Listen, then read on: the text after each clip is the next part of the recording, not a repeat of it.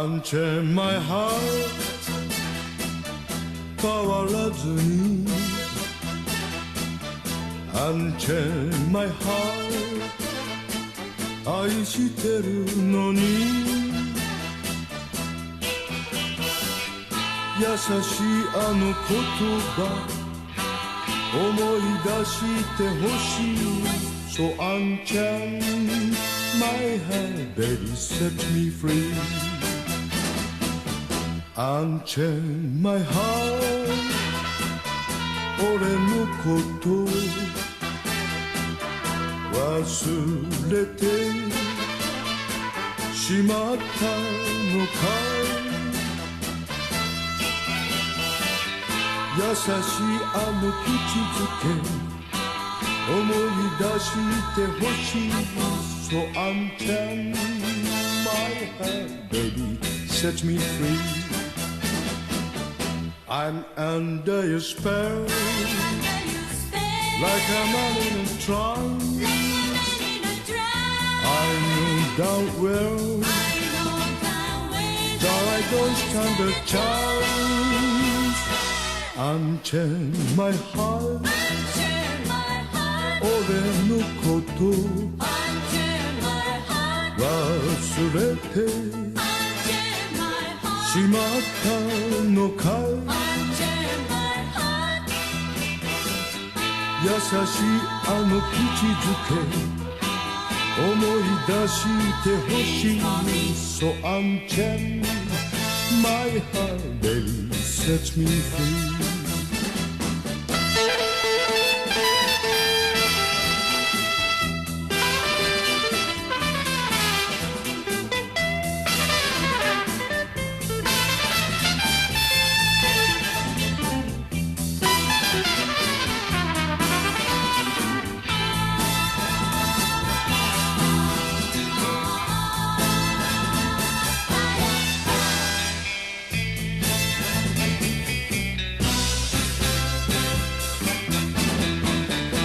I'm under your spell Like a man in a trance I know damn well That I don't stand the chance Unchain my heart 俺のこと忘れてしまったのか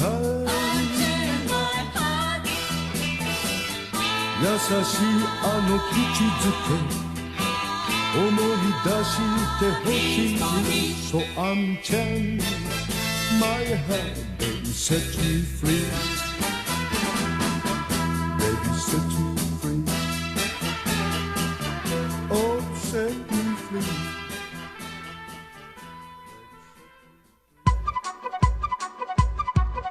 I'm just here to hold your hand when you die And to show you around imaginary places Put money lumps in my bloody stump And it will have a smile that's a perfect circle Die in your sleep with a sky at your feet I'll shoot you when you're happy on the day that you will find peace How did you do it? I don't know, I'm okay Every person I know is a secret story agent Cause I'm accused of lewd conduct Stole the heart to rape from prom side And I got a woman for my arrest and put me in a loony bin A funny farm cause I'm what I did But I'm just here to hold your hand when you die There was not a single person who could do it better No need to skip it in my ecosystem But in the audience me being a Christian HM know how I hate himself But it charged me for a halo But I'm in a scavenger hunt for a lavender chunk Of the sky bearer I will place it with a mud pie I play dead songs on the silk screen By my shirt it is a chill dream It is not to lead away to the stairwell To a God's administrative office And I'm trying to farewell I'm just here to hold your hand when you die And again you're a assault rifle up an cliff Glow in the dark when I stroll in the park Giving everybody informative pamphlets No sign of life for as far as I can see Everybody's just charged me to be in the car seat Each should have died to the secret spy Cause I have the funny feeling that I'm being watched Money for our surveillance Money or power or ailments But it's a medical supply City shipping in the hand when niggas way too much Cause I'm running out I'm just here to hold your hand when you die Psych up with a cough trapper right up on your soft spot Make Martian clothes out of your garden hills Turn into a dead gas going through the air duct She's not in love but I thought that she was She doesn't love me cause I don't have the right haircut I misunderstood I just fixed understood But I will not apologize for anything that I said My name is Mr. Bus Driver This is the producer Paris We did not have ever stood with it We were purposing to fit of our own imaginary place Kids, if you want to piss off your parents Show interest in the arts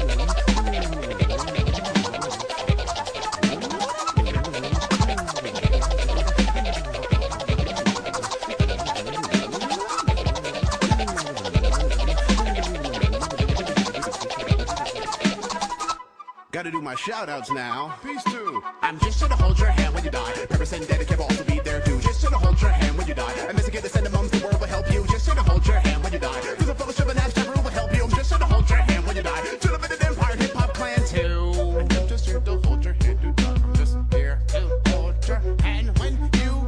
I'm just here to hold your hand when you die.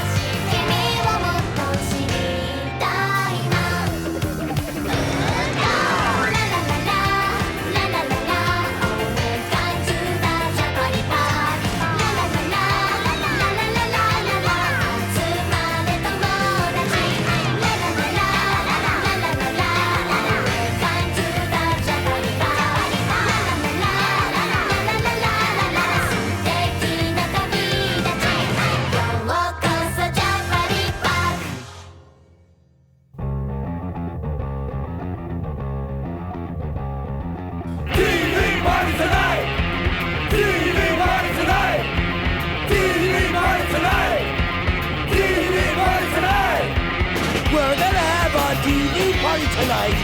Alright! We're gonna have a TV party, alright! Tonight! We've got nothing better to do than watch TV and have a couple of brews. Everybody's gonna hang out here tonight! Alright! We'll pass out on the couch, alright! Tonight! We've got nothing better to do than watch TV and have a couple of brews.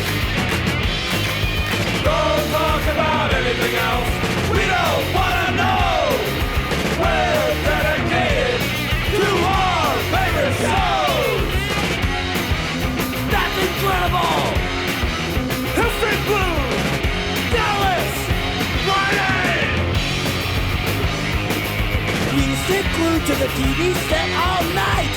And every night, Why go into the outside world at all? it's such a fright. We got nothing better to do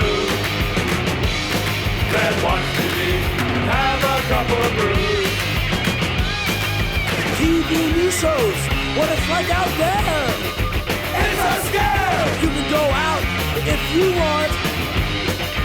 We wouldn't dare. We got nothing better to do than watch TV and have a couple of brews. Don't talk about anything else. We don't want to know. We're dedicated to our favorite shows.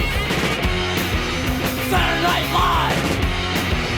Monday Night Football. Jefferson. Vegas. I wouldn't be without my TV for a day. Or even a minute. Don't even bother to use my brain anymore. There's nothing left in it. We've got nothing better to do than watch TV and have a couple of brews. Hey, wait a minute. My TV doesn't work. It's broken. What are we gonna do tonight? This isn't fair. We're hurting. We've got nothing left to do. Left with no TV and just a couple of brews. What are we gonna talk about? I don't know. We're gonna miss our favorite shows. No! That's incredible! No! Monday Night Football. No! Jefferson. No! Friday. No TV party tonight.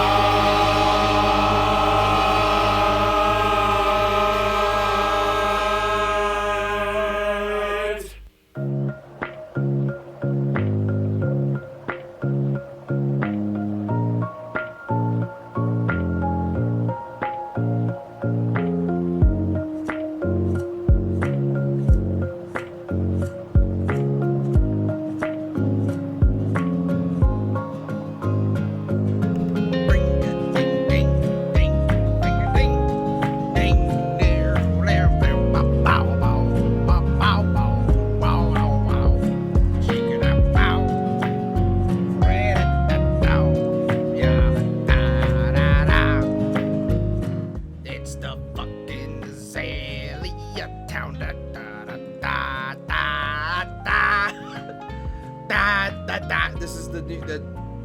We're gonna do scatting. Scatting Saturdays is gonna be the new thing we do.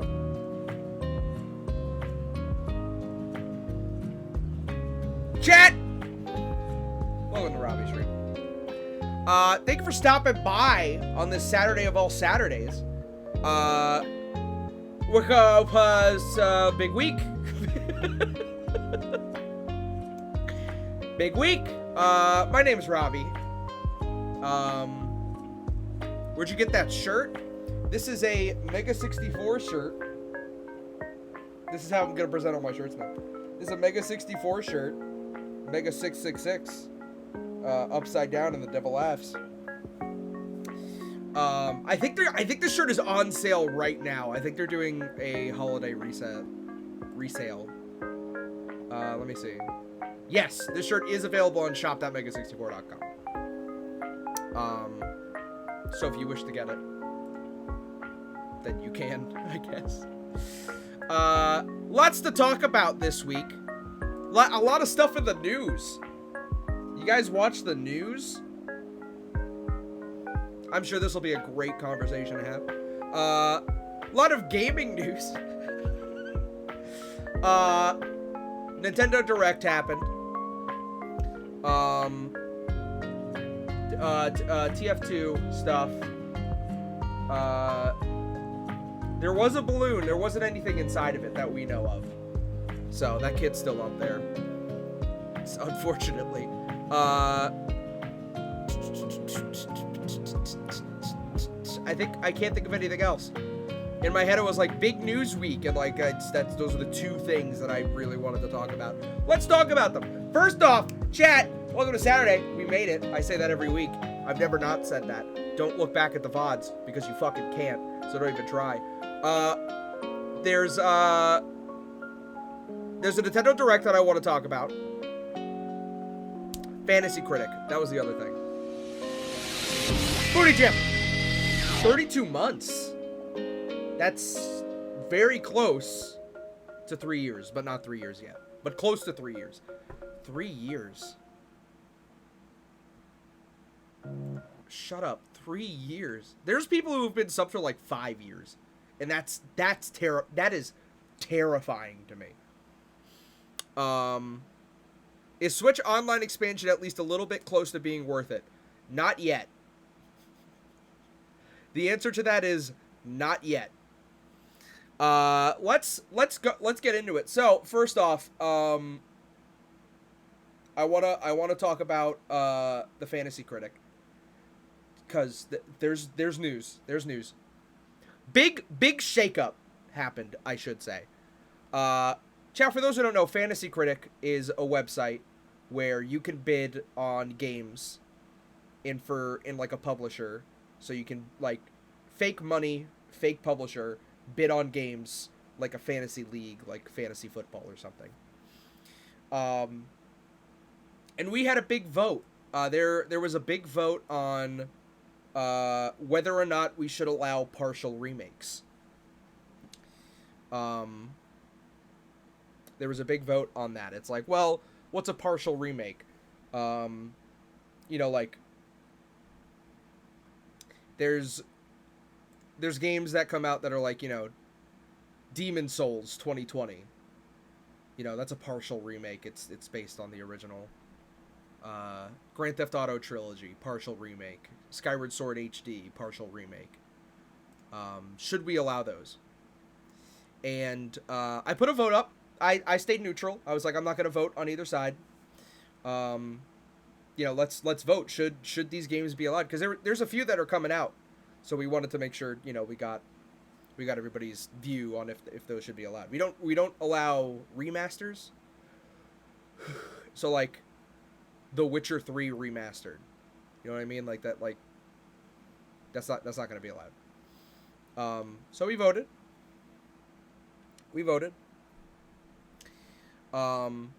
It was tied for a very long time, and then people switched sides, you know, somewhere through, and we decided that partial remasters should be allowed. And the reason why this vote happened was because people bid on specific games. I bid on the 2 partial remasters.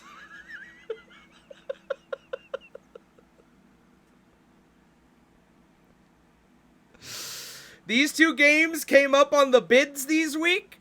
We had a big conversation on whether or not they should be banned. Hey, everyone voted. They shouldn't be banned. Okay.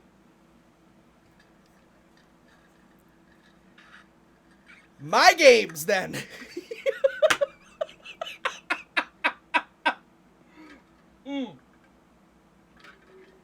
Everyone voted.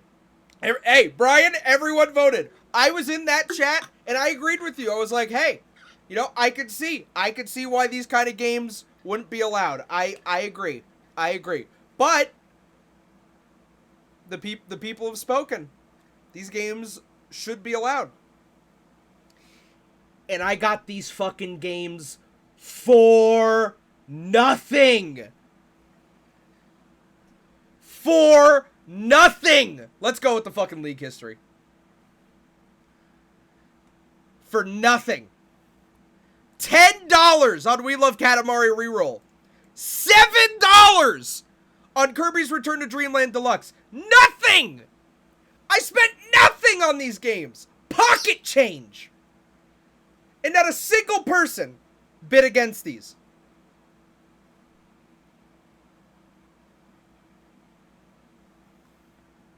It's free points. It's free points. Other things picked up. Fuck you, Cuboid64, if you're in this chat room. You fucking rat fucker. Advance Wars 1+2 Reboot Camp. But they also got Disney Illusion Island, which I was thinking about betting on, but I think that's blood money.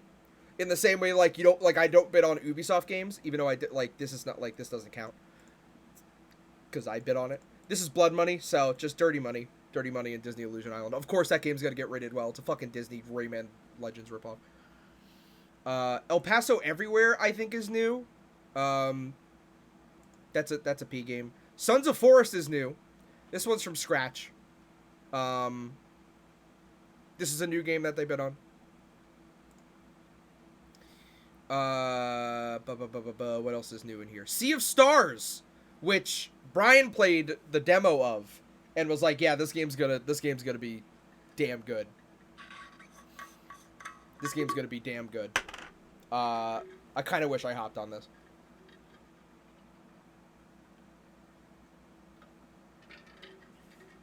Yeah, I kind of wish I hopped on this. In the bid week, this came up, Professor Layton and the New World of Steam. We haven't talked about it yet. When this was up there, I knew for a fact Dev bid on this. I just 100% this was a Dev bid. Currently, there are 2 video games in this publisher that have release dates. Dev is gambling. Dev is gambling. Yeah, like Dev is like $20 left. That's what I mean. But yeah, exactly. Like, like if any of these games come out this year, then like win. That's points. That's like buco points. But like Professor Layton didn't get a release date. Unannounced new Ace Attorney game? I don't think so. Ever Crisis? I don't think so. Engage story expansion? There was no date on that. Is there? I think there's a date for Story of Seasons. There is. This doesn't have a date.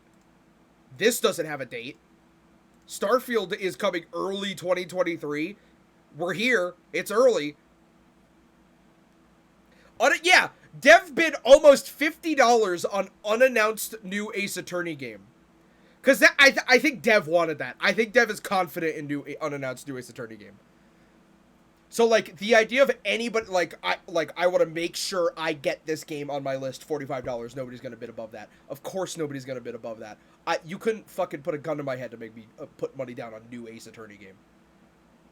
No way. No way. What else is new? So, DY with the triple threat. DY with the triple threat. AEW Fight Forever, Assassin's Creed Mirage, and The Expanse, a Telltale series. I'll tell you this right now. AEW Fight Forever, this game can come out there's rumors, this game can come out this year. No fucking universe this gets anything above a 70. No, nothing above a 70. There's no way. No way. Assassin's Creed Mirage. Sure. Sure. It's blood money, but points. That's points. The last Assassin's Creed was rated well, right? People like that one. What was it, Odyssey? People liked the Assassin's Creed Odyssey.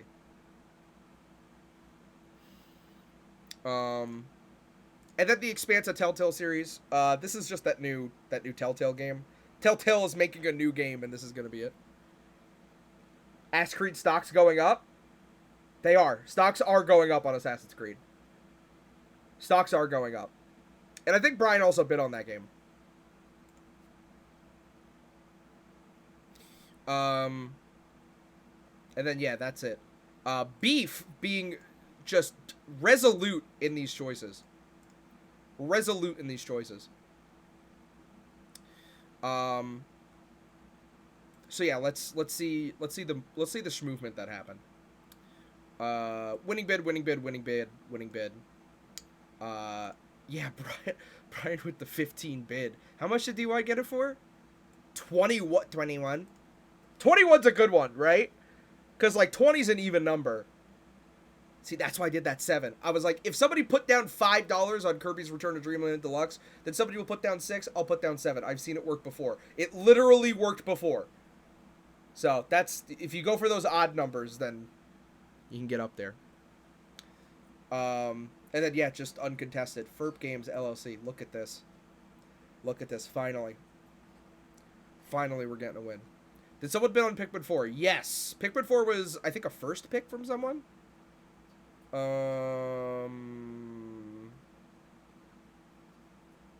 Yeah, that was Pepper. Pepper got Pikmin 4. Thank you, Sand. Sand, I'm going to guess what your donation says. I bet Sand donated and said water. That's my guess. Let's check. Let's check together.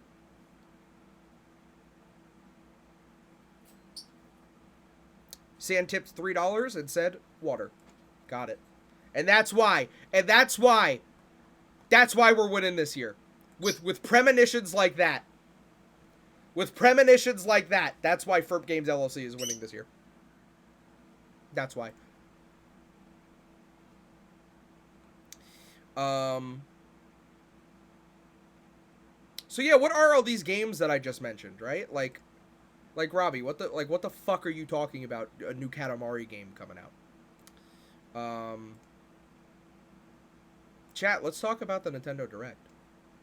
Actually, before that, I wanted to say, what did I want to say? Oh, the Fantasy Critic. We were thinking about either allowing one more counter pick at the half of the year, or adding another game for everybody, or both. I wanna bring that up and posit that to everybody, because I think giving everybody another counter pick game would be really fun. Yeah, I think that'd be really fun. So we'll see how that goes.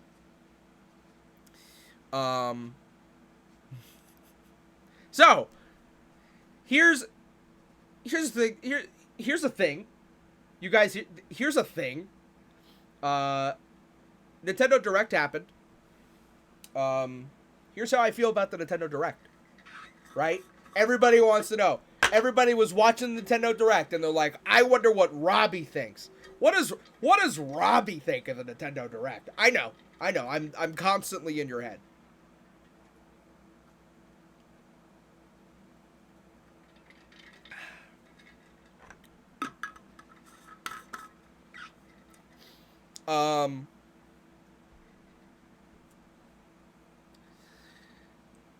I am spiteful against Breath of the Wild 2.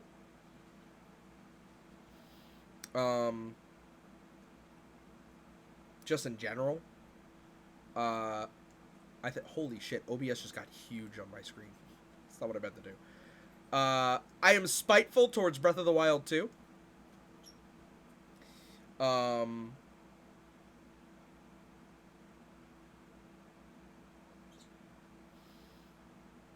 I don't know. There was some good stuff. I liked the gameplay that they showed of the games that we've already heard. There was no real Nintendo announcement. You know what I mean?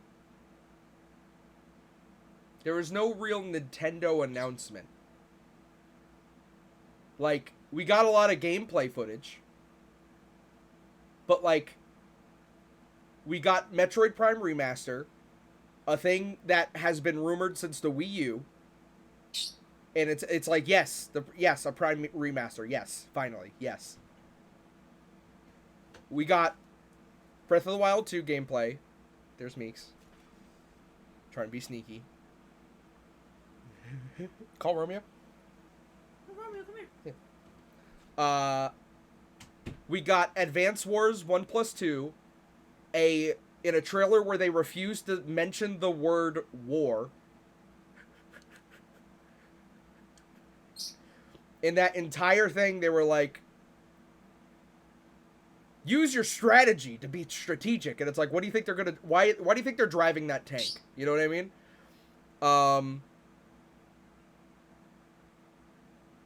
And we got Kirby Return to Dreamland Deluxe. The number one announcement, the new thing they showed off at the Nintendo Direct was after story expansion for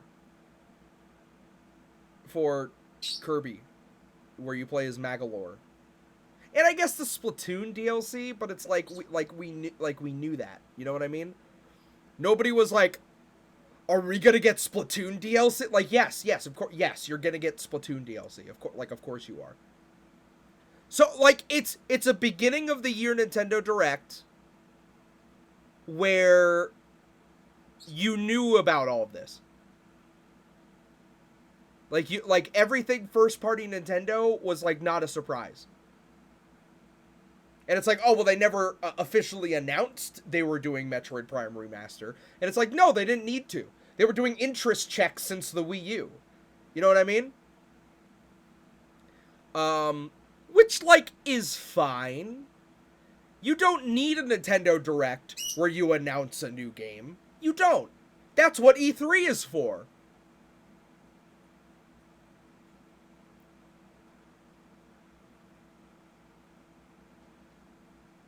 You know what I mean? Like, you know what I mean? I don't know. I like, and even then, like, I don't, like, yeah, we've known about, like, Breath of the Wild 2. That's just been the thing that everybody's been hoping for. And I feel like they are all hands on deck for that game. And then it's like, well, Pikmin 4 they've been working on for fucking ever. You know what I mean? Hi, River.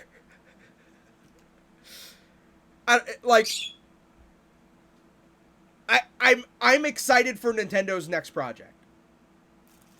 And I know it's so mean to say that, because, like, Breath of the Wild 2, Pikmin 4, these are games that are like, this is their next, like, this is gonna be their next big thing. But it's like, it's sequels. And I guess sequels are good, right? Sequels are good. There's a dog in Pikmin 4, you know what I mean? I don't know. I guess let's get into it. Let's get into it. First game they showed off, they opened up gameplay of Pikmin 4, which they needed to. I think, like, they needed to do that. They needed to be like, here's Pikmin 4, this is what Pikmin 4 is going to be like, no more questions. It is a Pikmin game where instead of the camera being up here, it is here. It is more intimate. You are now able to see the skyline. You know what I mean? There was never a Pikmin game where you really got to, like, look at the skyline. Which I think was extremely beneficial to Pikmin in making it look small. But, like, it's still weird to me. It's still weird, and it's like I feel like when the camera was really zoomed out, it gave you a big opportunity to, like, see everything around you and be more strategic. And of course you get to see all of your Pikmin. But, like, in the trailer, you never see more than, like, 30 Pikmin at a time. Like everyone noticed that, right? Like, there was never a moment where you were being, like, chased by 100 Pikmin. It was always, like, 30 or 25 Pikmin.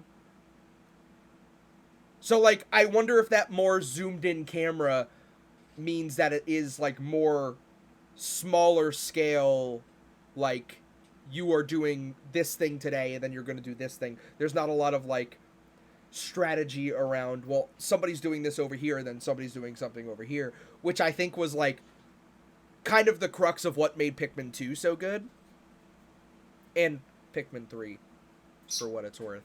I don't have a lot of nice things to say about Pikmin 3, but something I'm really glad that they didn't show off in this trailer, that I think is to its benefit. There were 4 new characters. There's 4 new human characters that they introduced. but from what it looks like, you are only controlling one of them at a time. I don't think every single new Pikmin game needs to be 4 people that you control. You know what I mean? So it's like, oh, in Pikmin 5, you control 5 people. Like, that's too much. That's too much. You know what I mean? Like, I didn't want Pikmin 4 to be like, now you control 4 people. I don't think you should do that. I think that's too much. I think in Pikmin 3, even 3 captains was too much. I felt like in Pikmin 3, I was always controlling 2 captains, and then one of the captains was to make sure, like, the base looked fine. You know what I mean?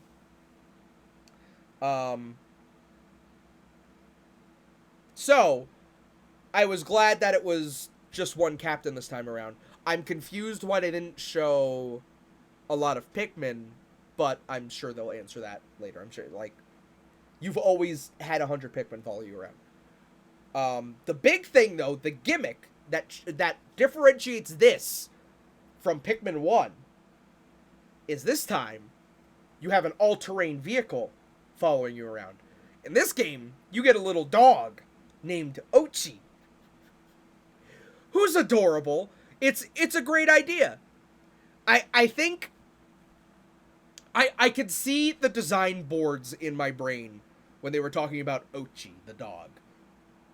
Of like, how can we reiterate on Pikmin? How can we say this is like the new way to control around Pikmin? And it's like, oh, what if you had a partner with you that wasn't a Pikmin, but was like a utility still? You know what I mean? So like, you're not getting like 3 captains who have different Pikmin with them.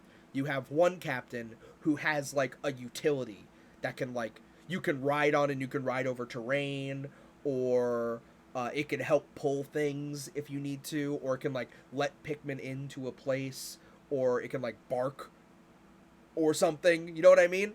So I think they built off of that and they're like, we're going to put a dog in the game, which is genius. It's great. I think it's a great idea.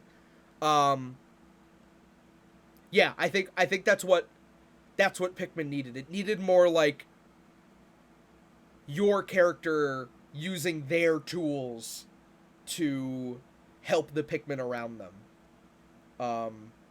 It's something that Chibi Robo does really well, of like you being able to like make a Chibi bridge or a Chibi ladder, you know what I mean?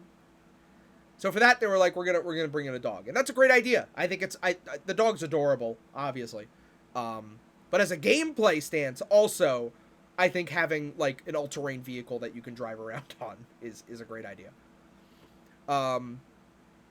The other big thing is that dungeons are returning. Thank God. I don't know what the fuck we were waiting for. There's opinions out there. There's takes. Alright, chat? There's some takes out there. That's like, oh god, dungeons are returning? That was the worst part of Pikmin 2.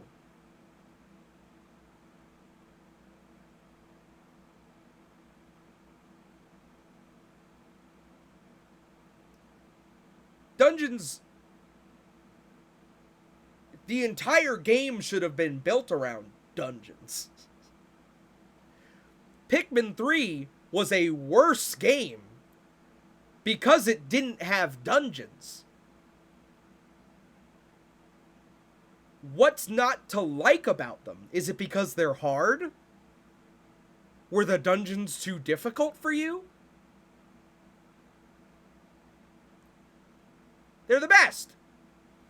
It, like, them taking dungeons out of 3 made that a worse game. It went from, like, a 90 to a 70. You know what I mean? Like, those are what made Pikmin 2 so phenomenal. It's great. Like, thank God dungeons are back. Like, thank God they're back. Makes me wonder what we're doing here on this planet. You know what I mean? Like, Pikmin 1, we were stranded. Pikmin 2, we went back for money, and then it fucked up. Pikmin 3, we were stranded, but we needed food. Like, literally, we're just trying to survive on this planet. Pikmin 4, what are we doing here? I hope we go back. I hope we're just going back to the planet for money. We're not playing as anybody related to the company, it seems, or the old companies. So no Olimar, no Louis, no Alf, you know? Yeah, just like more money, maybe. The other thing they showed off were ice Pikmin. Which, yeah, you need. I feel like you need a new Pikmin in your game. I'm not sure if ice Pikmin were the thing. I don't know. When it comes, it's such a dumb take. What I'm about to say is such a dumb take. So, excuse me.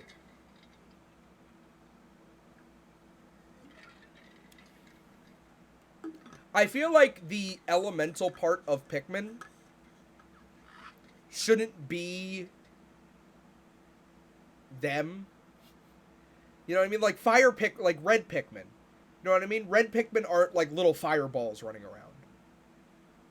You know? Like yellow Pikmin aren't like balls of electricity. So like ice Pikmin are like ice cubes with little legs. Rock Pikmin are like rocks. You know? I don't know. Like that doesn't... I wouldn't do that.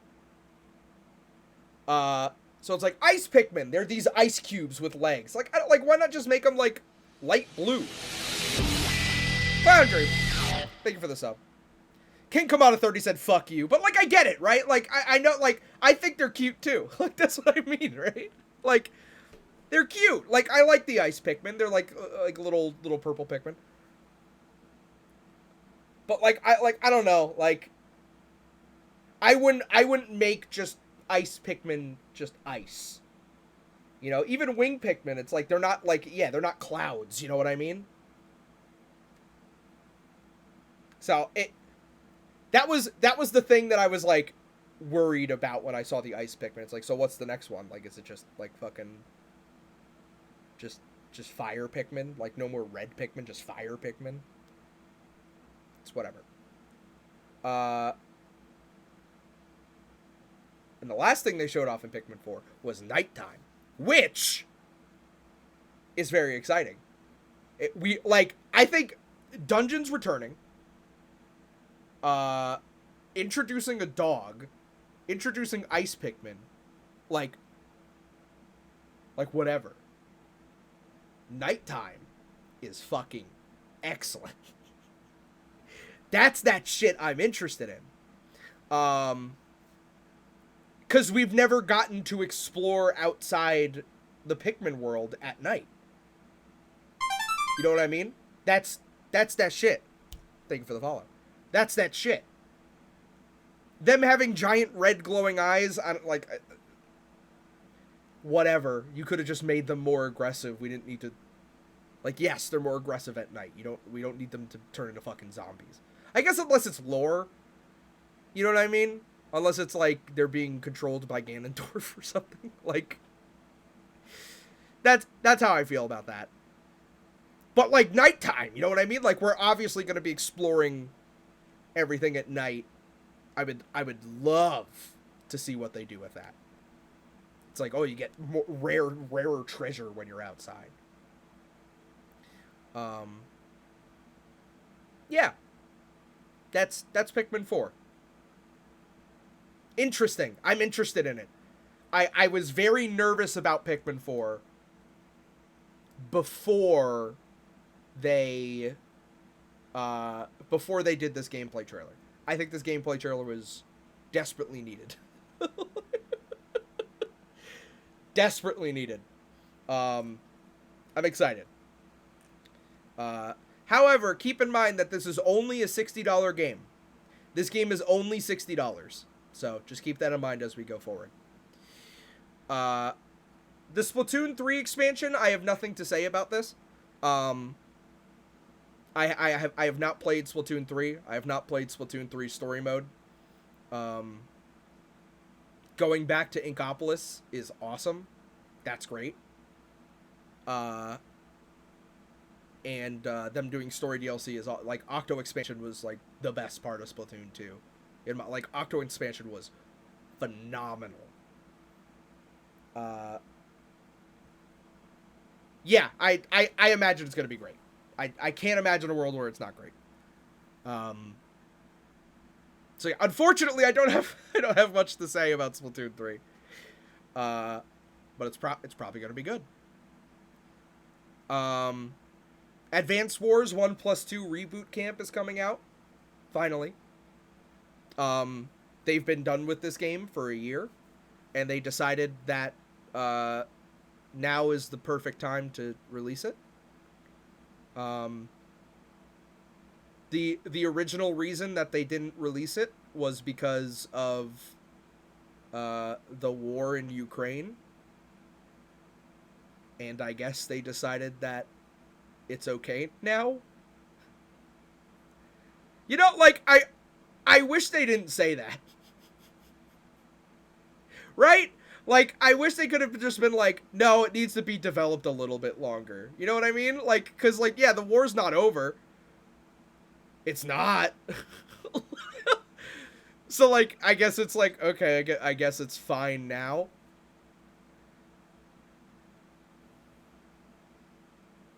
I don't know. It's coming out, though. Kyle Bossman did a video on this direct, and they brought up something extremely funny, that they do not say the word war once, unless they're talking about the name of the game. You know what I mean? They don't bring up that, like, you're battling. You're just being very, like, they use the word, use your strategy. They love using the word strategy. In every single sentence, it's like, you got, like, be a strategic genius and think ahead of your opponent. In this strategy game, you get, like, it's extremely funny how they get around using the word war. Delta Nova 11, thank you for 32 months. Hey, Robbie, I can't join tonight, but I hope you have a wonderful Robbie Day. Thank you, Delta Nova. So yeah. I'm glad it's finally coming out. That game looks great. Like, that game looks phenomenal. Yeah, I just wish they didn't... I kind of wish they lied. You know what I mean? I kind of wish they lied. I kind of wish they were like, yeah, this game just, like, we couldn't figure out online, so we have to delay it for a little bit. I wish they didn't put that over that game. I don't know. I'm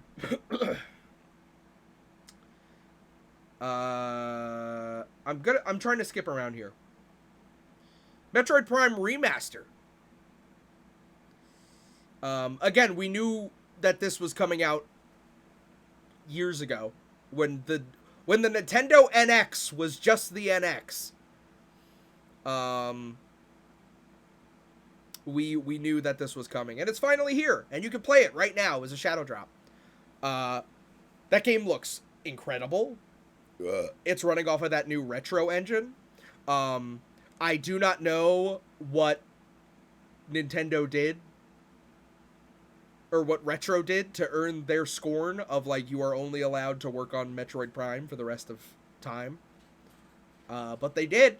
So we have a Metroid Prime. I feel like Metroid Prime Remaster was definitely, like, cooked for a while. Like this was in the oven for a long time. They were just waiting to put this out. And it was supposed to come out when Metroid Prime 4 came out. So I feel like Metroid Prime Remaster was definitely like, hey, we're still working on 4. So, here.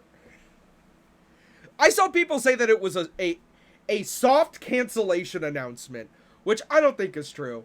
I just think that this was supposed to come out with Metroid Prime 4, and they were just tired of sitting on it. It looks great. Just keep in mind that this is not a $70 game. So just keep that in mind. Xenoblade Chronicles 3 gets a story DLC. My friends who played Xenoblade Chronicles 3 were not enthused. And by not enthused, I mean they were like, oh, okay, all right. I'll play that, I guess. No one was like went crazy about it.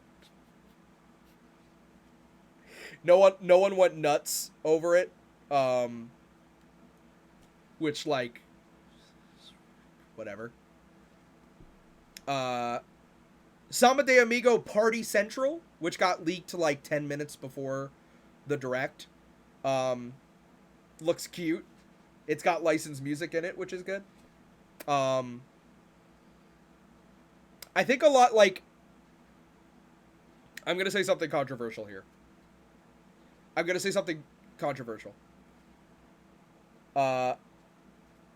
Sama de Amigo is a very cute rhythm game.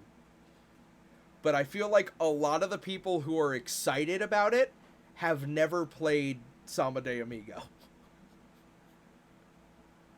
Like, a lot of people I see were like, yes, awesome, a new Sama de Amigo game. I can't wait to finally play one of these. It's weird. It's a weird rhythm game. You know what I mean? It's not traditional. It's a weird, like, it's weird. So I think people, I don't want people to get the wrong idea. It's gonna take a little bit to get into. I'm worried about that. It's something I worry about when it comes to rhythm games releasing that are weird. I'm not sure if a lot of the people I see who are super excited about it or super enthusiastic about it being like, finally, Sama de Amigo. I love that little monkey. I love playing him in Sonic and Racing All-Stars Transformed Heroes. It's Sonic Riders. You can unlock them. Can't wait to finally play one of these games. Couldn't play it because I couldn't get the Dreamcast maracas, and I didn't have a Nintendo Wii. But I'm really excited to play this one. It's like, okay, yes, thank you. Thank you for giving a character rhythm game a shot. It's weird. It's weird. Fashion Dreamer, which I was convinced was a new Style Savvy game, but apparently it has nothing to do with the Style Savvy series, got announced. Yeah, this is a megaton. Big drop for fucking Fashion Dreamer. It's not Style Savvy. I guess it's like maybe, is it the same developers? Is it the same developers? Because Char was looking it up and, like, it wasn't. I conflicting things I was hearing, I guess. If it is the same devs, then, like, great. This is a Style Savvy game for Nintendo Switch. But, like, I when Char looked it up, it didn't seem like it. I don't know who it's made by, but yeah, it looks like Style Savvy. You know what I mean? If it barks like a dog, like it's a new Style Savvy. They showed off gameplay for Dead Cells Return to Castlevania. That's gonna be sick. Tron Identity got a release window. People who are super into Tron will be excited for that.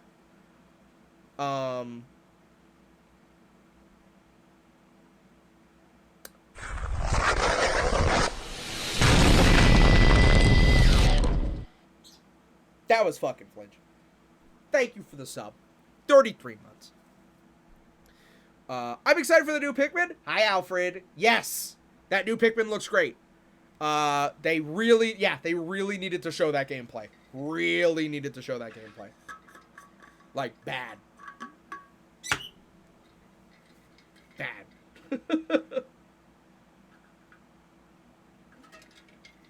Confirmed? All right, let me click. I'm clicking. From Destructoid. Style Savvy developer Sin Sophia is back with Fashion Dreamer. Okay. All right. Thank you, Destructoid. Yeah, I mean, yeah, new Style Savvy.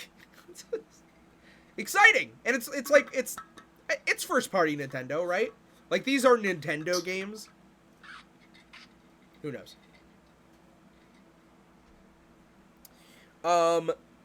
Another game that got announced, Ghost Trick Phantom Detective is getting a port to Nintendo Switch with new HD graphics.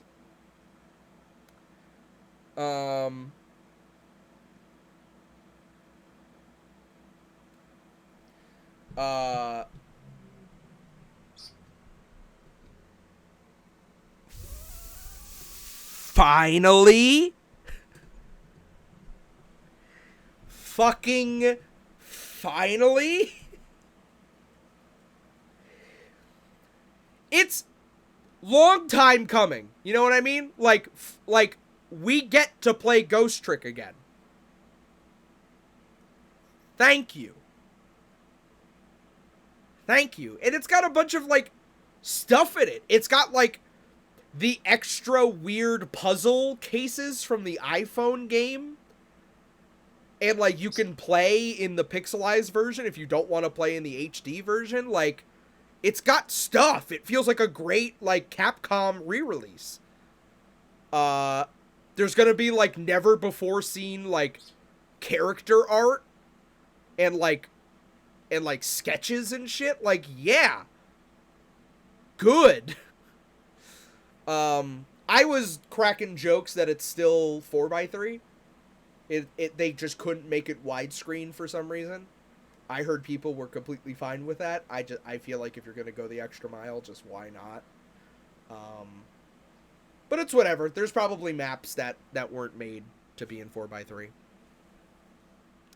You just stretch it. Yeah, just fuck it. Just open it up and fucking paint just...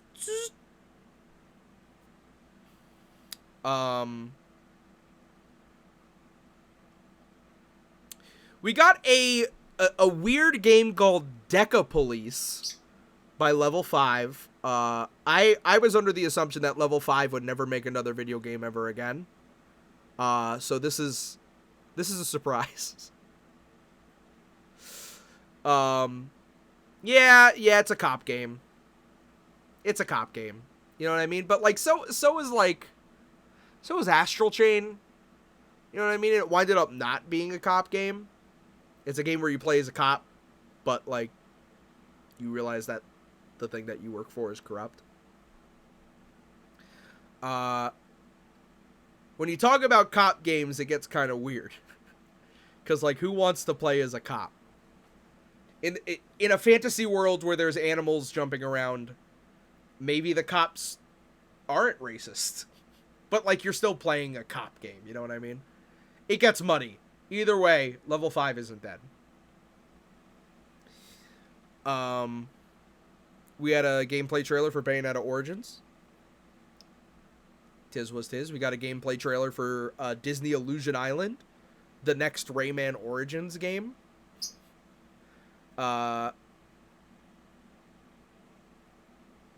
It looks like Rayman Origins, but you can play as Mickey Mouse. It's cute, right? Like, I don't want to spend money on it. I don't want to give Disney $60 for it. But, like, it looks cute. You know what I mean? It's cute.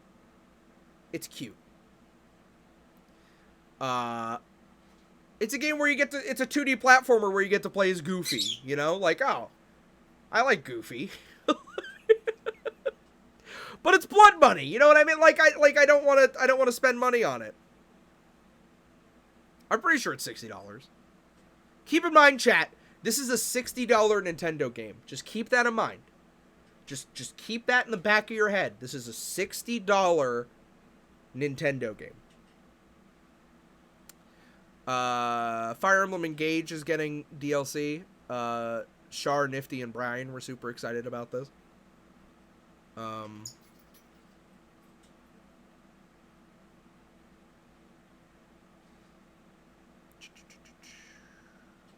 We Love Katamari Reroll. We Love Katamari Reroll is coming out. It's getting like 15 new levels. Looks great. I put it on my list, my fantasy critic. That'll be great. We Love Katamari is better than the first one. Sea of Stars got a demo. Brian really, really liked that demo. So get excited for that. Omega Strikers got a trailer. Very hilariously in that trailer, they said go on your Nintendo Switch now to pre-order this free-to-play game. I'm gonna go ahead and say that again. In that trailer, they said go to the Nintendo Switch store so you can pre-order this free-to-play game. So we'll see how that does. Etrian Odyssey Origins, a collection of those games, 3 of them. I think the total comes out to $90 on Steam. So get that if you're super into Etrian Odyssey. The art looks really cute. Kirby Return to Dreamland Deluxe, one of my least excited games, one of the games I'm least excited for to come out on the Nintendo Switch. The Himmy's in chat. Hi, Himmy.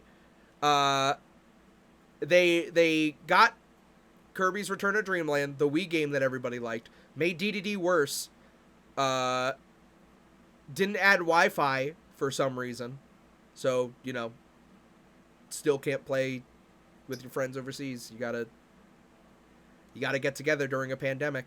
And then they added some new weird copy abilities. But they also added a Magalore story, which is a Kirby game where you don't play as Kirby, which is neat. I'm glad that they got to do that.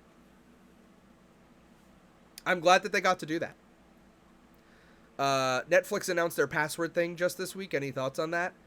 They winded up not doing it in America, but it's still a thing in Canada, from what I understand. Y'all gotta fucking learn how to pirate movies. The convenience is not worth it. It's not. It's simply not. Any anime that you would want to watch on Netflix, you can Google search that anime with the word watch next to it, and you will be able to watch it.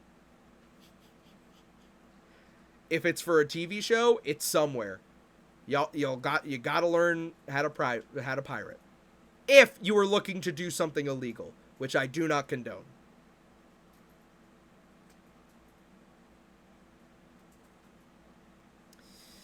Master Detective Archives Rain Code gets a June 30th release date. The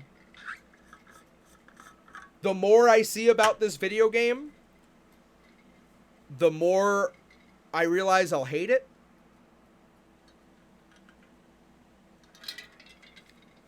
As the time bomb slowly ticks down to the inevitable question, are we playing this? Creeps slower and slower to the word no.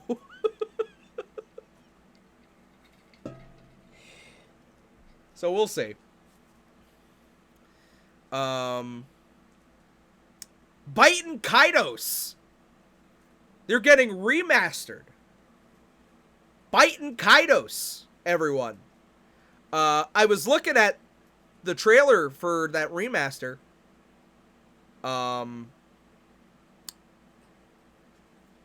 That looked bad. So I've never seen anything Bite and Kaidos. I just know that it has like a pretty vocal fan base. When you showed me an RPG with card mechanics before I even knew what a fucking Chain of Memories was, all of those models looked real bad. All of those talk sprites looked real bad. I don't know. They shouldn't have remastered this one. They shouldn't have this one. I think this one needed a little bit more to modernize this one. From every other person on the planet, I've heard them say, I played this game when it came out, and it's dog shit. It was bad back then, and it's bad today. So that game is going to be available for people who don't want to pay exorbitant collector's prices, so good for them. This will be an RPG that I will not play. Fantasy Life: The Girl Who Steals Time. I was under the assumption that Fantasy Life was a dungeon crawler RPG. But apparently it is not. Fantasy Life is now Animal Crossing. It's an Animal Crossing game. I know the 17 fans of Fantasy Life were going fucking crazy when this was announced, but I thought it was. I was under the assumption that I didn't know. I thought Fantasy Life was like a dungeon crawler where you play as like a little dude. It reminded me of Dragalia Lost. Remember that game? Remember that first party Nintendo game that you just can't play? That'd be great on Switch. There was an announcement for Professor Layton and the New World of Steam coming to Nintendo Switch. When this game was announced, when it was a trailer and they showed a man in a top hat, I was leaning back, pointing at my screen, and laughing like a hyena over the fact that we got a new Professor Layton game before we got an Ace Attorney anything. Just pointing and like fucking Nelson from The Simpsons. Like tears in my eyes, crying over a brand new Professor Layton game before an Ace Attorney anything. Yeah, no Apollo Justice port, no new collection. No, those 3DS games die on that console. No new Ace, like, hilarious. Hilarious. It's me, Mario! Markatoto, thank you for the raid. Hey, Mar, we're talking about the Nintendo Direct. Yeah, I got a fucking raid alert. Can't say I didn't. How's it going? It's going great. Thank you for the follow. Yeah, a new Professor Layton game. Before how'd you scream? This was the last day. Wait, hold on. This was the last day of the American Heart Association streams, right? Who won? Who won? Who won? Who won? Mar won? Damn, ripped all the Dollop fans. Ripped all the Dollop fans in chat. Dollop's power went out? Markatoto? Nasty, shady Markatoto capitalizing on this unfair advantage. Unfair advantage. I get it, Mar. Mom's in chat. Now you have to explain to my mom your dirty, underhanded tactics that you used to beat Dollop Days. Unbelievable. Hi, Mom.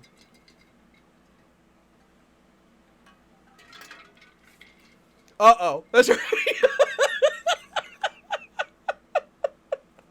Uh-oh. Uh-oh.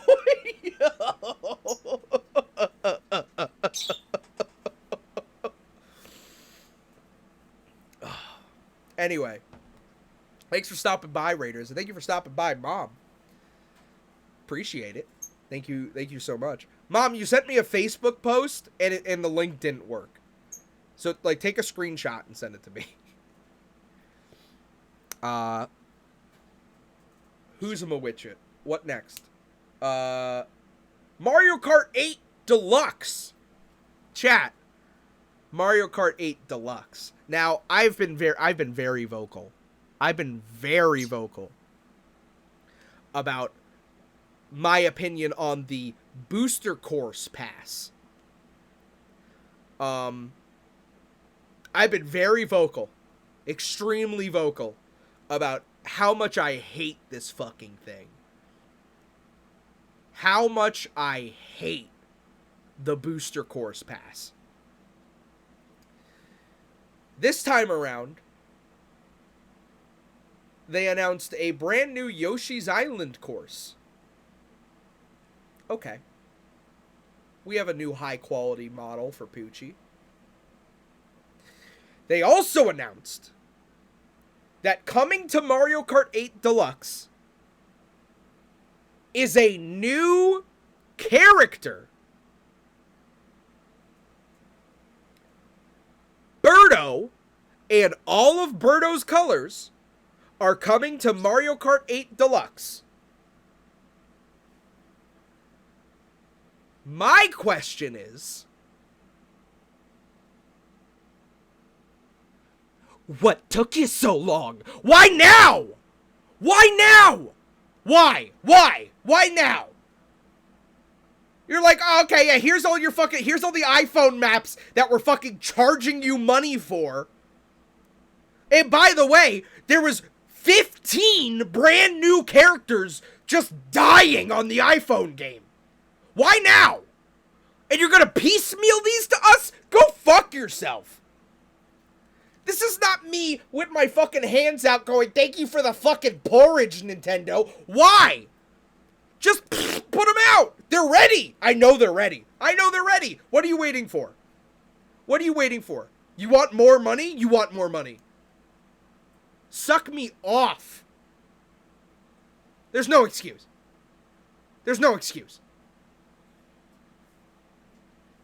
What am I waiting for? Fucking next month, they're like, oh, here's the Donkey Kong stage, and now Diddy Kong is playable. Suck my dick. I gotta wait another month, and it's like, now now you can play it, the Funky Kong airplane is now like, fuck you. They're done. You can take one person off of Breath of the Wild 2. You can take one guy off of Breath of the Wild 2's development to port over a Mario Kart fucking tour character to put into Mario Kart 8. What are we waiting for? And we're okay with this. We're like, yeah, sure. Another month of fucking Nintendo Online Deluxe, please. Like, shut the fuck up. Shut up. Come on. Give me a break. New map looks cute. There's a Poochie model now. And then we had a sizzle. Before this, chat, just to stay on this train.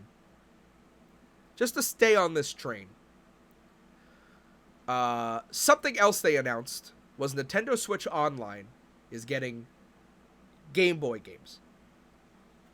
So right now, if you purchase Nintendo Switch Online, you can play Super Mario Bros. 2 or Super Mario Land 2.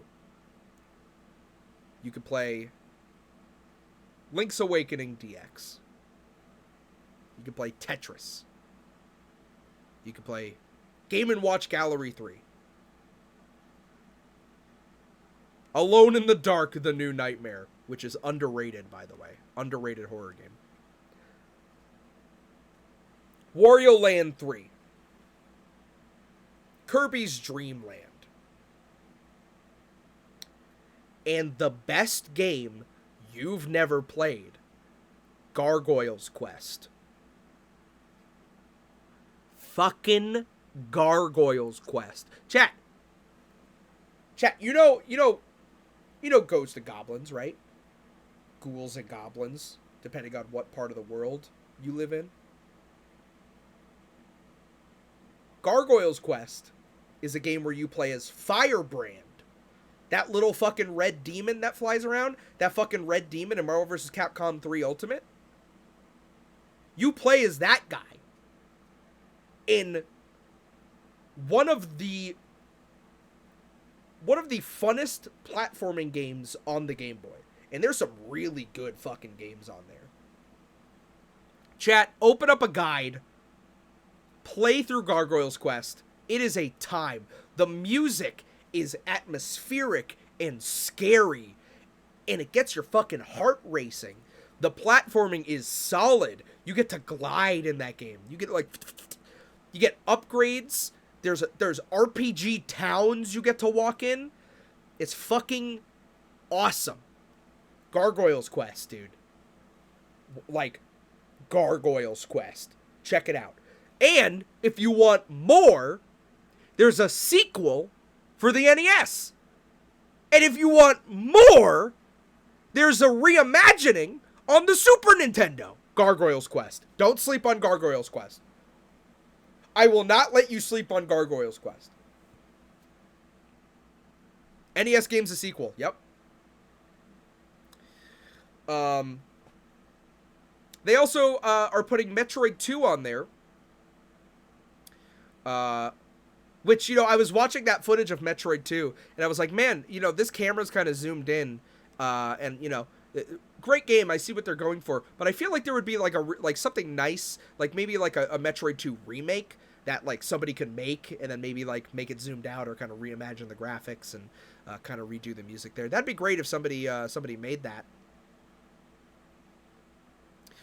Oh, well, I don't have a 3DS, you know, and the 3DS shop is going down soon, and a lot of those games are going up in price, so I wouldn't be able to play that. I mean, like, something that, like, maybe, like, a fan-made, or something like that, like, maybe, like, a fan-made Metroid 2 remake.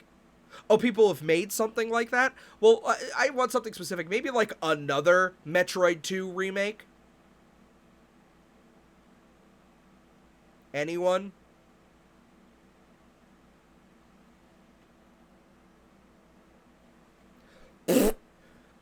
Coming out next on the Game Boy thing, they're making you wait for some reason. They have these fucking ROMs ready to go, so I don't know why they're fucking waiting.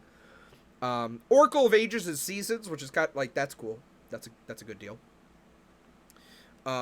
Kirby's Tilt and Tumble, which is a hilarious pick. And we're getting Pokemon. The trading card game. We're getting the Game Boy. It's a pass so that you can play any Game Boy game you want. So we're getting Pokemon trading card game. The Pokemon trading card game. You could play the Pokemon trading card game.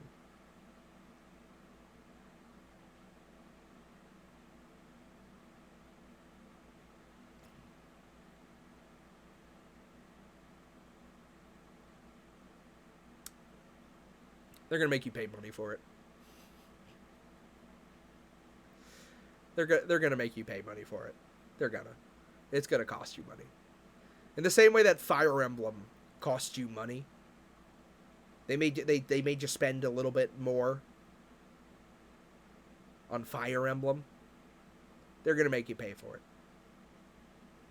Because of course they are, right? Of course they are. How are they not going to make you spend money on it? Place your bets.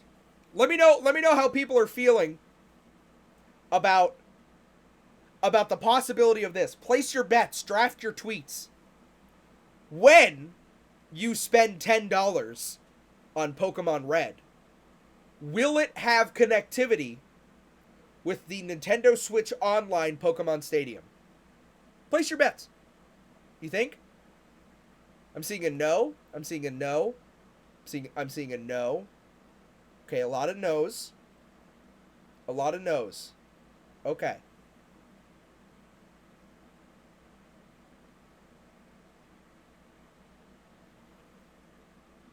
It's so frustrating. It's so frustrating. These third-rate systems that they're trying to reintroduce us to is just so frustrating. Here's the thing, man. I don't want a Netflix of Nintendo games. I don't. I never did.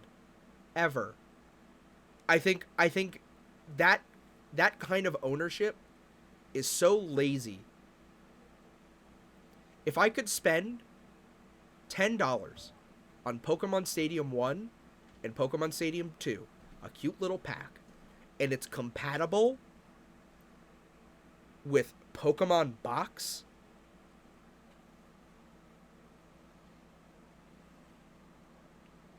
Hello. me, dude. Goodbye. Who's that? You're not going to show them all? Zoe Electra. You guys collect dolls? I don't think so if you're watching Robbie. Someone in chat said, is that Frankie Stein?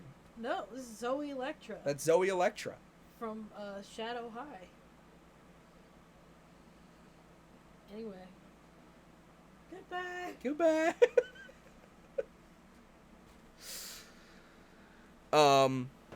Yeah, I don't know. It's just, like, if I can own something, and I say own, you don't own anything digitally.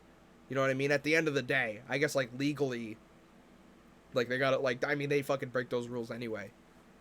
But, like, your shit could just be taken away whenever they feel like it. You know what I mean? So, like, you don't own anything digitally.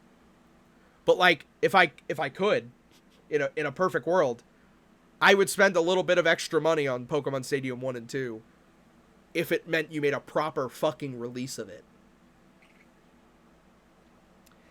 It's frustrating. It's such a non-problem at the end of the day. You know what I mean? Like shut up. Who cares? You know what I mean? So yeah, if you're spending money on Nintendo Switch Online, you can go ahead and play those Game Boy games now. If you're paying for Nintendo Switch Online Booster Pack, which is a couple dollars more every month, you also get Game Boy Advanced games. You can play WarioWare Inc. Mega Micro Games, one of the best games ever made.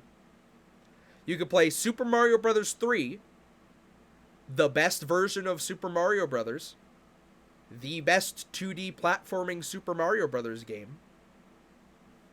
You can play Mario and Luigi Superstar Saga, the best Mario RPG. And you can play Kuru Kuru Kuruin, the game where that Smash Bros. Brawl Assist trophy is from. And you can play The Legend of Zelda Minish Cap. So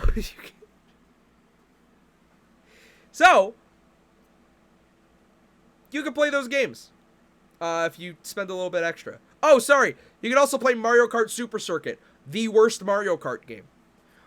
In the future, you're going to get games like Metroid Fusion, one of the best 2D Metroid games. You're going to get Fire Emblem, which is hilarious. F-Zero Maximum Velocity, underrated. Golden Sun, lol. And chat room, you also get, in the future, Kirby and the Amazing Mirror. I do not think, for an instant, I do not think that it is worth money to give any company access to online. I think it's a ripoff. I think you know that it's a ripoff. You're not paying for servers to stay up. You know what I mean? They make enough money.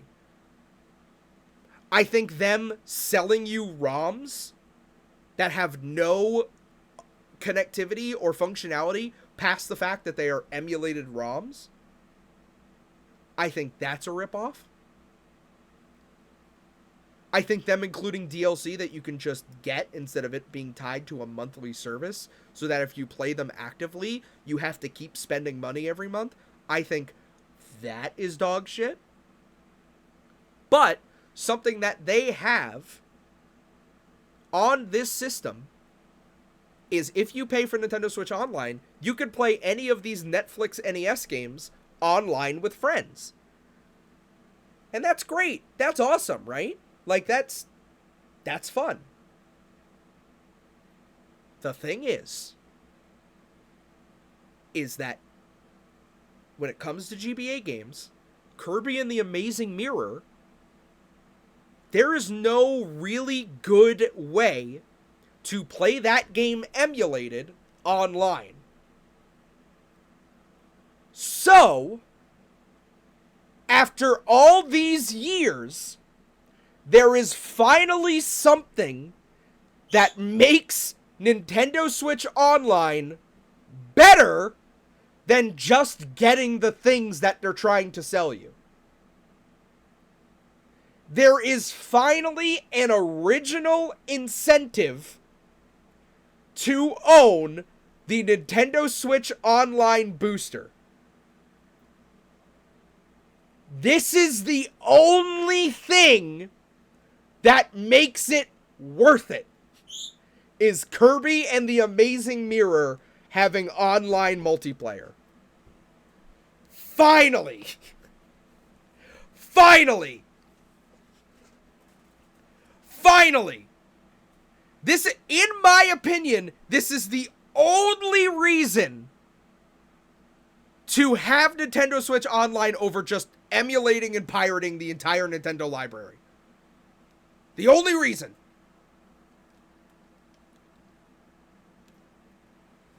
Crazy. Crazy that and it's not even out yet. You know what I mean? Like it's not even like we gotta wait a little bit for it. It's not even out yet. But and I say this with my chest puffed out.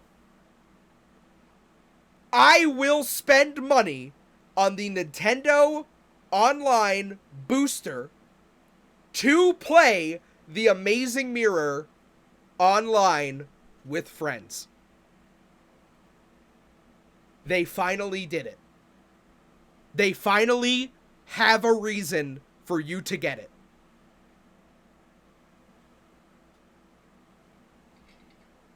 I like your shirt. Thank you. Bottoms up and the no laughs. He's finally a Nintendo fanboy.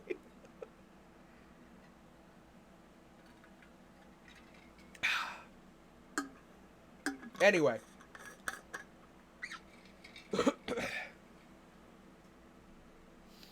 I saw Alfred. Alfred before said, what do you think about Mario Kart 64? I think it has the worst drifting in a Mario Kart game. But it has some of the best music. It has some of the best courses. I love how tight that drifting is. It has the worst drifting. It has the worst drifting. It has the worst drifting. It has the worst drifting. It's not even a competition. It has the worst drifting in any Mario Kart. But I mean, the music's great. You know, great courses too. Some of them are like whatever.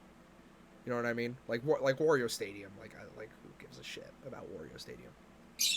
They did Wario Stadium better in Double Dash. Is it worse than Super Circuit? No. Super Circuit is the worst Mario Kart game. It's the worst Mario Kart game. But Mario Kart 64 is the worst drifting. I know I know, but it's true.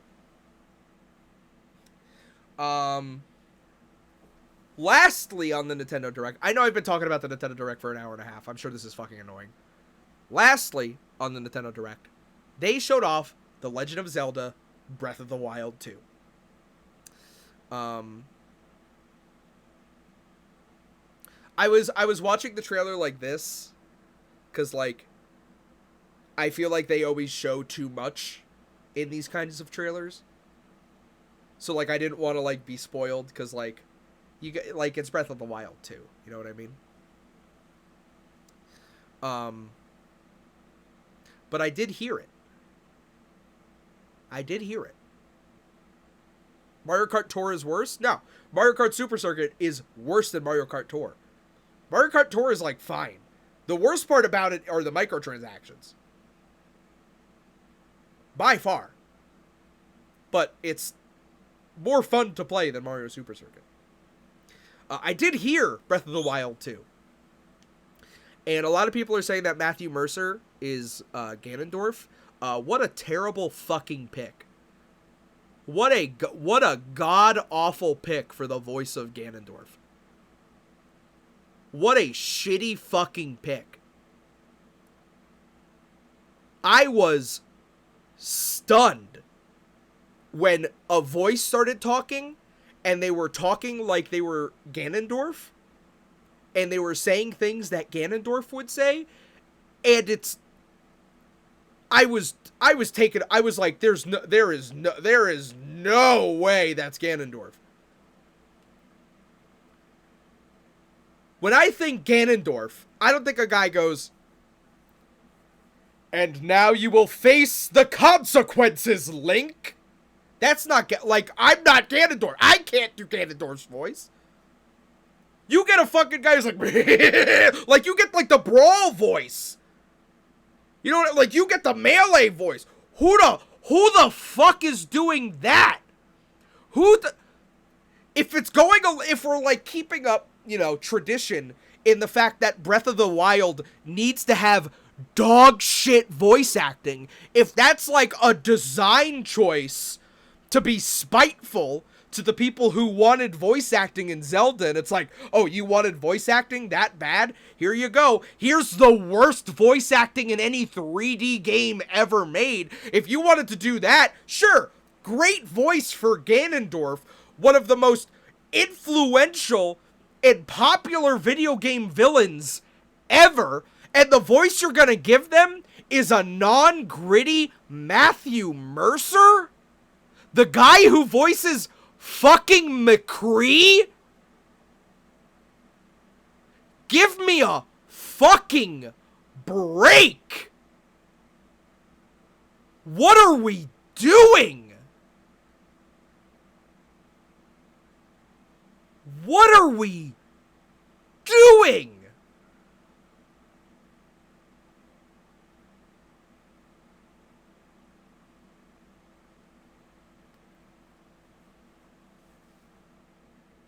Come the fuck... Who was that? That better not have been Ganondorf. That better not have been Ganondorf.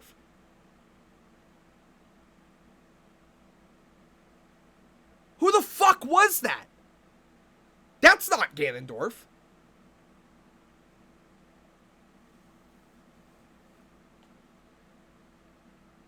That's what I mean. It better be like the fucking jobber from Link to the Past. What was that guy's name? Ganon's minion from Link to the Past. Who's that little fucker? The wizard. Aghanim. What if that was Aghanim? Maybe it's Aghanim. You know what I mean? Maybe it's Aghanim. Maybe Aghanim has come back and he's like, I am spawning Ganondorf, and you will have to fight him, Link. Like, maybe it's Aghanim. But if that's fucking Ganondorf, you lost the plot. You lost it. Just some of the, like, who's the voice director? What's going on? Are they doing it on purpose? It has to be on purpose. This was their chance.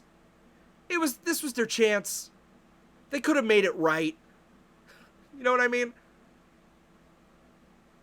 They could have made it right.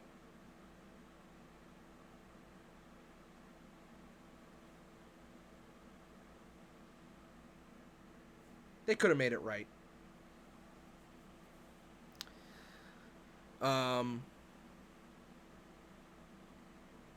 The last thing to talk about, no, it's actually, there's quite a bit to talk about the trailer.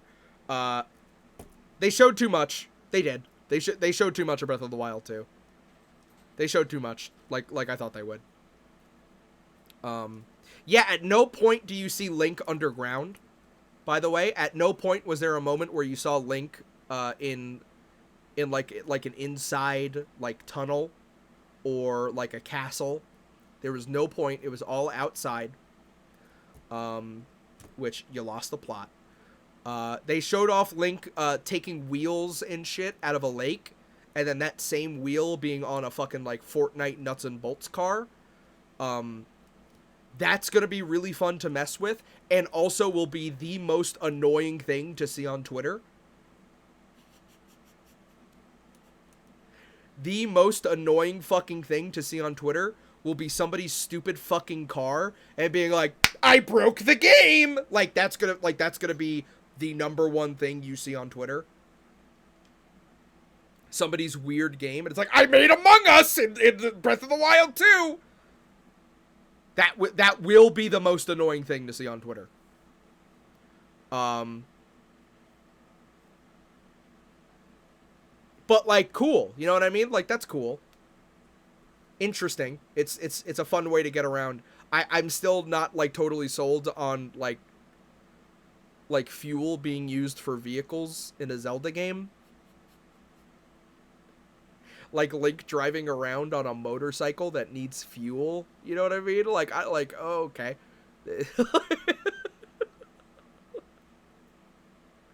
Okay.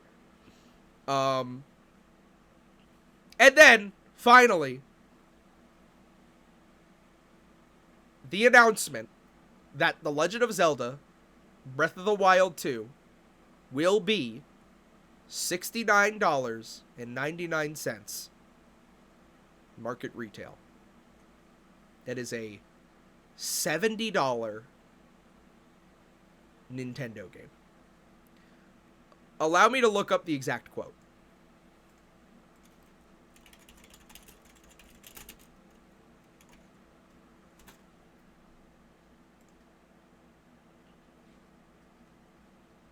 Let me pull up the exact quote.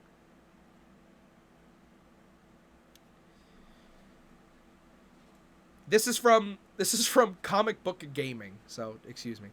In a new series of statements given to get, thank you Anonymous for the $3.33. Was there a message attached to that, or was that just you just bust that shit out? Robbie, really funny, but I wish all the negativity would be wrapped up so we could just hang out.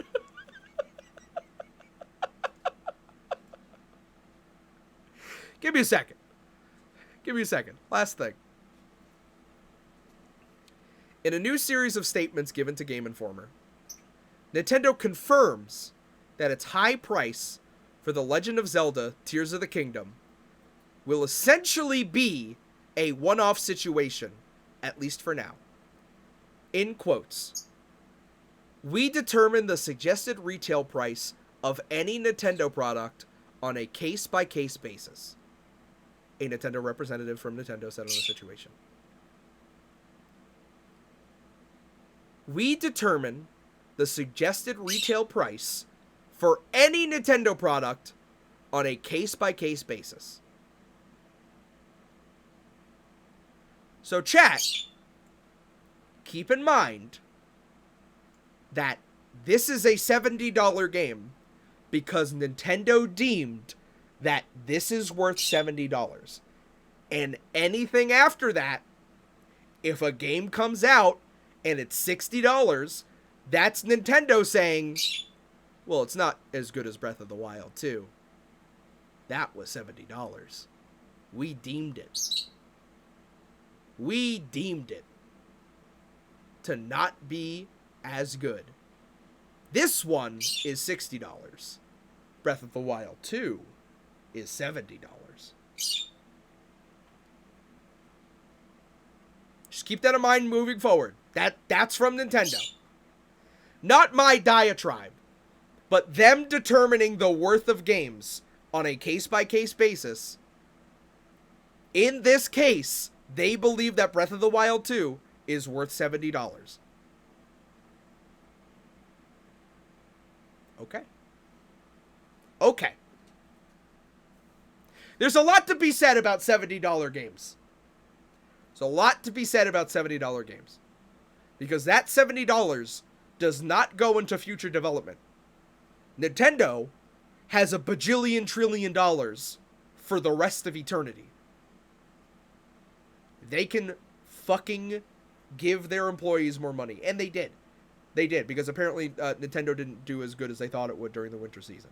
So they did. They did raise the salary. And if that raise means that our fucking Nintendo games are $70 from now on, who are you kidding?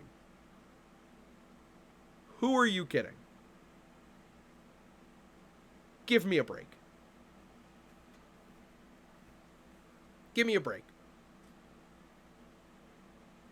That's not like, and here I am, an American, complaining about the price of a $70 game When, like, in Canada, they're, like, $20 more expensive all the time. Like, what the fuck are we paying for?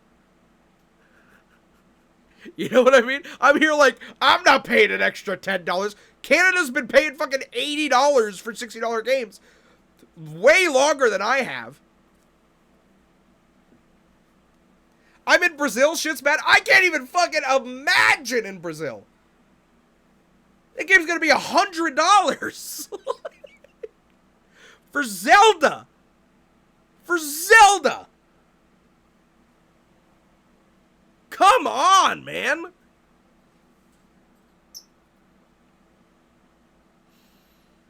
In Australia, it's cheaper to fly to America, buy the game, and then fly back. This, like, you're making it more expensive? I'm not going to sit here and act like I know about what goes into the development of carts. You know? Like, how much money it takes.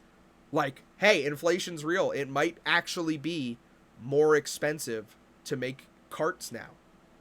So, hey, $70, that just goes into the increased production of those games, which makes me wonder why we're spending $60 to begin with on digital games. What's that money going towards? And now you want to charge an extra $10 on the digital market for the increased production costs of physical games? Suck my fucking dick. It's ridiculous. It's ridiculous. It's ridiculous.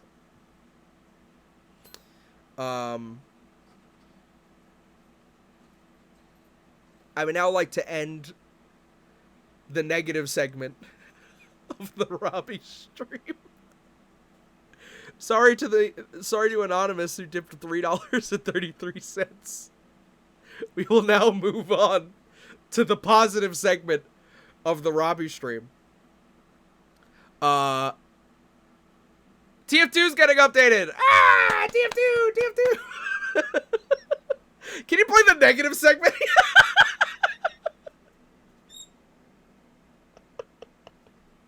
Play the negative segment theme, please.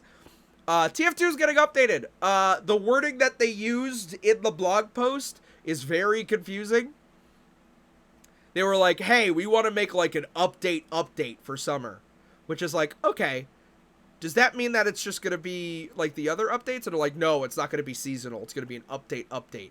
We're going to add hats, taunts, maps. And it's like, okay, but those were things that you added in the seasonal updates. So is that just you're going to be doing 3 of those big update things for summer now? And they didn't really clarify on that. I would love a new page. I would love a new page to look at.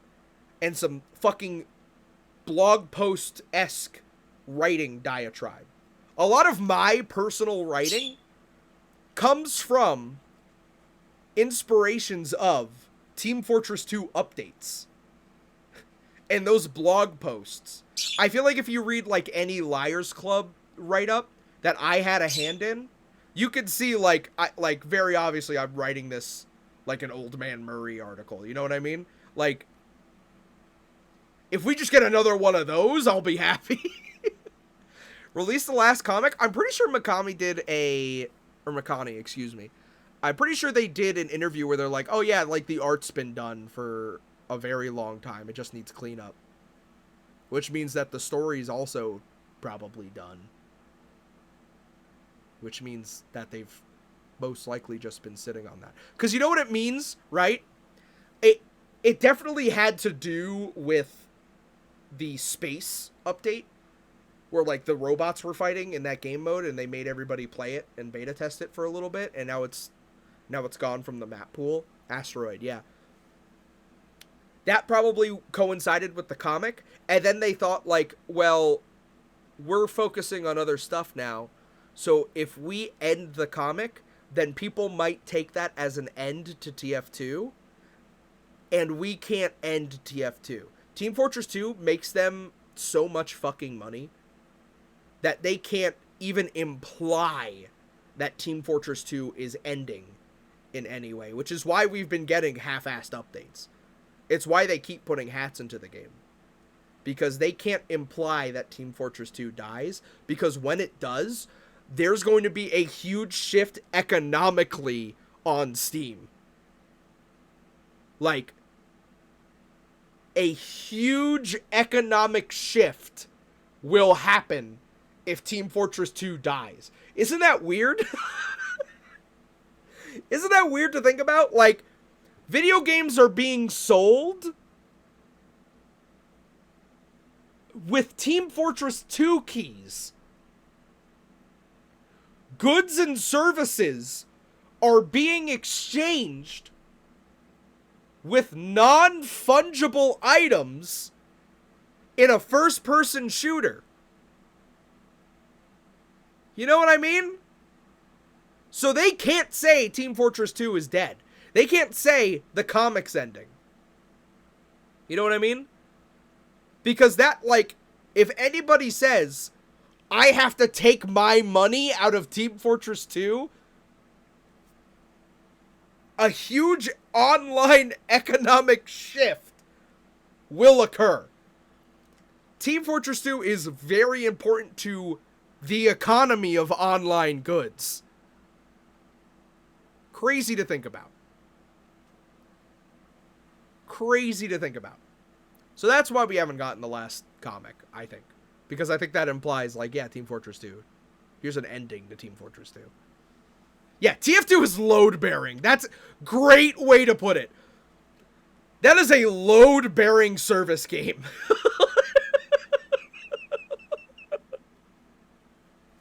Team Fortress 2 is load-bearing. That is a perfect way to put it. It is a pillar. That is a pillar at the bottom of a digital marketplace. And if that cracks, a lot of shit's gonna fall over.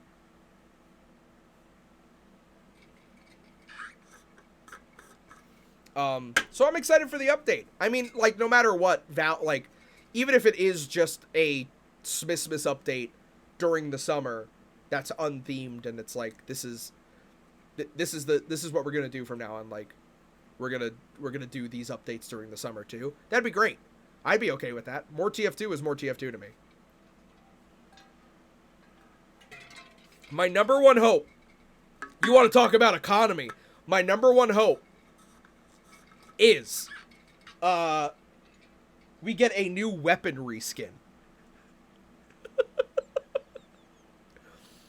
A weaponry skin would not only boost the economy of Team Fortress 2, but it also means that they have to rummage around the old, like, weapon IDs and make a new one. If we're not gonna get, like, a heavy update with, like, a brand new weapon for the heavy, if we're not gonna get that, then, like, at least give us a weaponry skin. You know what I mean? That, you want to talk about changing the economy.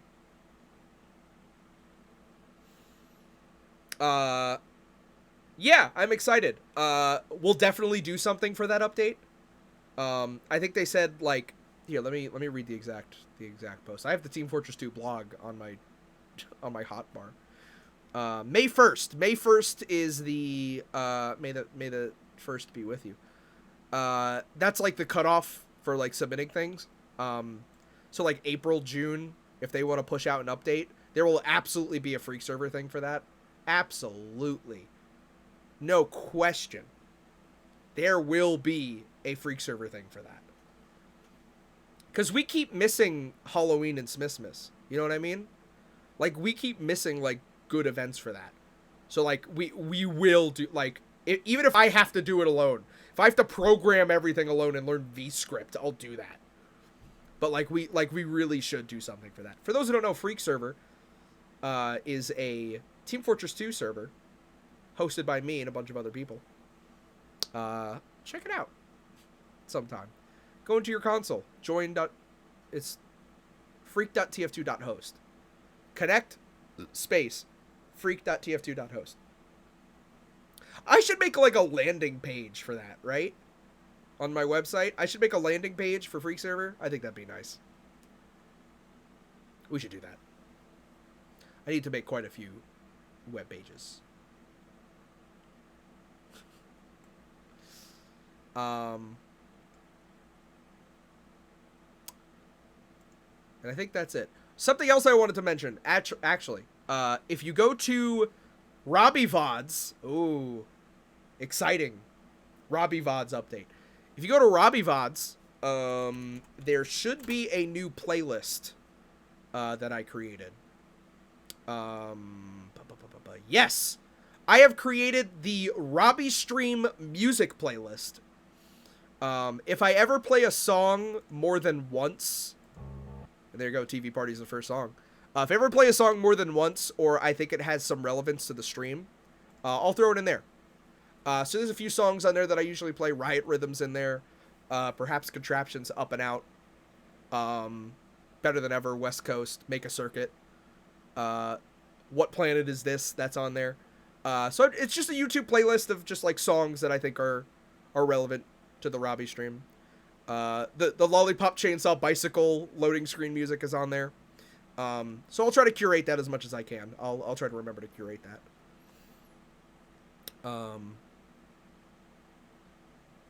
Yeah. That's something. That's something new. Also, Liars Club Postmortem Newsletter. I keep forgetting the name of it, and I have to say Liars Club, and then I'll remember Postmortem Newsletter. I'm going to be sending out a late bird email to those who signed up in the first few weeks of January. So get in on that. Sign up for that if you want that first issue. I'm going to be sending those out, I think, on the 15th, I think is when I decided. Quick question, Robbie. Are you going to upload the VODs for Pokemon Crystal only after you're done with it? I was thinking that. Because here's the thing, chat. If you look right here, down below this video, it says Pokemon Crystal Part 30. Which is the longest running Robbie stream series. Now, to be fair, I think at this point, half of that was dedicated to Lucky Egg hunting. So I was thinking of a way to, like, differentiate the Lucky Egg quest from the beginning of that to the end of that. So we'll see how that comes out. But yeah, I feel like all of those have to go up for sure. They're all saved. So yeah, different thumbnail, or like don't even count it. You know what I mean?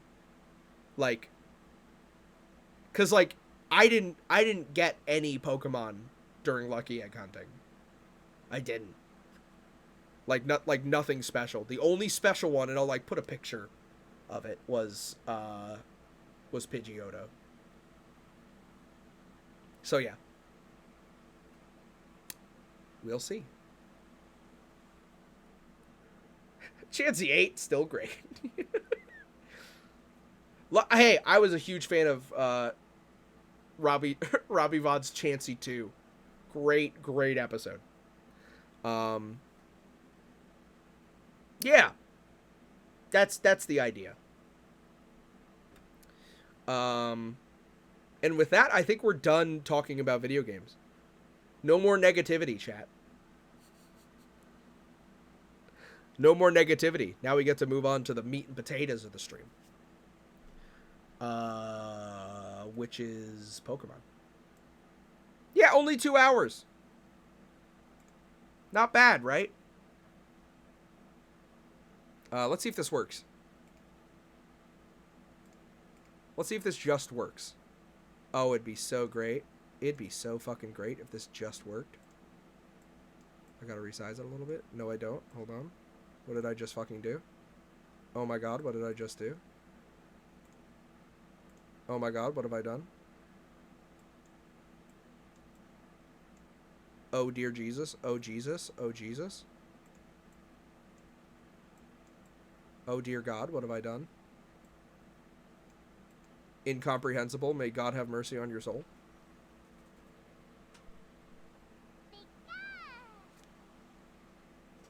Bow, and it's that easy. Bow, and it's that easy. Oh my God! No, we actually can't. No, hold on. We actually can't. I completely fucking forgot.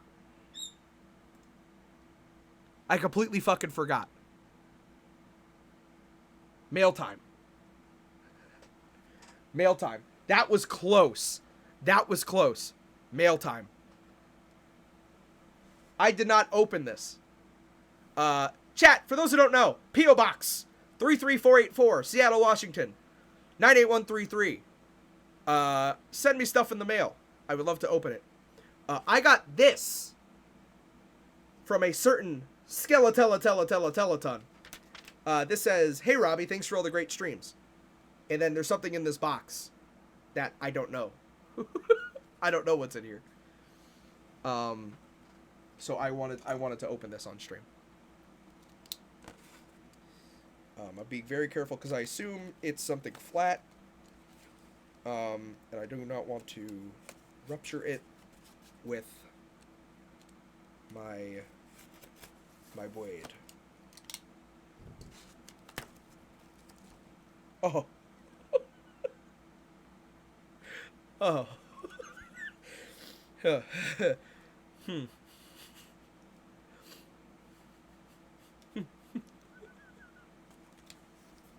This is funny. This is funny.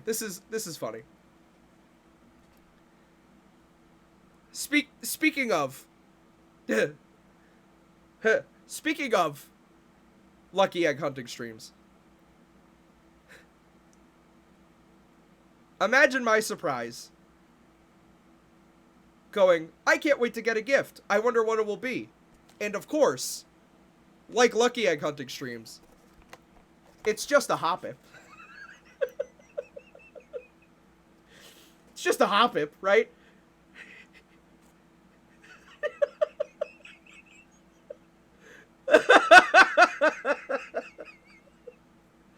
That is so funny. That is hilarious. I know, but what a Hoppip it is, right? It's that is so fucking funny. That is hilarious. This is a Perler Bead Hoppip of the sprite from Pokemon Crystal. What a great melt, too, on the back. That is very funny. That is very funny. Skeleton. Thank you. That is great. Cause like you're always hoping for a Chansey. Maybe that's the lucky egg, but no. Most of the time, it's just a Hoppip. Most of the time, it's just a Hoppip. Yeah, that'll go on the wall, I think. Thank you very, very much. I'm very, very glad. I'm so glad.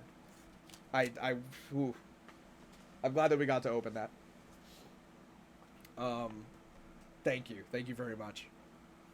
Now, without further ado, we should play Pokemon. Again, for those who want to send stuff in the mail, P.O. Box 33484, Seattle, Washington, 98133.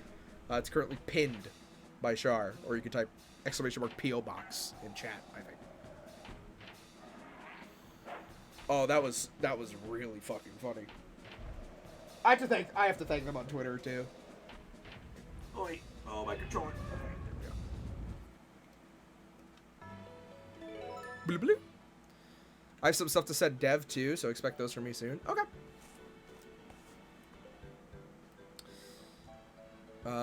This just came up on my screen. An egg for your troubles. Lost egg. What is this?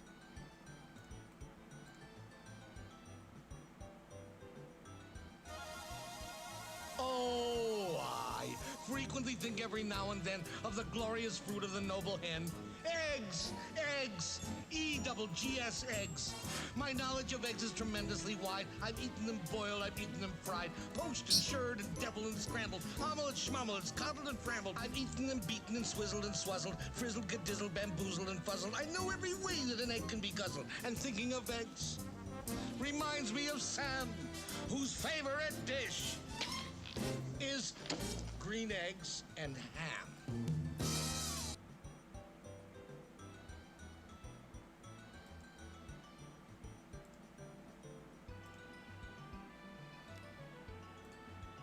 Thanks for the game.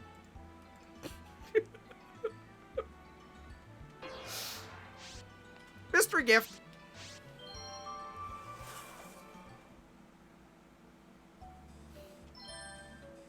Mystery gift. Hello again.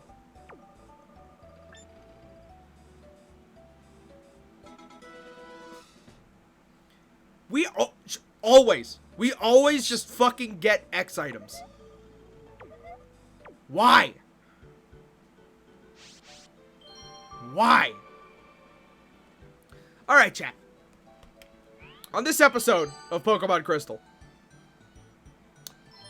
we're getting a Tyranitar. We got him. There's our Pupitar. They're close. They are close. And then we still have quite a few things to do. Quite a few.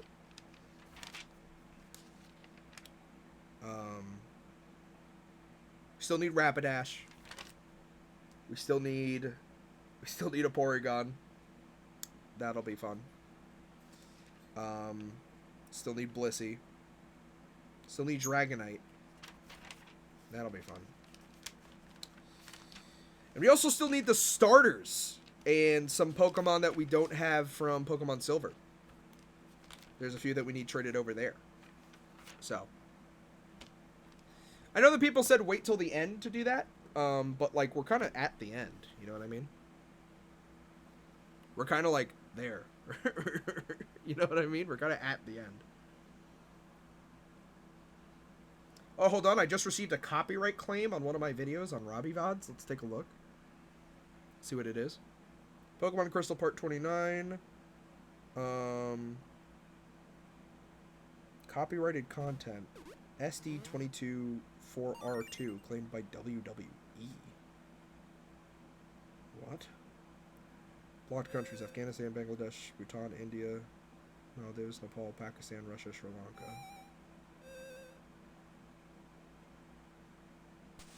Okay.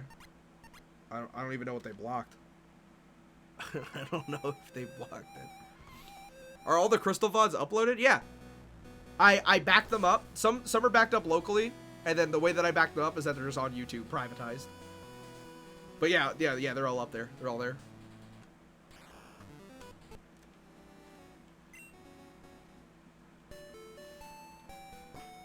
Ba-boom. What's the egg looking like? Okay. And then Zilla. I thought you just downloaded them all and have fucking terabytes of video on your hard drive. I do. I mean, like a lot of the VODs I have are like that.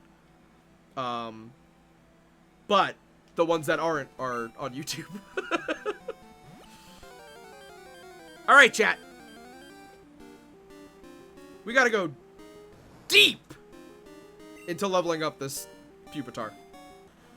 And then we have some choices. Then we have some more choices on what we can do. That's right. I was thinking like I could start actually like fighting these guys. So let's like try. It'll make it go a lot faster, that's for sure.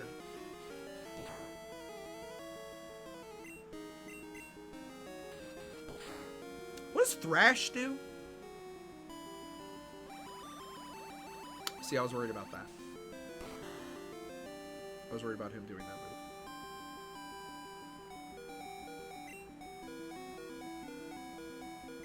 Okay. Still need a little bit of help, especially if it gets grass guys. Bad move? Yeah, but what does it do? My question is, what does it do? Like Facade, I think, but with confusion at the end. Thrash does mad normal damage and then confuses you. Okay. That's what I thought it did. Also, hello, Dog Zero.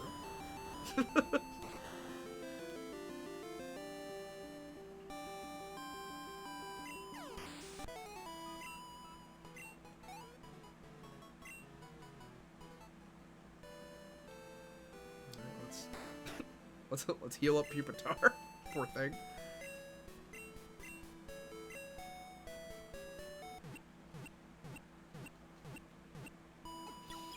Chat, I have a question about some of the Pokemon that we have to trade in.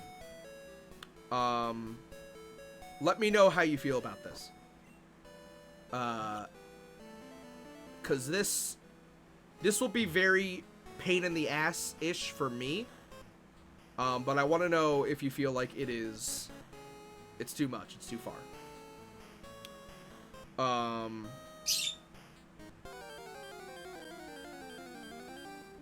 When I trade in Pokemon from Pokemon Red and Pokemon Silver,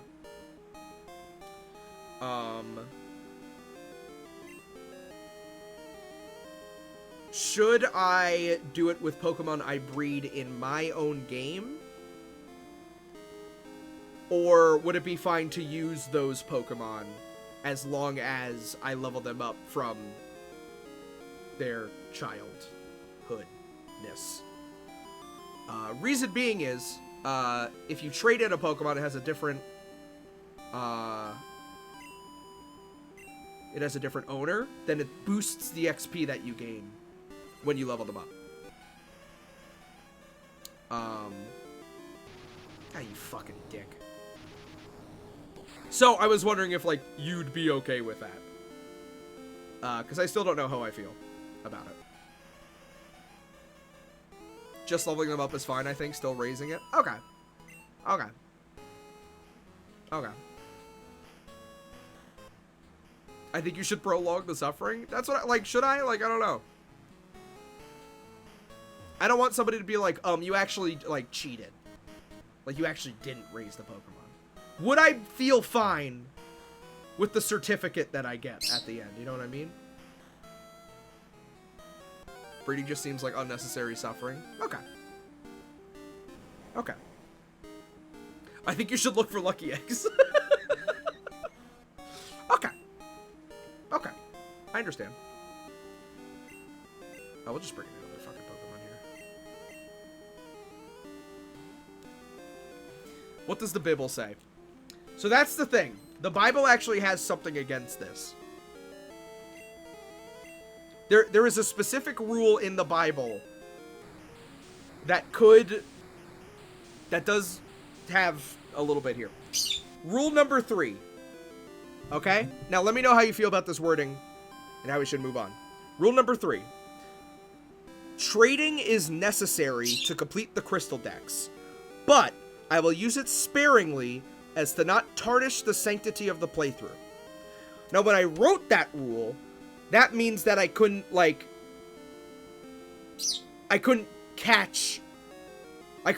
like, a Quilava and then raise it completely to a Typhlosion and then trade that into Pokemon Crystal. I'd be like, yeah, I raised a Typhlosion, see? Like, I didn't want to do that. It is sparingly. That is true. That is true.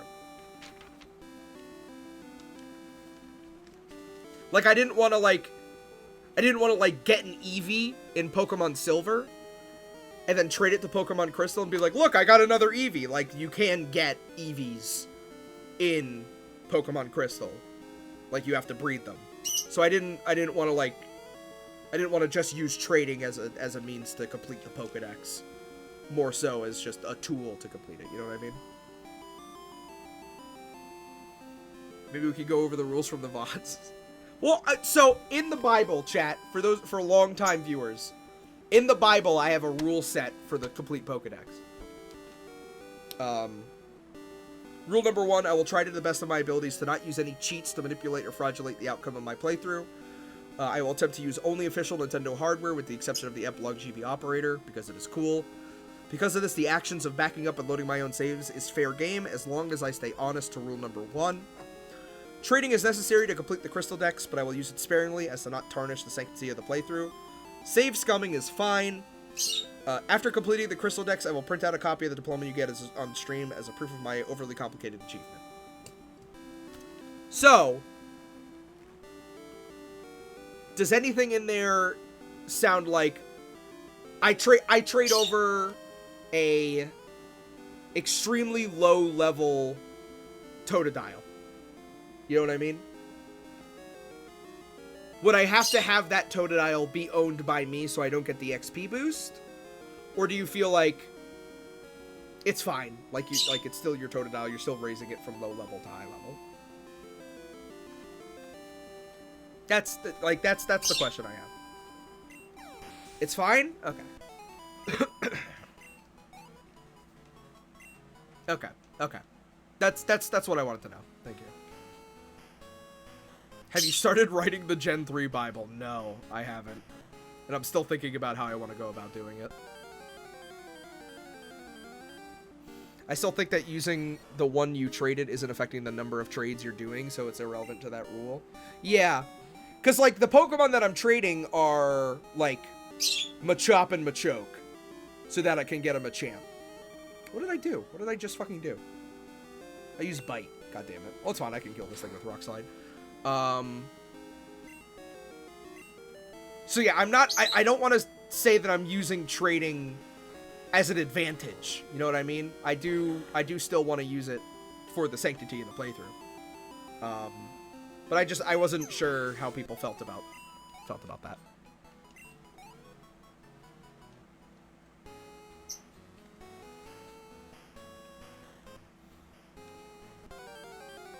At this point, would trading be an advantage at all, though?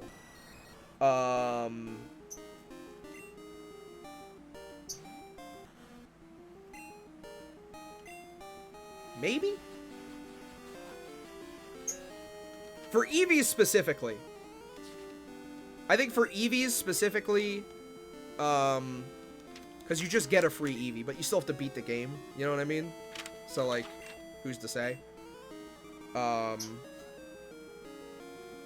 Trading over Pokemon with moves, or not moves, with items, I feel like that is also against the rules.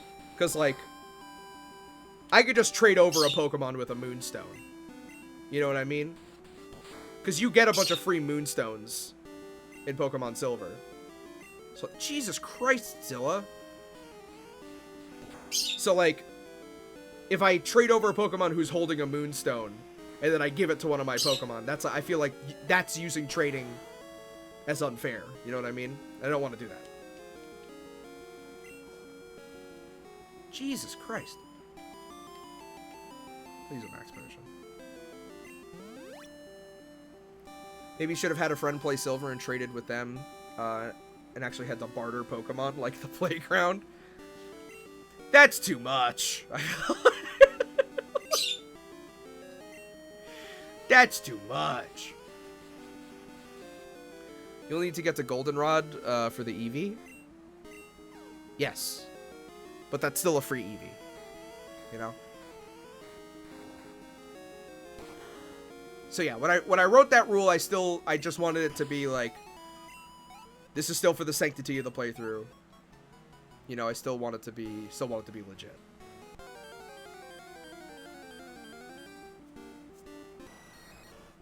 That's too much? That's too much.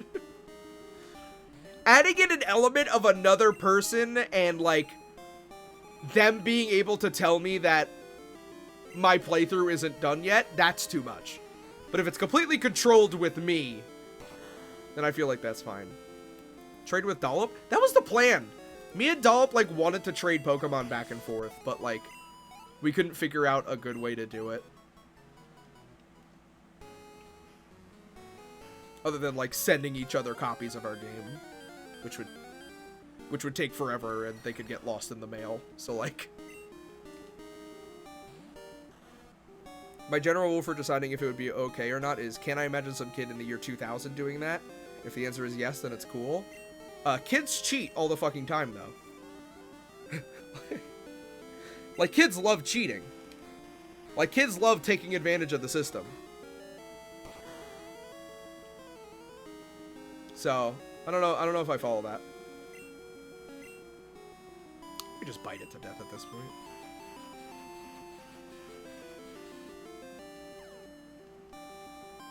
A kid in the year 2000 who doesn't know what a Game Shark is? Kids know what Game Sharks are. Kids in the year 2000, they know what a Game Shark is.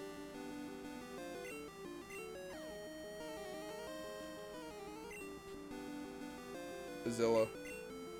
My man. Zilla. My man.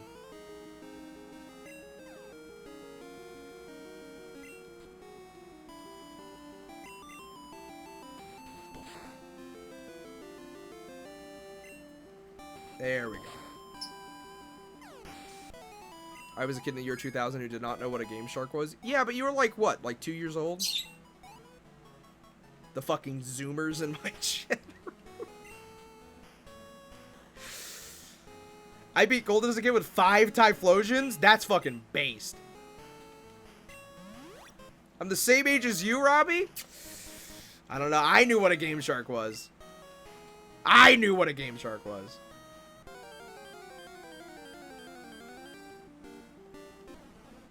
That's all I'm saying.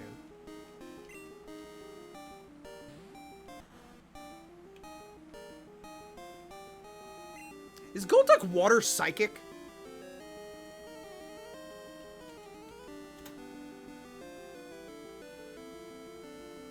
No, it's just water. What gave me the idea? It was because of the anime. Because of the anime and fucking Psyduck knew like psychic and shit. Give me a fucking break.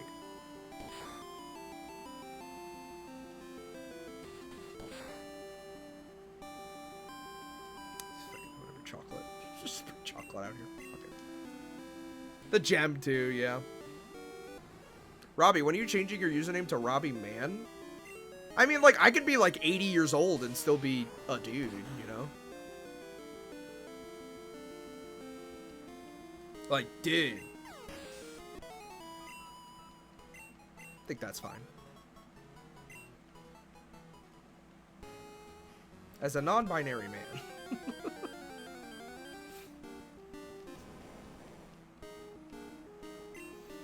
Can you imagine how life-changing it would have been during this gen if he had Stab Psychic? Oh yeah. I mean, Water Psychic is a good typing. Slowking is good.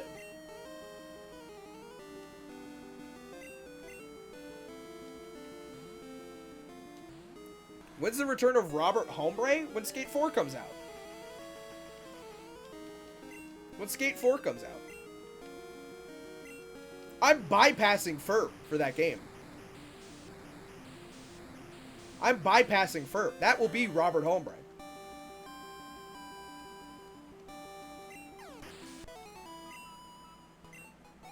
I'm excited for that game, man.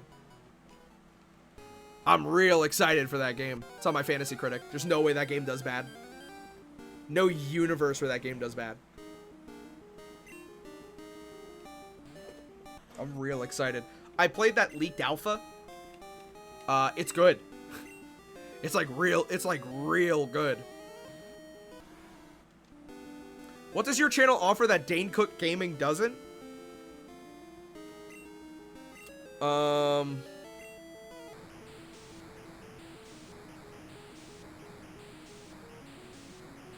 Has Dane Cook seen The Matrix?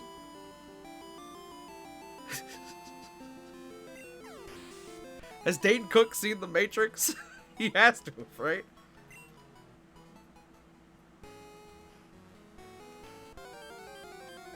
No racism? Well, I'll just say this right now, chat. I'm throwing this out there. Speaking of racism, throw this out there. Pizza Tower is putting us back. That's putting us back. Italians, we are being punched down by Pizza Tower. We are being punched down. I see I see motherfuckers on Twitter, like, here's my pizza Sona, and that's just some dude I know.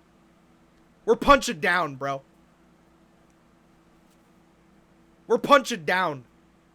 Okay? That's all. That's all. I just wanted to say that. I just wanted to throw that. I just wanted to say that. What I'll probably do? Nothing. Hi, Cherry.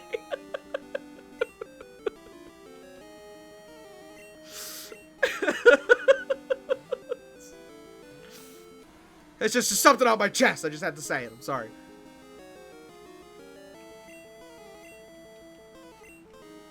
What's going on? I was just mentioning that Pizza Tower brought back Italians a few years. And the respect that people have towards Italians. That's all. That's all. And I think that's true. And I think that's true.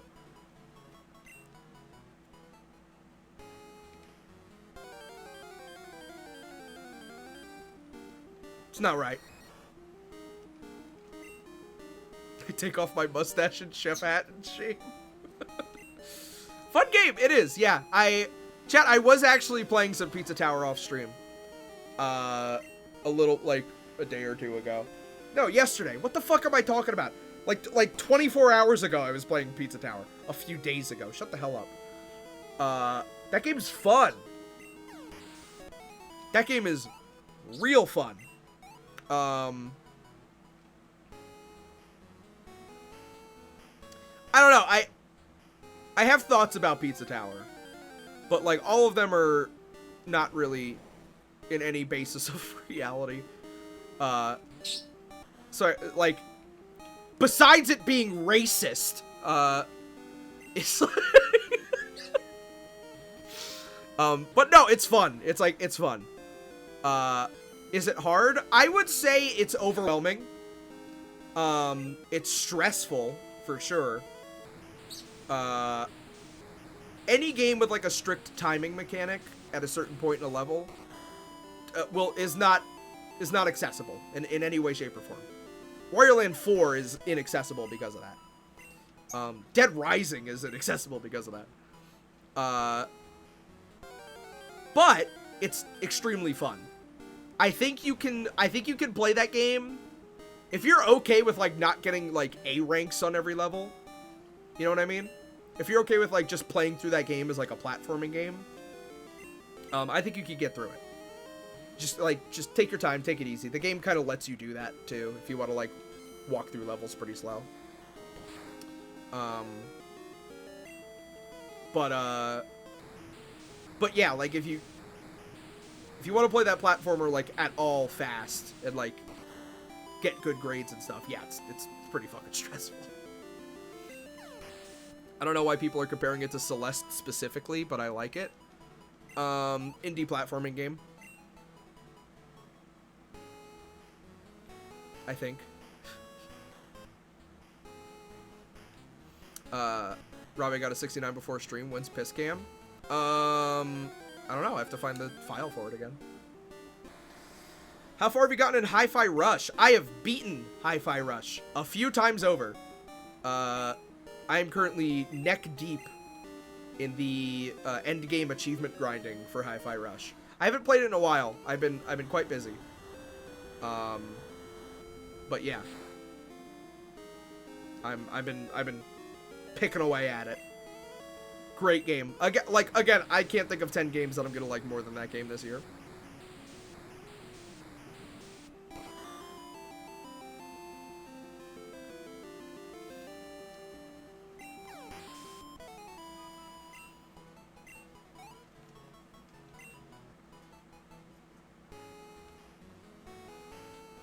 A lot of good games. A lot of good games this year. I expect this year to be pretty securely like fun shit coming out. Who got Hi-Fi Rush on Fantasy Critic? Nobody. It was a shadow drop, so nobody got it. Shadow drops are not counted on Fantasy Critic. They have to be announced and then have a release date that isn't the same day for them to count.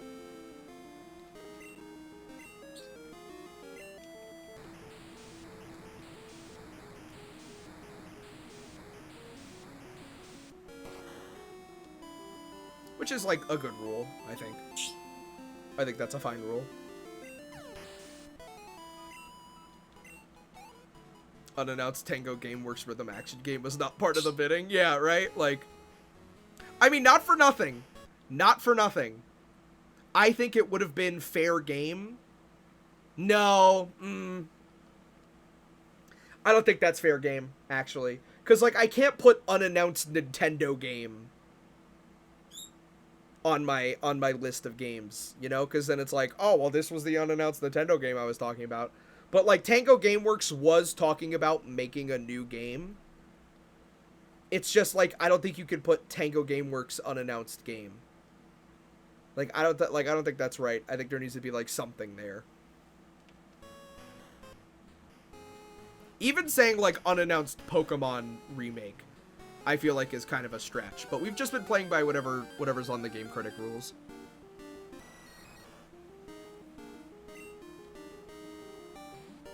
Unannounced video game. Yeah, you know what I mean? Like, it gets kind of rocky there. Unannounced new IP? I don't know. Let's actually, we could probably just see, right? I'm gonna go on Game Critic or Fantasy Critic and see if there's a, if I can bid on an unannounced new Nintendo IP. Make a bid. I'll search unannounced. Unannounced first major Elden Ring DLC. Rumored Metal Gear Solid remake. Hilarious. Unannounced mainline 2D Mario platformer.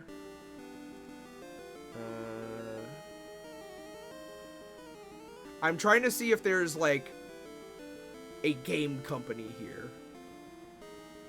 Unannounced next mainline Mario Kart game. Unannounced Vanillaware game. That's there. Gear 6.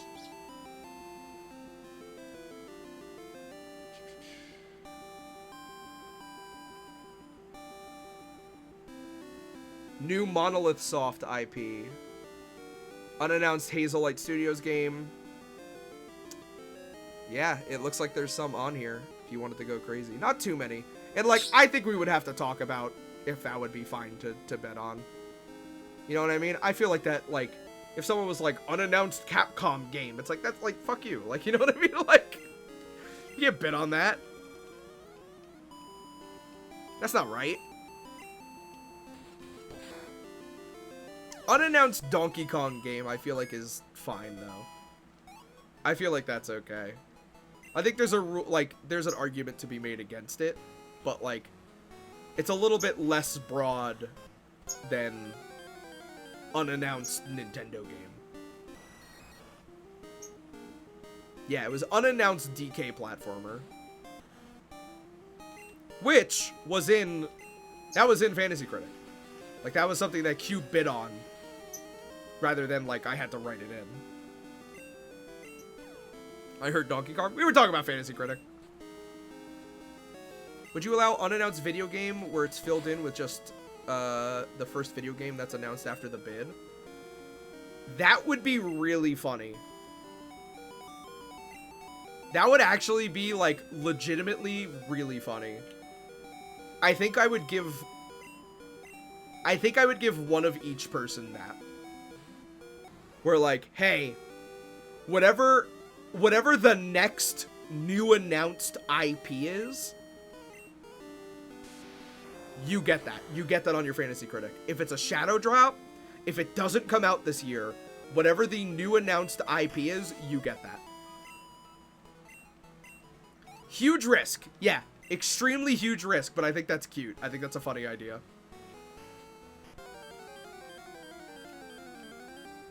Because that's the thing, right? You could just get a game that doesn't come out this year.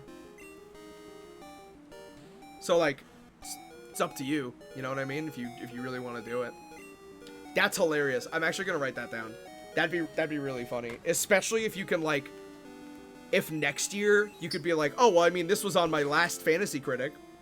So, like, I'm bringing it this year. You know what I mean? Yeah, I'm going to write that down. That's a really funny idea. Fantasy Critic. Allow unannounced video game, and it's the first game that was just announced. That's fine, I'll remember what that means. Yeah, I don't want to forget that. That's a really funny idea.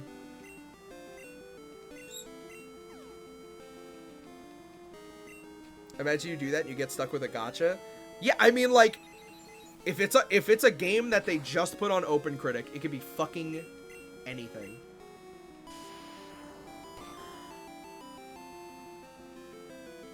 As long as it's on OpenCritic, it's fair game.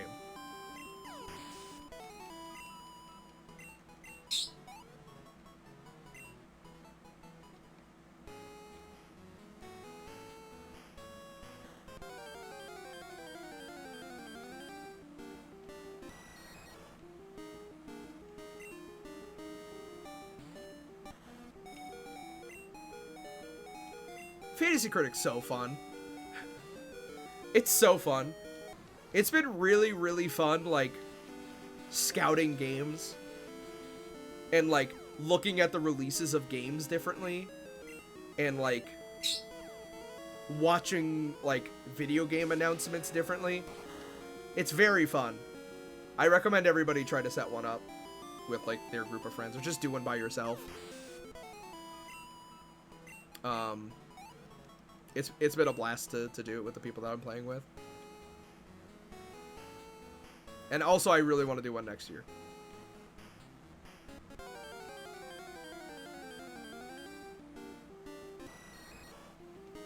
I want to be a games producer, so I'm interested. Yeah, I mean, it's great for, like, also, like, predicting what critics are going to think about a specific game.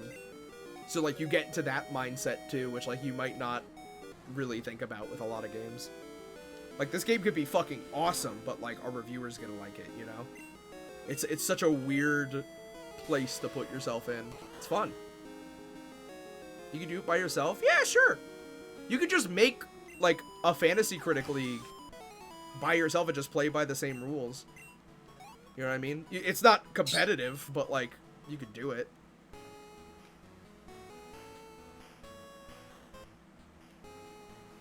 The weekly updates have been really fun. Thanks for that. Thank you.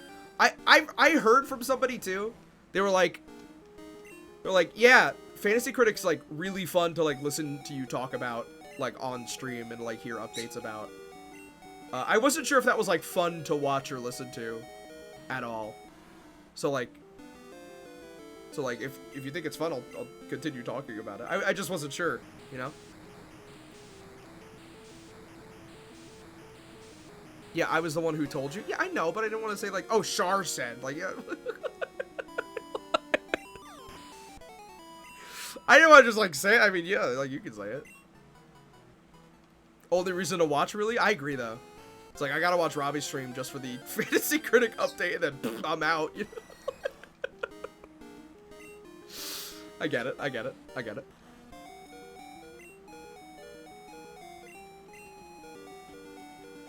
I think you're the only streamer I could watch talk about charts and lists of theoretical game bidding and be entertained. That's what I got over Dane Cook, baby. That's what I got over fucking Dane Cook. Dane Cook can't talk about charts. That's right. That's fucking right. How's Watermelon been lately? He's been good. He's gotten back into the habit of only eating the bananas. The banana-shaped food out of the nutrition mix that I give him. So he's been doing that thing where he's like been picking through his food instead of eating it because he's looking for bananas to eat. But he's good. I think he's in his bed right now. He's chirping a little bit. What's up, Robbie? Who's on your Pokemon team? Right now, we are leveling up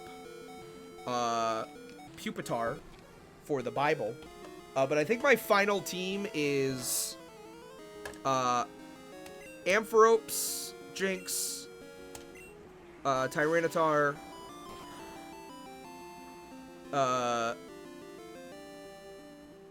Togetic, Togetic. what's the Wooper evolution? Quagsire. You hungry? And some other Pokemon. Are you hungry? You Uh, hungry? Yeah, I was just about to answer you. You hungry? You hungry? Yeah, what do you want to eat? Pastina? Ah, I will have Pastina. That sounds really good. Okay. Bye. Bye. That's a swag lineup. It's pretty swag. It's pretty swag. Oh, and evolution of Scyther. What's the fucking evolution of Scyther? Scizor. Jesus, thank you. Yeah, Scizor. Not by choice, by the way. A lot of my team choices have been because they're shiny. So...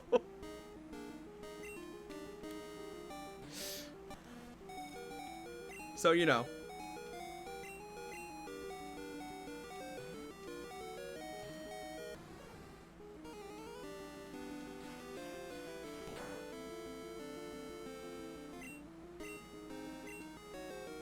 I was thinking, at the end of the day, would a Pidgeot be better than Togetic? Like, in terms of stats? I don't think so, right? Like, I think they would be, like, actually pretty equal. I'm not sure about the move pool of Pidgeot either. I just always assumed that it was a really good flying type. Don't even think about it. I'm just asking a question. I'm just asking a question. Can we watch more Electric Playground when food arrives? Sure. Yeah, we could do that. We could do that. It depends on if you want to use special attack or physical attack. Well, cause yeah, I know that Togetic has like a pretty meh physical attack, but great special attack. But like flying didn't really have that many good special attacks in this generation. So like, it's like, oh man, you know what I mean? That's why I taught it Solar Beam.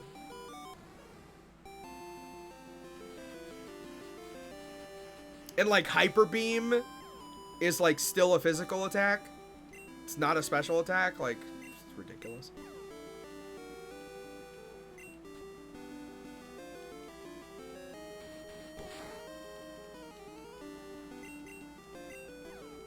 Yeah, and Fred's a fighting type, so.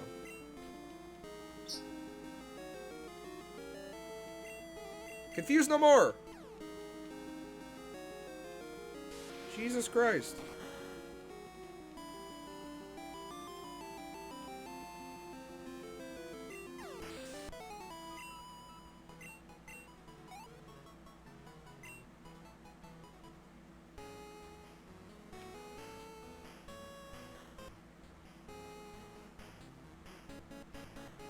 I think I do this every stream, is looking up Togetic's stats. Oh, man.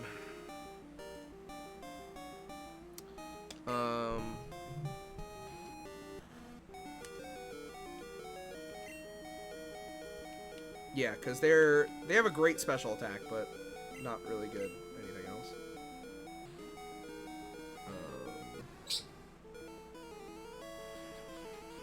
They can learn Fire Blast, which is hilarious. Just hit. Just hit. That'd be really great. If you could just hit. Good shit. Psychic, but like we taught Psychic to somebody. Zap Cannon, but Zap Cannon kind of blows dick.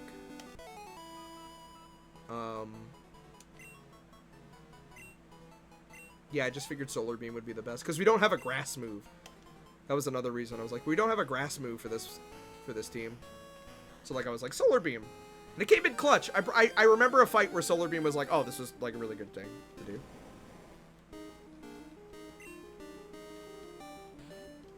I think some Pokemon use Sunny Day, and I was like, oh, let's go. Or maybe we got it with Metronome. I don't remember. Now ask if you taught Fred Sunny Day before. No, I didn't. Because we have the TM for it. Like, there was for some reason I thought that happened, but it didn't. Didn't happen.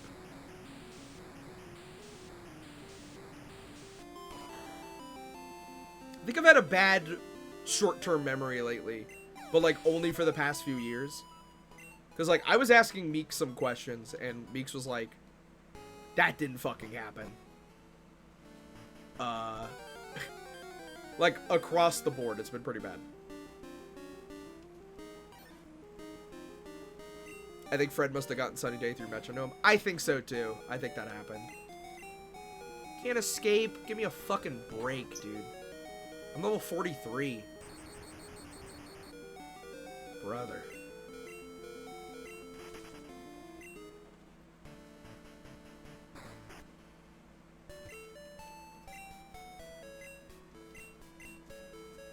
Depression completely fried my brain. Oh yeah. It's a thought killer. You keep mentioning this 9/11 thing, like, what are you even talking about? Everybody's been making jokes about 9/11 around me, specifically because I'm the only one that believes it's real. This was just something that my brain made up.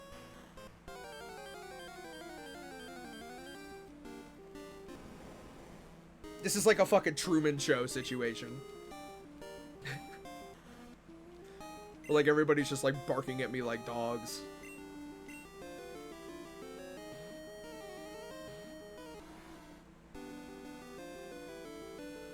If only Robbie remembered to unmute their mic.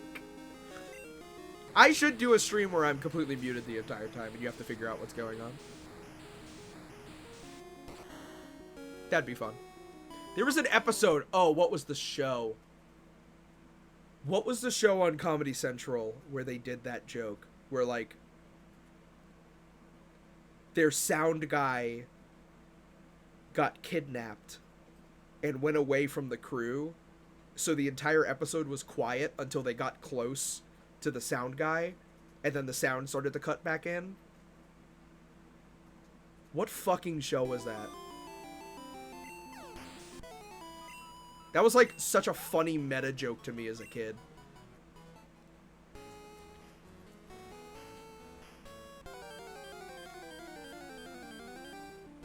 Still funny now. It wasn't Total Drama Island. It was on Comedy Central. Give me a break. It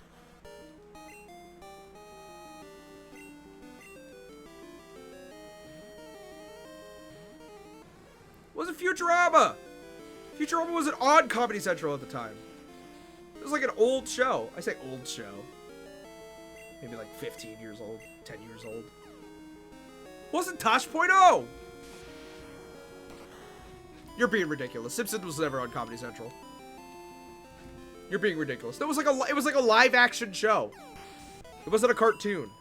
It wasn't the Fred show. It wasn't the Brack show. It's not even Steven Universe. Those aren't Comedy Central shows. It wasn't Tim and Eric. You're being ridiculous. Wasn't Smosh. Wasn't Impractical Jokers. No, none of these are Comedy Central shows. None of these. None of these are Comedy Central shows. Space Ghost is not a Comedy Central. These are all Adult Swim shows. You're mixing up Adult Swim and Comedy Central. Spaceballs is a movie. Checking in. How we doing? Brian. The Comedy Central show where the sound guy gets kidnapped, so the entire episode is muted, and when they get closer to the sound guy after finding out his location, the sound starts to get cut in. Do you remember the show that episode is from? John Benjamin has a van! Thank you! Thank you! I feel like I'm in fucking Twilight Zone. All these fucking people in this chat don't fucking know. Thank you. Christ. I'll link you the episode. Thank you. It's a great skit. It's a great bit.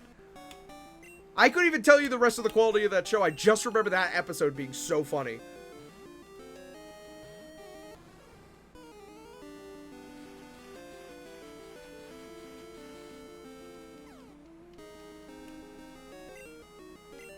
Thank you.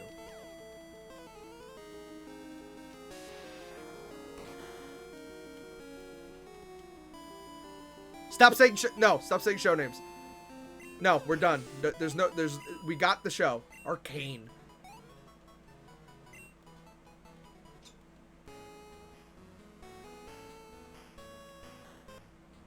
You know what's funny about Arcane, chat? I want to watch it. I want to watch Arcane.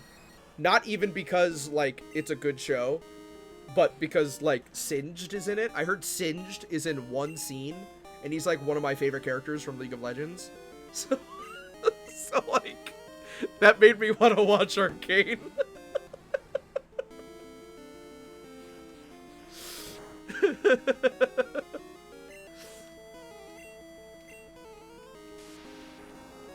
You're fucked in the head.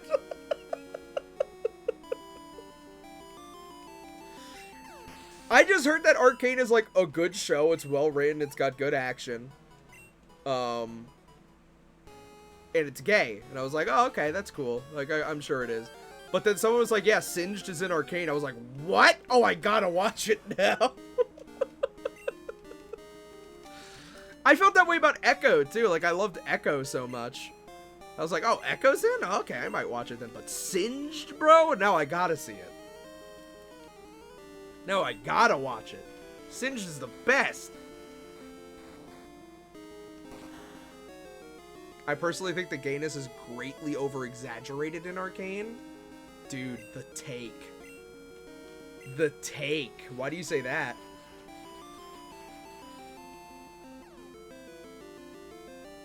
Are they like, will they, won't they? About, who, fucking Caitlyn? Caitlyn and Vi. I'm sure that's the fucking will they, won't they, because they've been on that train recently with the fucking Heartbreaker skins. Arcane is gay? Okay. Alright, okay.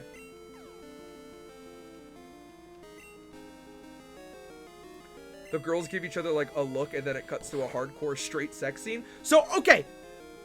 Here's my question. How many times does Jace fucking eat box in this show?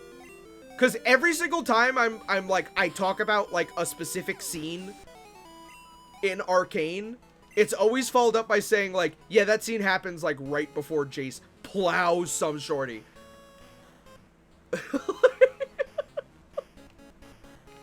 That constantly happens. Eat box.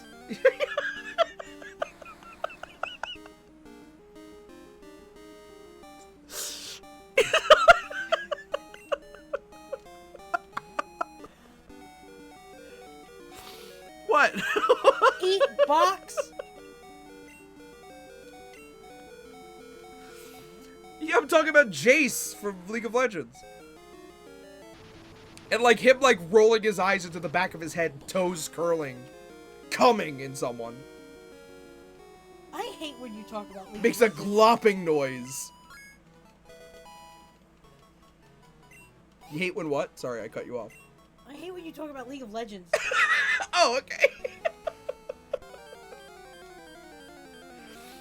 I thought you said it was that you hated when I talked about something else. No, League of Legends, just this. Just League of Legends, okay.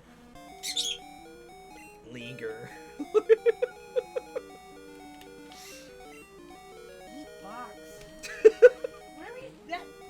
That side of you comes out when you talk about League of Legends. Frankly, I don't like it.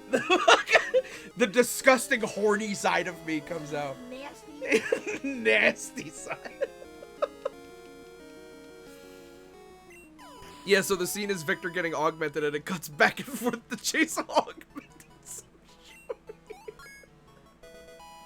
Like, that doesn't happen, right? Like, it's always like, whenever I talk about it, it's like, yeah, this scene happens, and then Jace fucks the shit out of some woman. Like, it's like, I don't know when that scene actually takes place.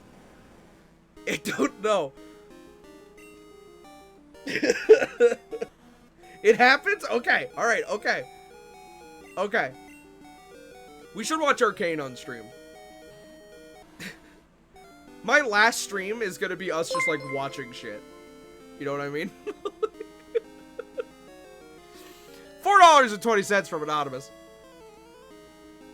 Thank you very much.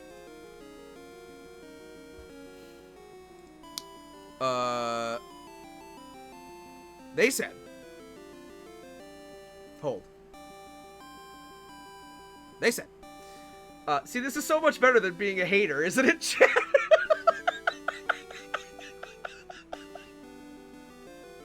Anonymous is right. This is better than being a hater.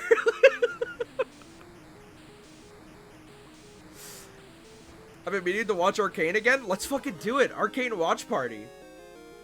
Let's do it. I hear it's good. The only thing I know about Arcane is that it's good and that Jace plows.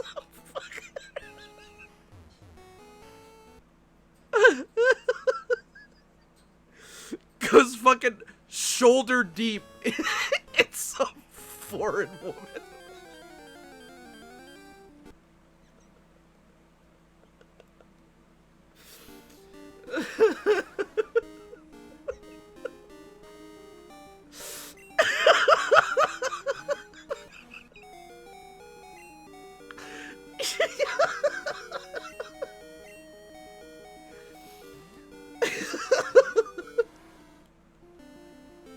Stop, you dickhead!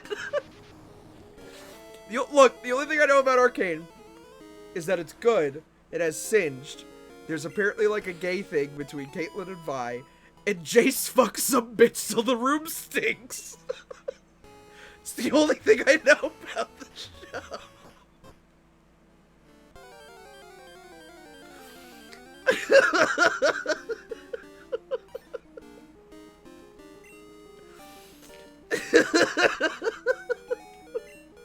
Fuck you, belly drum. Oh my god. Oh fuck.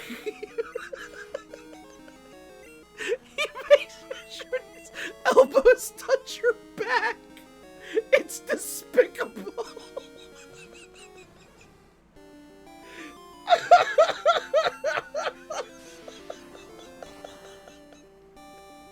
It's despicable.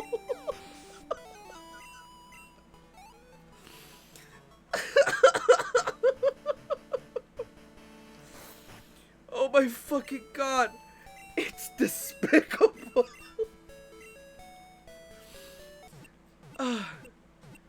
Arcane was really good. Did they need the shot of like underneath Jace's balls as they slapped against the back of that girl's ass?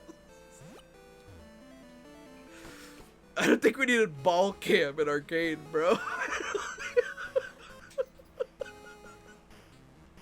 Huh?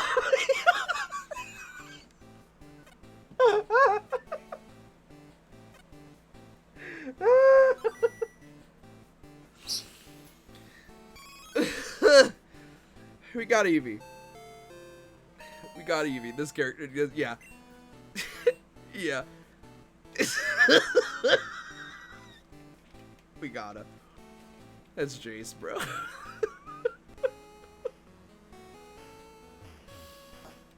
Okay. Alright, let's go get another egg. Oh, fuck. We can't fly. Oh. My god. I can't read that. I can't read that, bro. I'm not reading that, Chapman. You picked it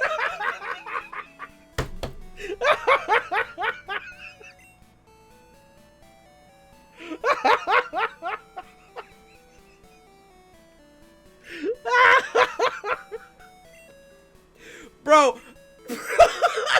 Bro, the partner push. They're like, yeah, we'll check out.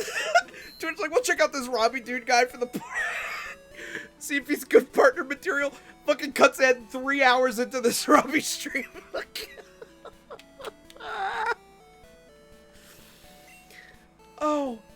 Oh my god, I'm gonna have a fucking headache. Oh my god, that's so funny.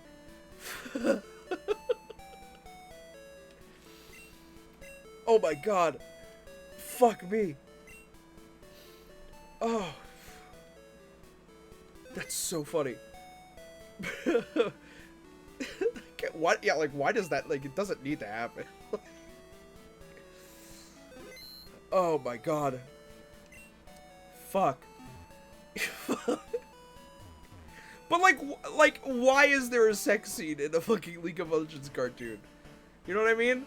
Like, did that need to be there? I don't know. I didn't see it. Maybe it does. You're talking about LOL? We're talking about League of Legends! We've been talking about League of Legends this whole time! You didn't know?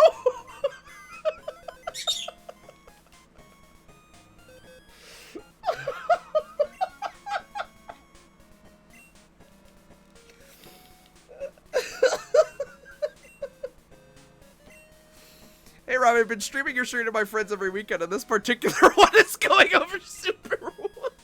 That's what I mean, chat. When I talk about, like, yeah, I watch this stream with my friends, or I watch this stream with my girlfriend. Fucking how? like, why the fuck do you do that?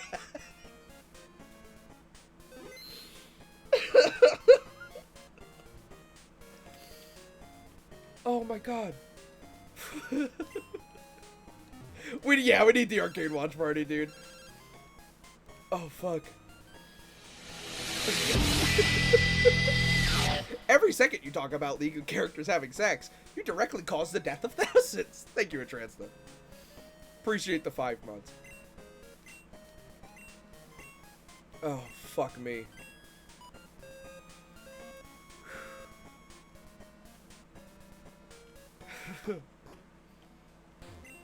Oh my god. Can we have some Columbo-style watch party? No, I don't want to make anybody pay for Netflix, you know what I mean? Oh, god.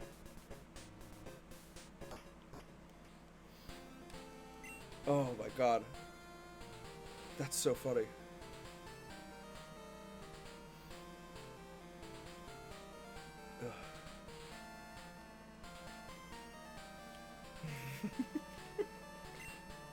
Like what?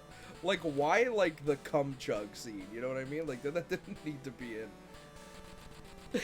My work here is done. All right. Good night, Brian. Good night. Thank you for stopping by. Oh fuck.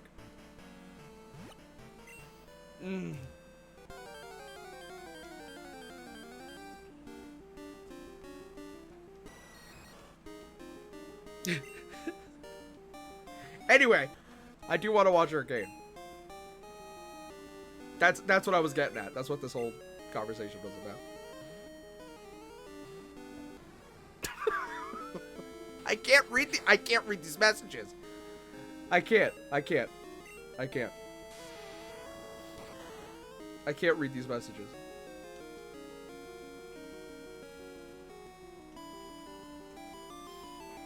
Oh fuck.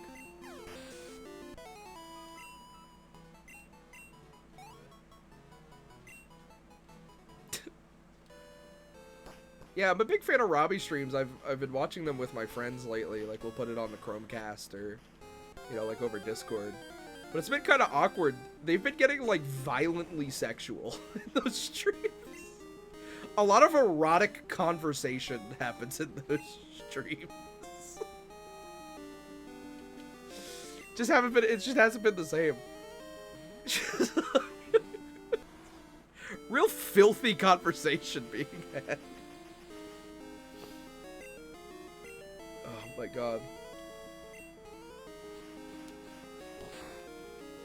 Ugh. Lewdtuber Robbie, dude? That's for the lewd art tag. When hashtag Robbie Lewds starts being like, that's real boyfriend streamer. That's when I became a Nijisanji streamer. When V Shoujo picks up the Robbie streams, that's when we got the hashtag Robbie Loons tag going. I hate that word. It's fucking disgusting. Jet's a chat. Hi, Jet.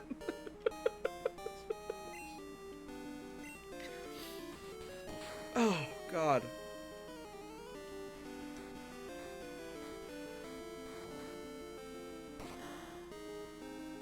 It's such a bad word.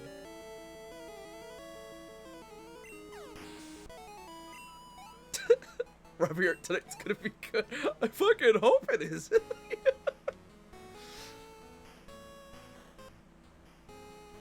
I feel like I trust chat enough to not do anything weird. What was my policy? It's like, at the end of the day, I can't stop you from drawing whatever you want, but like, don't post it. I think that was my rule, I guess. That's the rule going forward. Yeah, don't post it. Yeah, that's the rule.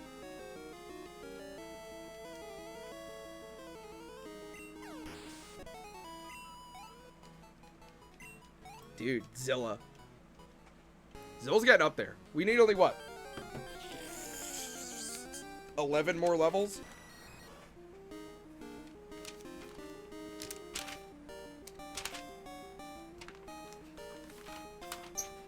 $11 more levels?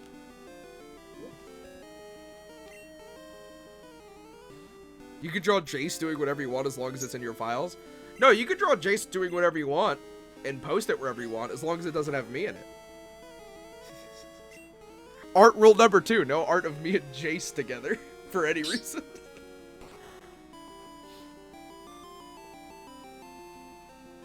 I never liked playing as Jace either. Like, that's the worst part, right? That's the worst part. Jace is, like, not fun to play for me. He's just, like, just got too much stuff going on. Like, even when he was released, I was like, I don't want to play this character.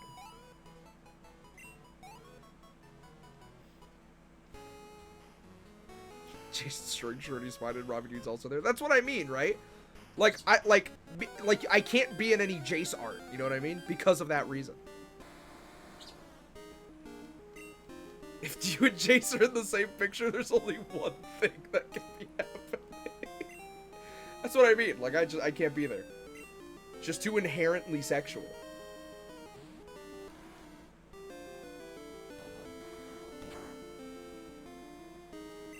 Forgot Jace was a character, thought he was real for a sec.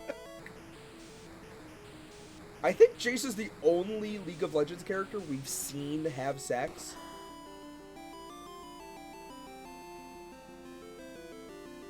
I don't think there's been any. We know that characters have fucking porked before.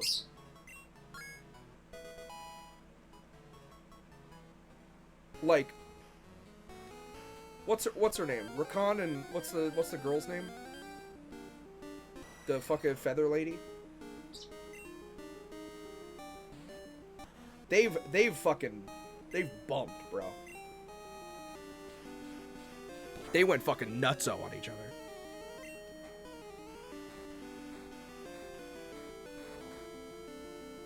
And, like, there's people who are, like, fathers in League of Legends and daughters in League of Legends.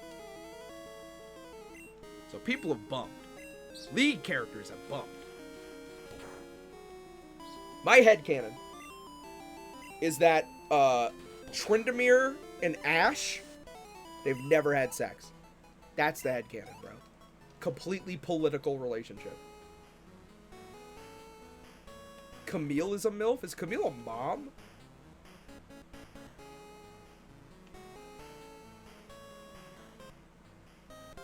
I don't think so. IDK, she's old, or... I saw a fucking post on my timeline. I saw one of the most degenerate posts I've ever fucking seen in my life. Someone was looking at the character, Corsica from Hi-Fi Rush, and they were like, bro, she's 36, finally a MILF. And it's like, what the fuck what the hell are you talking about? Who are you kidding? 35? Okay, dude. What are you talking about? That's no MILF.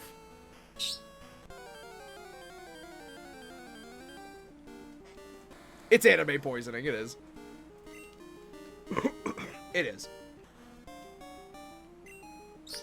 Is this stream still up, everybody in Discord? You still watching the stream? Stop looking at your phone. Look up. Look at me. This is what you decided to watch tonight in the Discord. You could have watched anything else. Could have been a movie or something. This is what you're watching, all right? Sit back and relax, because there's a few more hours of the stream left.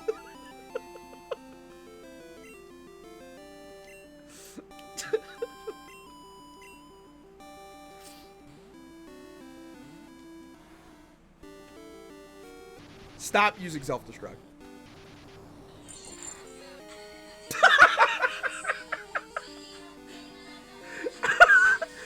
Bro, I don't know how else to say it. Meeks just meat spin me. Meeks just ran up to me and fucking meat spin me, bro. It's the only way I can describe what just happened.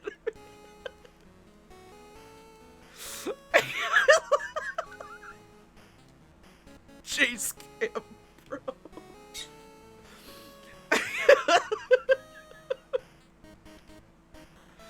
I can't fucking believe this. Dude, this is the sexual stream. Fuck me. I was here. Oh, fuck. Fuck me.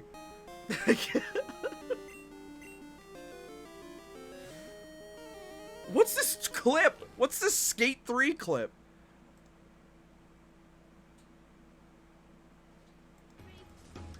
There was one time, funny tangent. Oh, this is great. Okay, yeah. I remember what this was. Great clip. This is perfect example.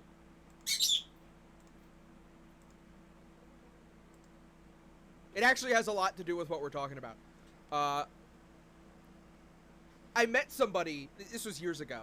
I met somebody who was visiting Seattle, and I was like introducing myself, you know, I'm Robbie. Then like a day later, they're like, Robbie, I have a question. You're Robbie Dude on YouTube. Yeah, family night. That's what I mean, Ma. Check this out. You're gonna love this story. They were like, you're Robbie Dude, like on YouTube and Twitter and stuff. And I'm like, yeah, that's me. I'm Robbie Dude. And they're like, oh, okay. You made those Skate 3 videos, right?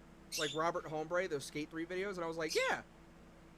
Yeah, why? And they're like, oh, I used to watch those videos all the time. I lost my virginity while watching those videos, and me and my boyfriend had, like, rough sex watching those videos. Maybe the second conversation I've ever had with this person. Great clip. There was one time, funny tangent. It actually has... Great clip. And it's still relevant to this day. Still relevant. Still a relevant clip.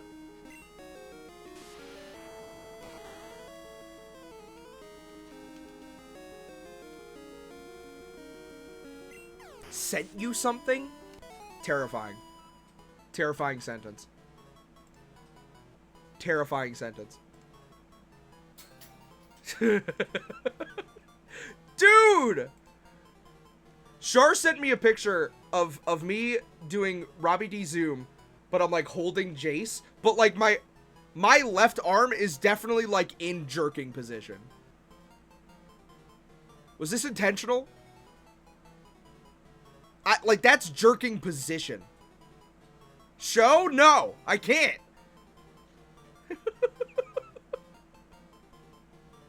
Paper box house.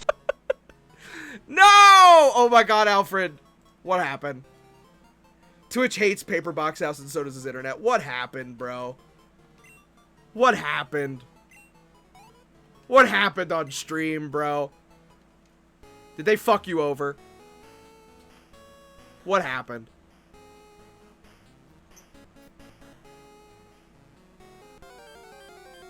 What happened? Wi-Fi dead? Lame. Internet chat? I'm so sorry. I'm so sorry. That shit sucks. It's so frustrating. Thank you for the raid. Thank you for stopping by. We've been talking about, maybe, like, some of the most, like, degenerate, disgusting sexual acts on the planet. It's been a disgusting stream, honestly, that it has not been a kosher stream. We're wildin', yeah, we're wildin' out here. Oh, fuck. Funny thing is, we were all joking about how Twitch would kill the channel for being too gay, and then it died like 5 times. Yeah, that's homophobia. Homophobic Twitch, back at it again. I did get meat spinned. That did happen. In real time.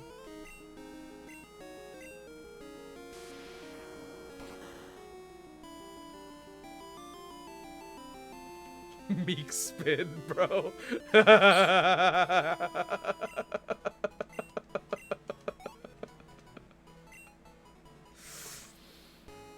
It died like 4 times. One time I reset it as a bit, but like goddamn. And then I was like, well, yeah, that's how it is. That's how it is sometimes. What were you playing? You had like 200 viewers and your stream was cutting out? What the hell are you playing? People showing up for the technical difficulty stream.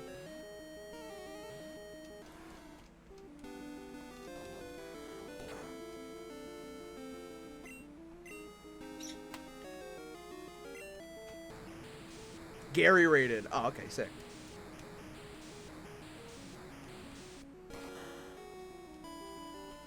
I got those Gary viewer mounts.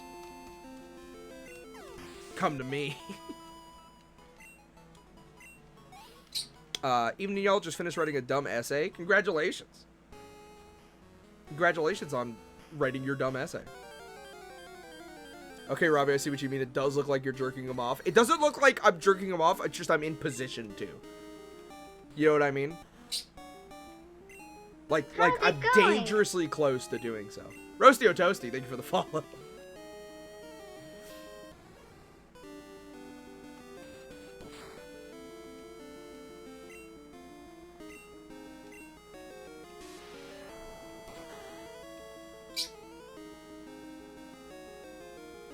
I was trying to make you hug him. I am hugging him, but like I'm hugging his waist. Like I'm like, my shoulders are down to where his hips are. You couldn't have like raised me up a little higher?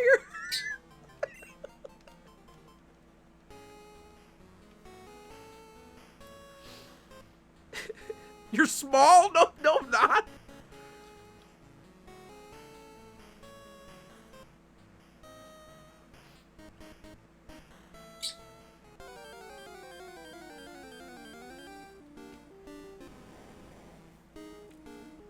I'm teeny tiny, bro. I fit in your pocket.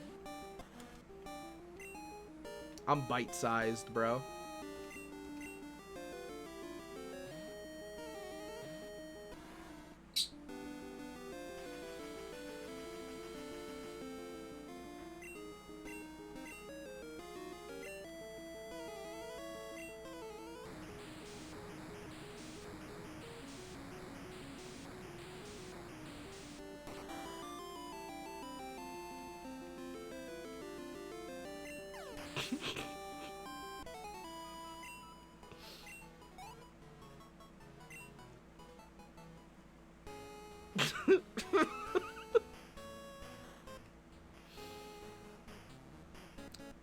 Robbie tried to compete with Mar to see who's the smallest little guy with non-binary swag. Meeks, not Meeks. Mar wins that. Mar is the tiniest little fucking guy. There's no question.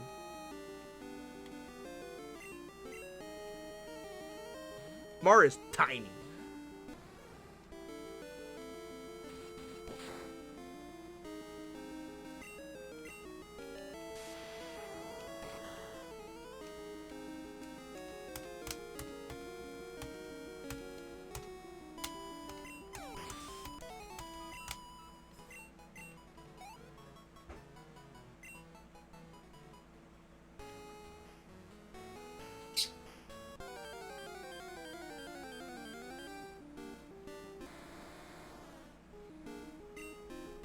Oh, shit. Oh, shit. That looks good. Bro.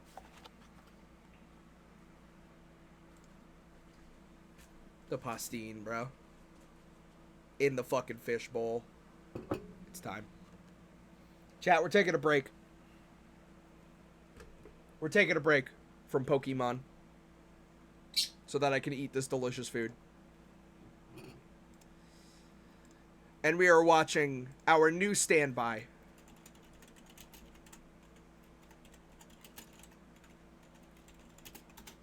Our new standby.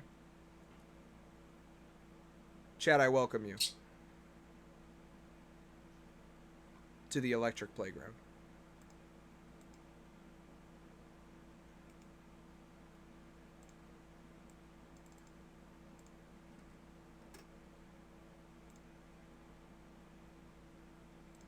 Tell us about the show this week. Hey, we got a great show this week. For you snowboarding freaks, we got Snowboarding 1080 from Nintendo. We're going to be visiting with Nolan Bush now. You know that dude that did Pong? And also, Namco's going to show us how the light guns work. How was Tommy dressed up like Max Payne? Can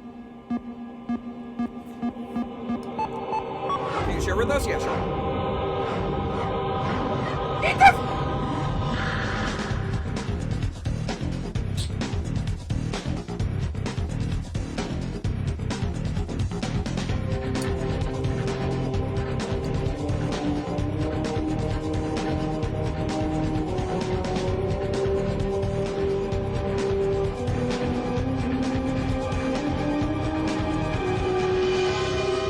Here comes yet another new game from 3DO. It's called Requiem. Another and I new highly game from 3DO. recommend it. Okay, talk to me about the story Remember that? behind 3DO?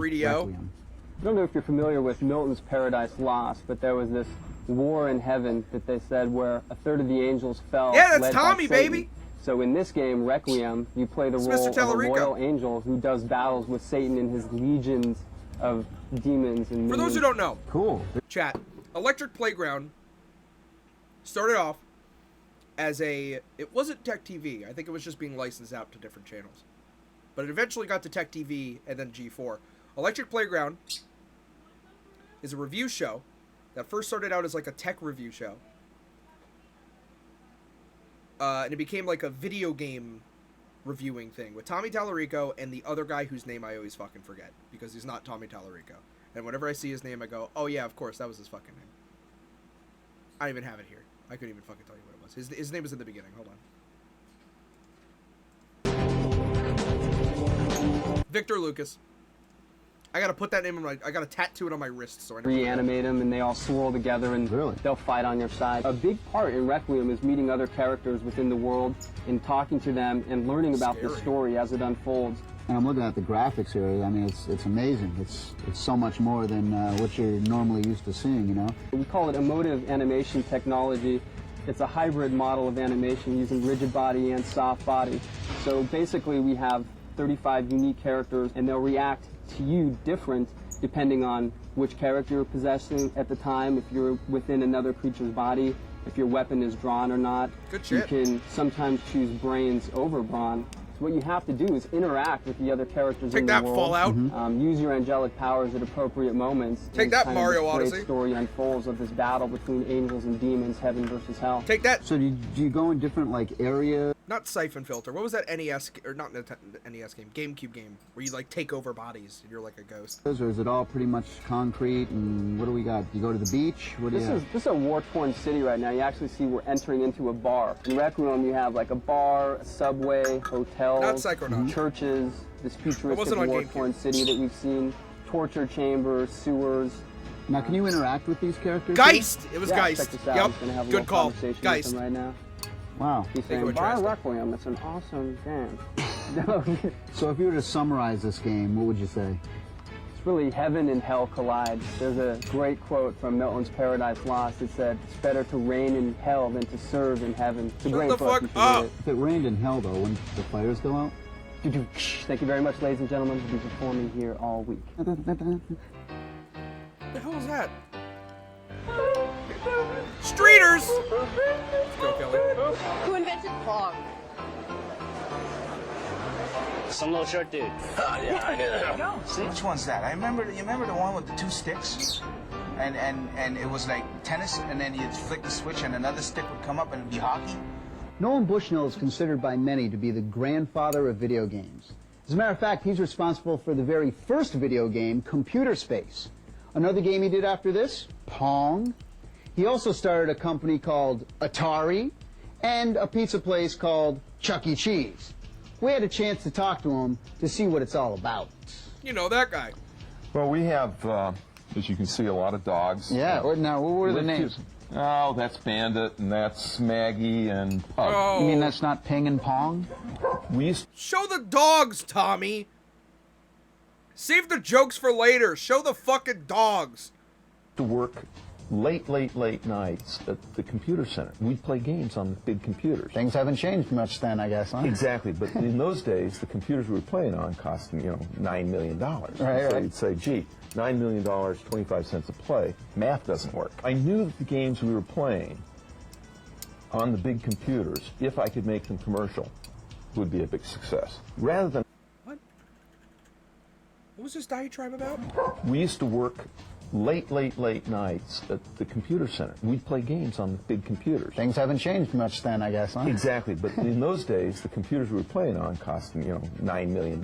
So you'd say, gee, $9 million, 25 cents a play. Math doesn't work. I knew that the games we were playing on the big computers, if I could make them commercial, would be a big success. Rather than to say I invented the video game, I really commercialized the video game. Okay. I made it possible. Yeah. And then the first game that you would put out commercially... Yeah, what the hell is he talking Computer about? Space, which was very much more complex than Pong. All my friends liked it, but all my friends were engineers. That product almost had too much innovation in it. Right, it was ahead of its time. No, really. I mean, the fiberglass case, all that sort of stuff. Innovative. And so, in some ways, the second one, I dumbed it way down. Anybody with one hand could play it and hold a beer in the other. And then, of course, Atari. Atari was really the first, what I'd call, cyber sports game mecca. I mean, we just annihilated everybody who was our competition. Who came up with the name Atari and why? I came up with the name of Atari because it was a word that was used in a game that I like to play, which was Go, which is actually an Oriental game. And when you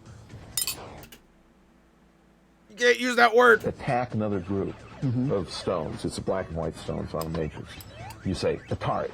And it's sort of like and it's a polite warning to your opponent that he's about to get whacked. And do you know anything about the rumors that there are ET cartridges buried somewhere in the desert? Absolutely true. Are you serious? See, I can poke fun at it because this was after I left. And right.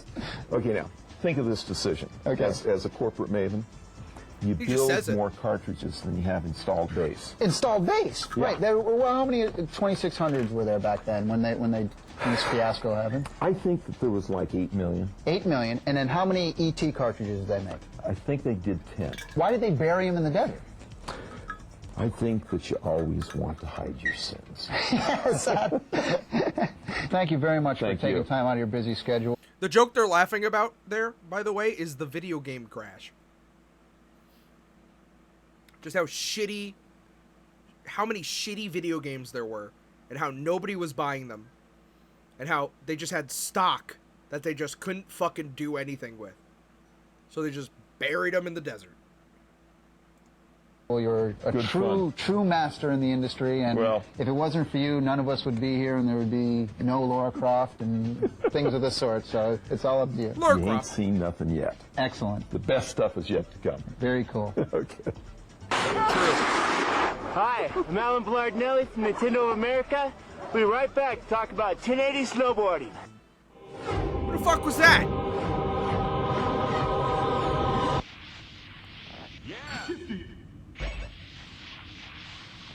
Cool tricks. Cool tricks.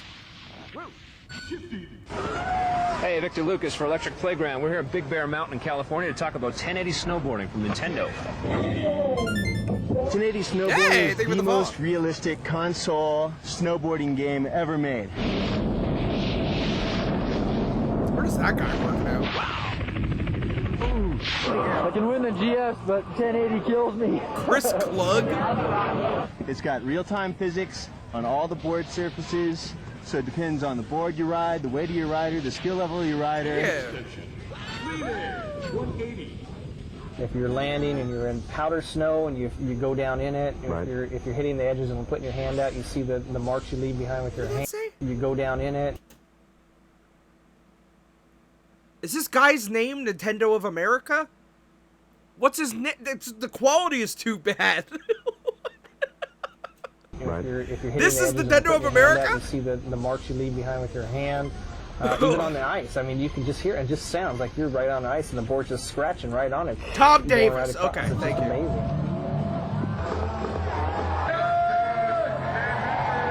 I'm Zoe Flower. I'm here with the Electric Playground. We're at Whistler for the Snowboard Canada Jam Tour. So have you seen Nintendo's new 1080 snowboarding? Oh, it's crazy. You do all these crazy tricks. Yeah? Anything that you can do in real life? Yeah, because if you get really good at the game, maybe you can take it to the hill, right? Oh no! What game was that? So have you seen Nintendo? What game are they playing? Nintendo's new 1080 snowboarding? Oh, it's crazy. You do all these crazy tricks. Yeah? What game is that? Arcade snowboarding game.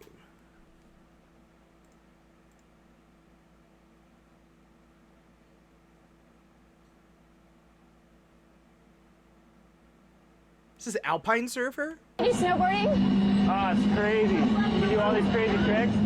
Yeah? Anything that you can do in real life? Yeah, because if you get really good at the game, maybe you can take it to the hill, right? Oh no. 1080? No, I mean the arcade game that they're playing. Because I don't know if this is 1080. I don't know if this is 1080. 1080 snowboard arcade. Because if it is 1080 and they just had 1080 snowboarding arcade machines, that'd be crazy, right? You do all these crazy tricks. Yeah? Anything that you can do in real life? Yeah, because if you get really good at the game, maybe you can take it to the hill, right? We need the fucking 1080p version of this. Hi, I'm here with Rich McMahon from Niagara Oh, Falls. that's the Duckle Stock, bro! 1080 challenge. He does it.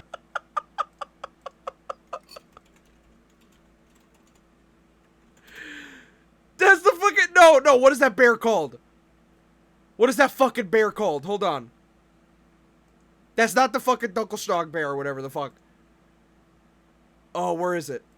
It was on my fucking wish list for a long time. That's the Kodiak bear. That's the Manhattan toy Kodiak bear. The fucking $300 one. Look. Look. Chat, you know what this bear is.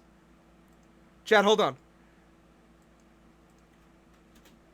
Chat, this is the bear. This is the bear that go, oh.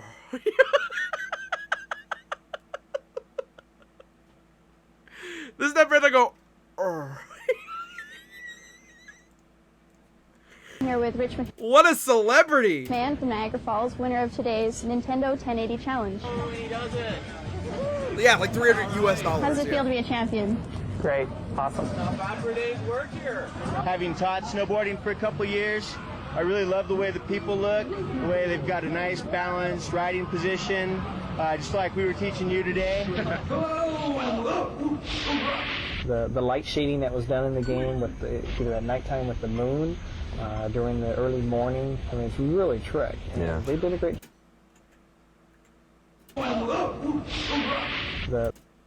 That's Star Fox back there. That's Star Fox back there. I think that's the same. If this is Nintendo of America Bellevue, that could be the same one that's in Pink Gorilla in the University District store. I'm pretty sure I've seen that statue in real life. The light shading that was done in the game with either at nighttime with the moon, during the early morning, I mean, it's really trick. Yeah. They did a great job. I mean, you get the spray of the snow like in your face. What do you think about the new 1080 snowboarding from Nintendo? Oh, that's super fun. Yeah. Really good, really responsive. How do you think it compares to real life snowboarding? It's really good. They're it's responsive. pretty accurate. Do you like the powder feeling? Yeah, the powder feeling is fun. Yeah. All the jumps? Yeah, jumps are fun. Yeah, qualified simulator for the U.S. Open. That's the plan. Did you get actual pro snowboarders in on the development of the game? Our chief programmer, Went to that Giles sort of Goddard, revisit it? is Yeah, a it's great. snowboarder himself. Okay. Pink So Girl's awesome. this guy, when he came to make a snowboarding game, came to make a snowboarding game. What are some of the different modes of gameplay in this thing? You can do a head-to-head competition. Just where like you can't knows damage things. yourself I out of the know. race, but I just know a lot about like local fastest gaming. I time guess. wins. I don't know. You can do a trick attack, which is on the regular courses, as many tricks as you can get in the allotted time. And then you can do a stunt mode in the half pipe, of course. You can do a slalom race for time through gates, just like the GSers did in the Olympics. Yep. And then you can just free ride. Tell me a little bit of what snowboarding means to you, because you've been involved with it for a few years. Did I mention there are some very beautiful girls who snowboard? No, mention that again. Bro.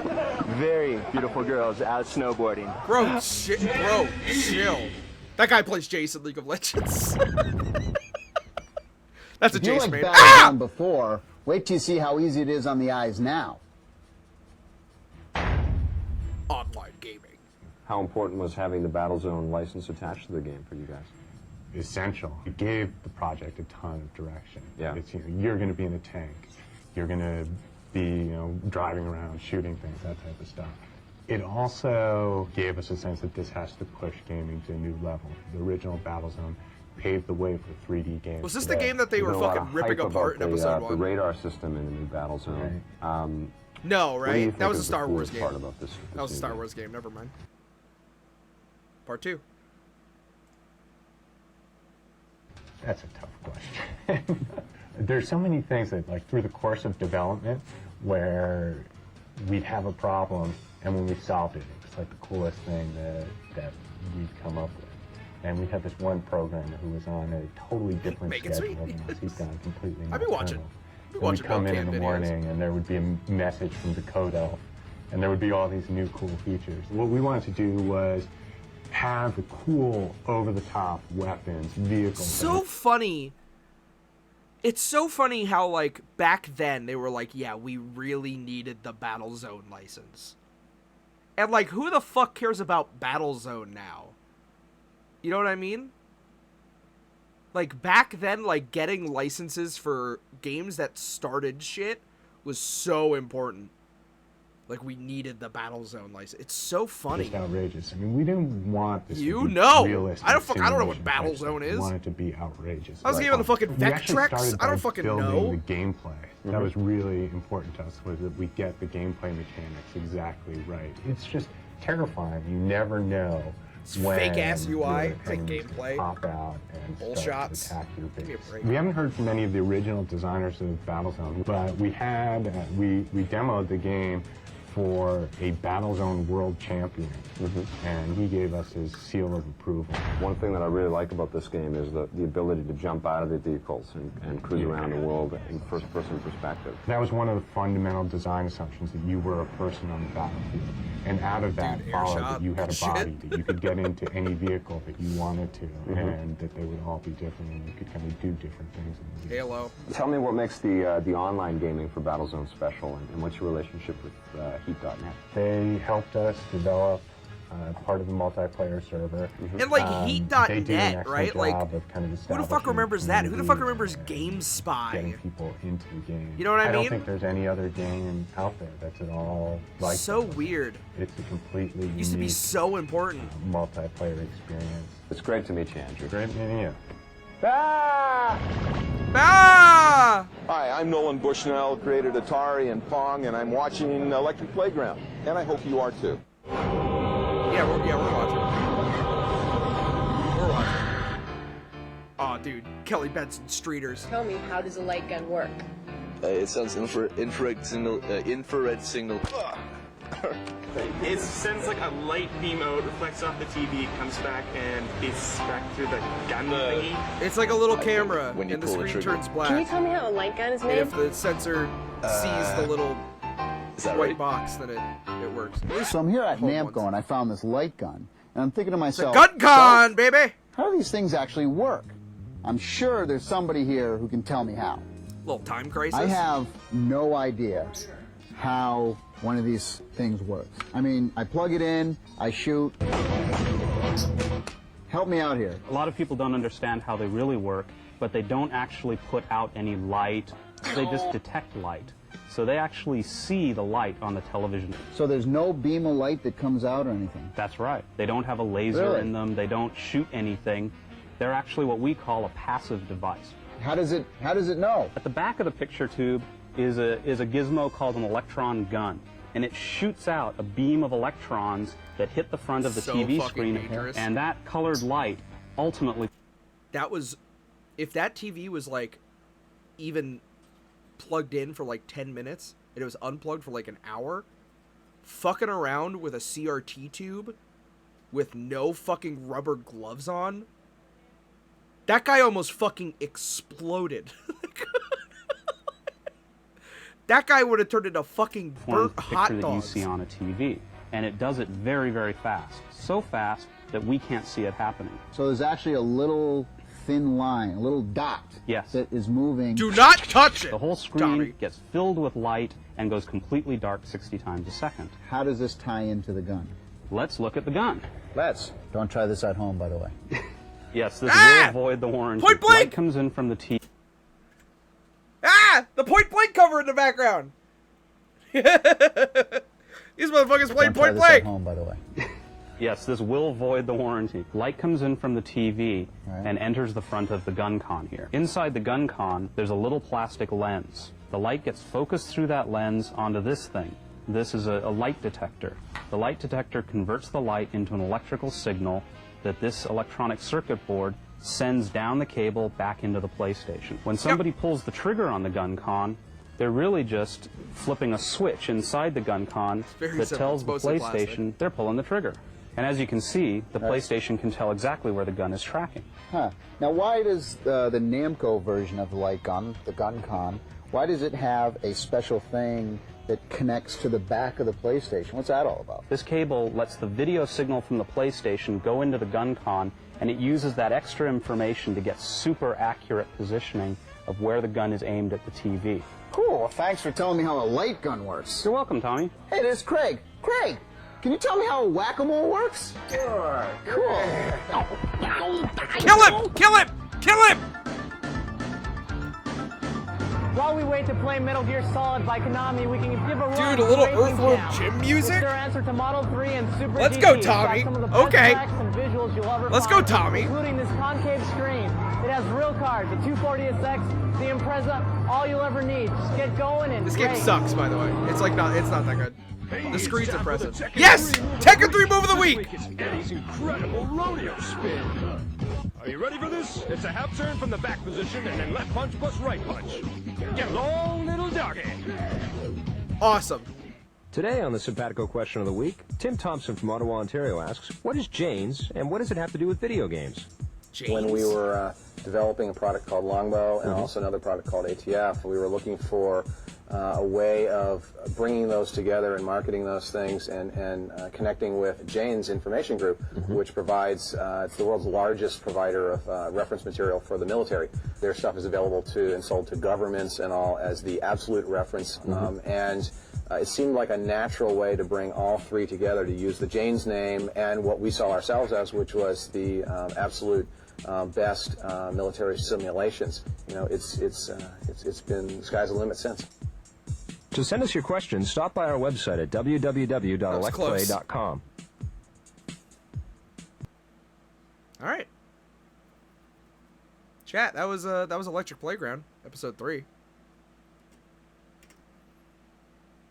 How did we feel? Did we like that episode? What was better? Episode 2 or episode 3? Electric Playground episode 3, part 3? Oh, it's not even over. Lock it down!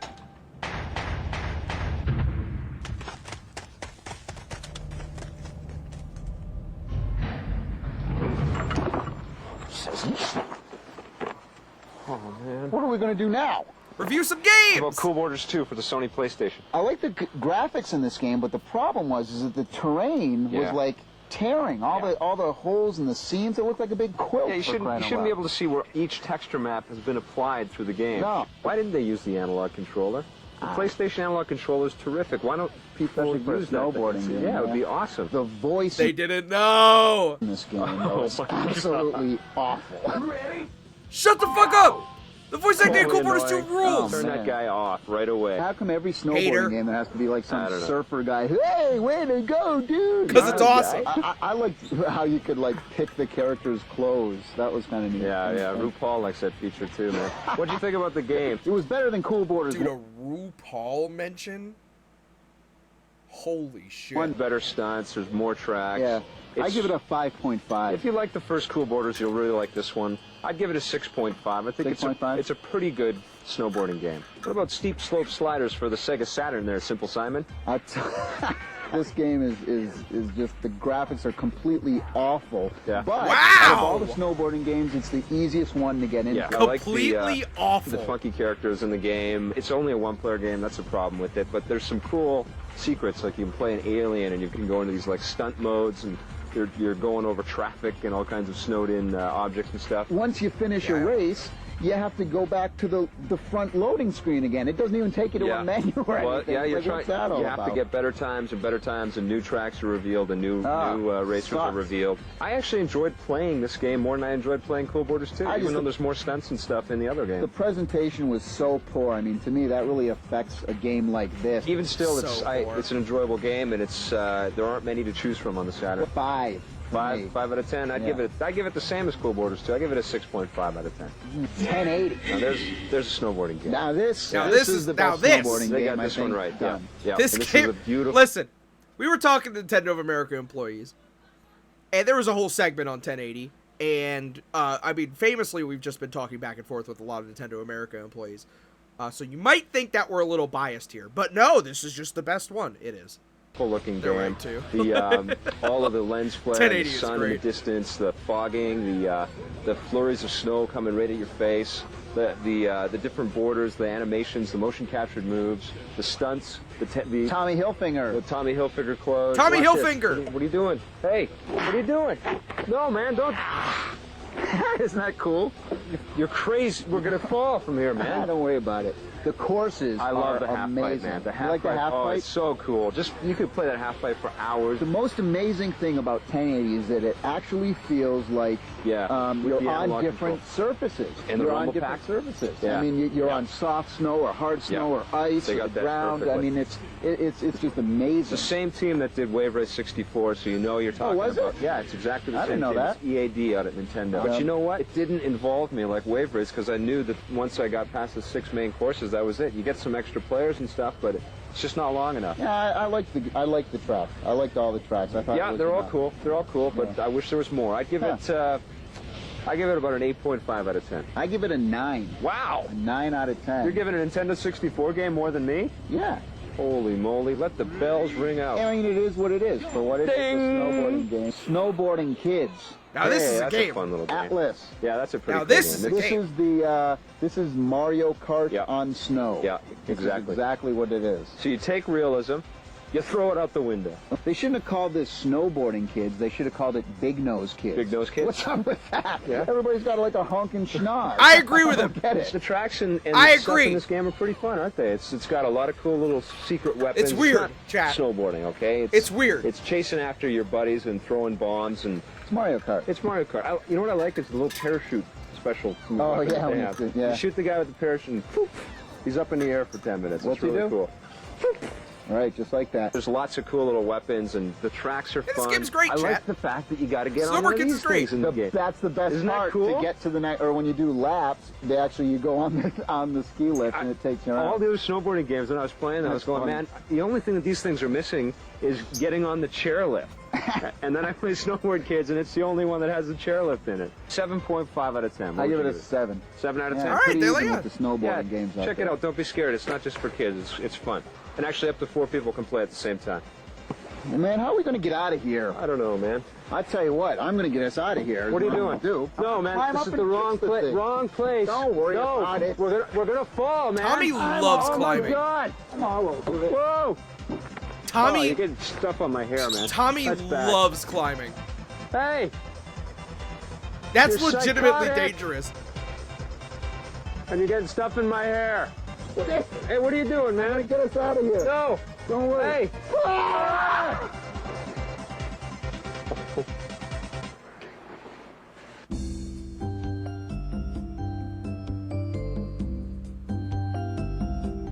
Great to meet you, Andrew. Nice meeting you. He died! Production assistance for the Electric Playground is provided by Nintendo of Canada, makers of 1080 Snowboarding. Heat.net, makers of There you go. Netfighter. Okay. Yeah, there you go. Electronic Arts, makers of Need for Speed 3. Buy our game. I'm doing it right now. Namco, makers of Tekken 3. Shut up. The final episode, dude. No, there's plenty more after that, chat. Not to worry. What were we doing? Oh, yeah. Now back to this shit. This boring shit.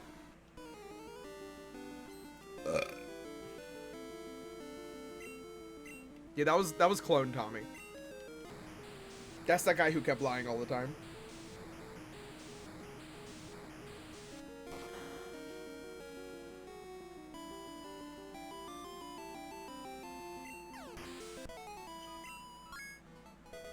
Yeah.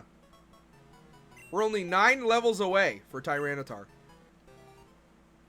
Robbie, did you play Sonic Frontiers? No, I didn't. And I don't think I will. I think Sonic Frontiers is on the Never docket. Here, let's check. Let's check. Let's check the docket.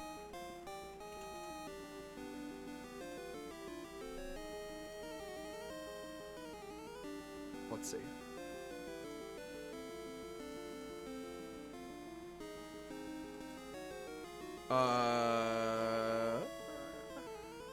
Never gonna happen. Yeah, Sonic Frontiers is in the never gonna happen section. It's in the never gonna happen section. It has the best fishing minigame? No, it doesn't. Be honest. No, it doesn't. The best fishing... The best fishing minigame? The best?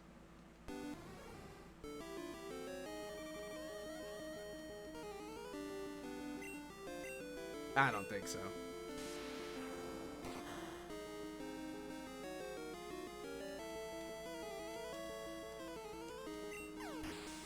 The best Sonic fishing minigame. That's not even true. Sonic Adventure had a way better fishing mechanic. That's not even true.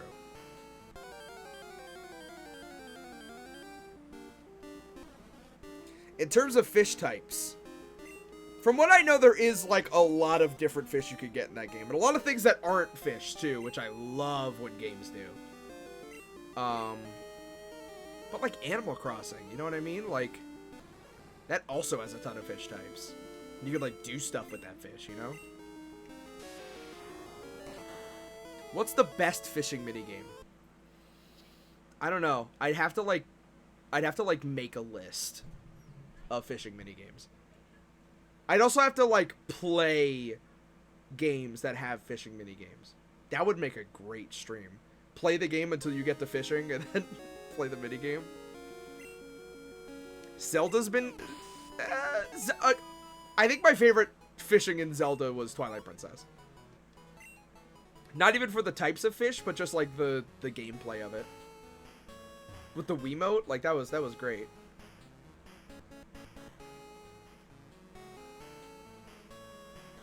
Where's Minecraft on fishing? Awful.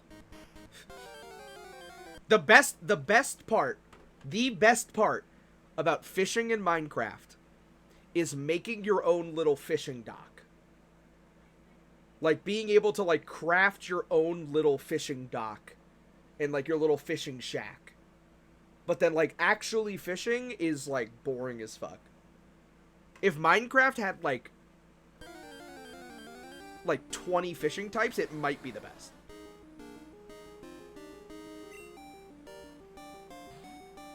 I would love to rank, like do an official ranking on fishing minigames.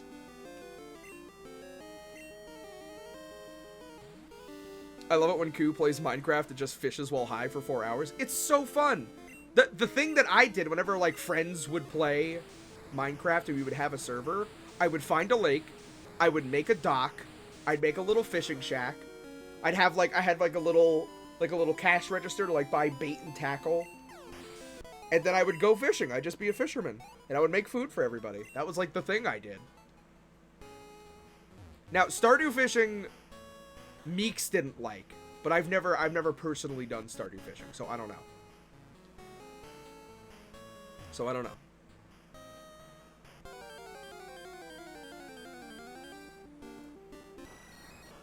I have to do an... hey, this is the second Old Man Murray mention on this stream. I have to do a parody of Time to Barrel to Time to Fish. Where I review how long it takes to get to a fishing minigame, and then also how good that fishing minigame is.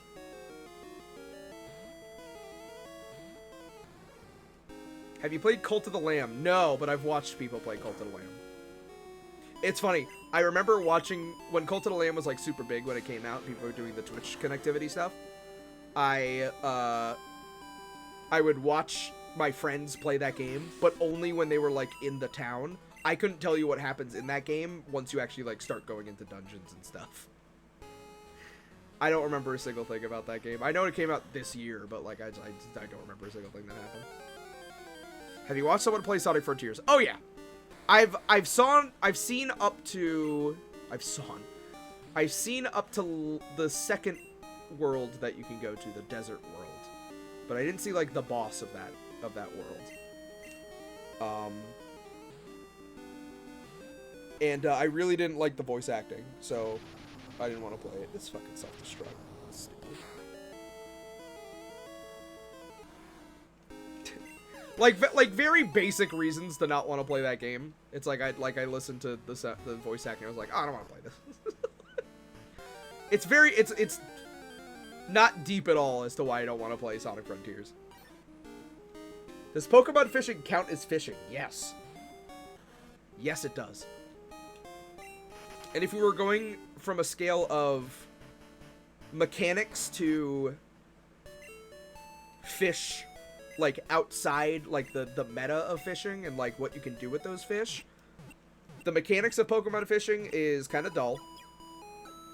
But the meta of like getting rods like as you play the game is fun. It feels like a good reward. And the fish that you catch, you can use in game to fight other fish. Like that's a dream come true. So like that aspect of it, like yeah, that's really good fishing. Where's Hades fishing? Hades fishing is fun because there's so many fish types, but it's all timing based. So like you have to really be quick in order to get like the really good fish, to have a chance to get the really good fish. So I don't know, like mechanically it's kind of whack, right? I also don't remember what you get from fishing. I actually completely forget like what the reward is for fishing.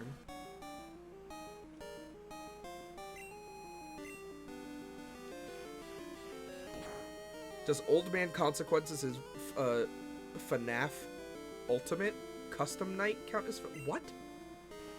What the hell are you talking about? What? What do you think defines a good fishing minigame?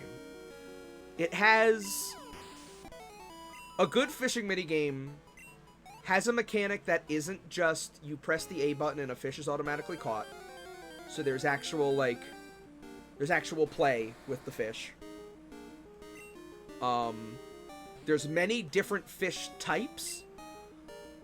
So, like, you can catch bass, you can catch flounders, you can catch snappers, you can catch turtles, you can catch squids, you can catch eels, you can catch sharks, stuff like that.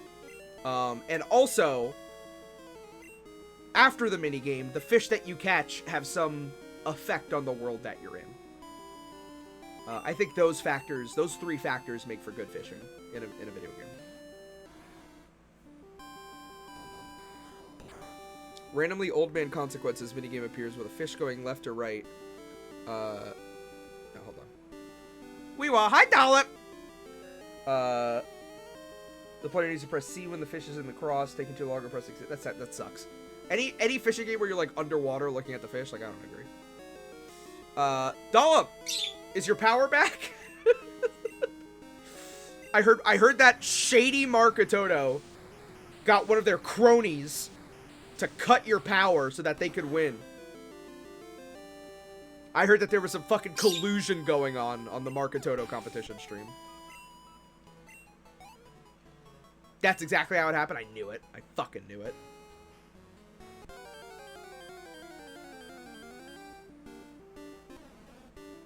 I fucking knew it. Can you fish in WoW? You can fish in WoW, right? How do you feel about Moonglow Bay or whatever that fishing RPG was called? It was good. The reason I stopped playing Moonglow Bay was because I don't even think that's what it's called. It might be called that. I stopped playing that game because I got stuck. Who the fuck's messaging me on Steam? I got stuck in that game and they didn't add a way for you to get out of it.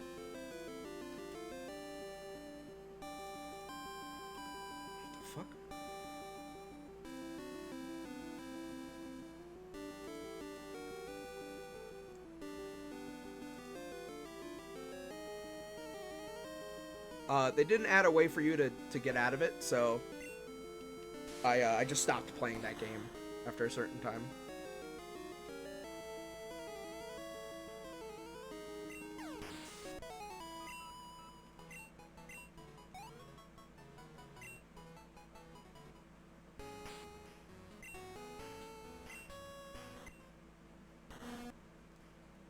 Okay. Does this Pokemon have XP? Sure. They definitely do.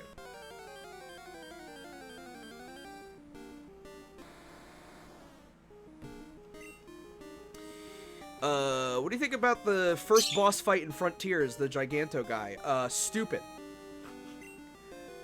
I think most of the enemy designs in that game are fucking dumb. Stupid to look at. Where'd you get an Ampharos in Pokemon Crystal? I didn't! I got it from Pokemon Silver. I did not get Ampharos in Pokemon Crystal. I got it from Pokemon Silver and then traded it over. You're a hater? You're such a hater? No, they're stupid. What was the last fun Sonic game? Sonic Frontiers. People like that game, right? Sonic Frontiers is fun. I don't have anything against Sonic Frontiers except its aesthetics. What about the fight itself, the music and stuff? Overrated. I don't know. You just fucking... You do the thing that you did at the end of Sonic Adventure 2, but, like, worse, and the music isn't as interesting.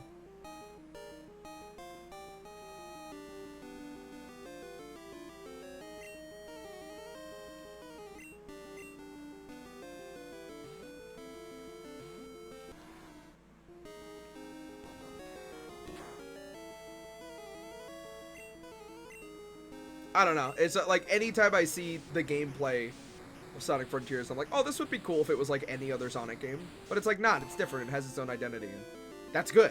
It's good that it has its own identity. I just don't particularly like it. I don't particularly like it.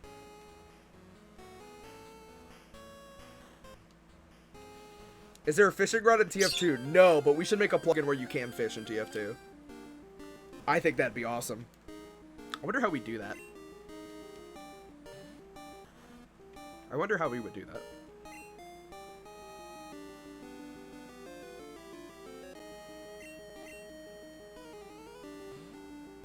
Team Fishing 2, that's the real TF2. How does Scout not have a fishing rod? So the fishing items in the game are...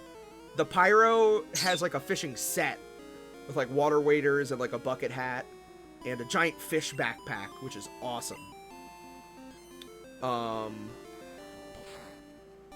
But yeah, there isn't like any like fishing games in TF2. And then, yeah, the Pyro Shark is just a pyro that you play near water. There's like 8 official maps that have water in it. You know what I mean? Crunch! Yeah, dude. Yeah, we learned Crunch.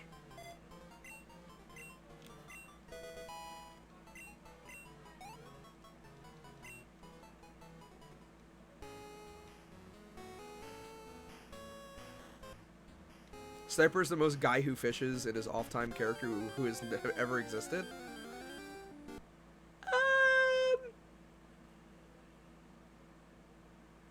I see why you say that because of the camping. I see why you say that. Engineer, soldier,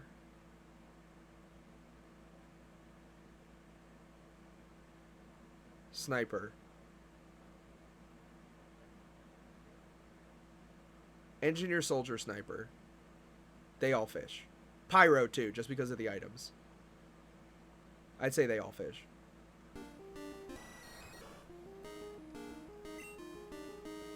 Sniper just for the camping, though, right? Because he drives in a camper. But I don't know. I don't know if he's like a fishing guy, right? He could just be killing people.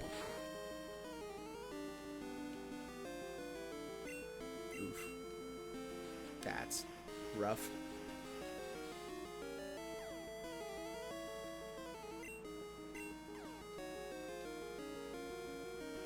Scout goes fishing to have gay sex at camp. I don't think Scout would like fishing. Here's why. I think fishing is like an activity you do with like a father figure. And I don't think the spy necessarily likes fishing. I feel like he would think it's too gross.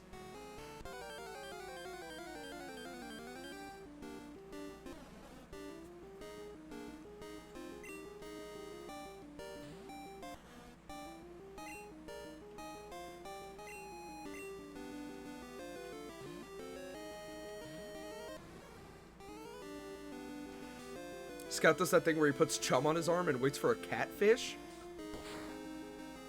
I think if you told Scout to get a fish, if you said, Scout, we need a fish, go get one, I think he would either do like the Homer Simpson, like put a bug zapper in the water to like kill fish in the water, or like he would legitimately like with a pistol try to shoot fish out of the water.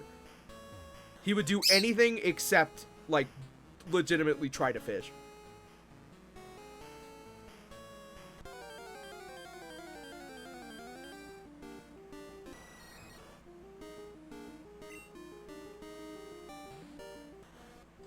Soldier gets caught on the hook. Yeah, because Soldier is like in the water chasing fish down. He's like swimming with the tuna fish like upriver to try to get them.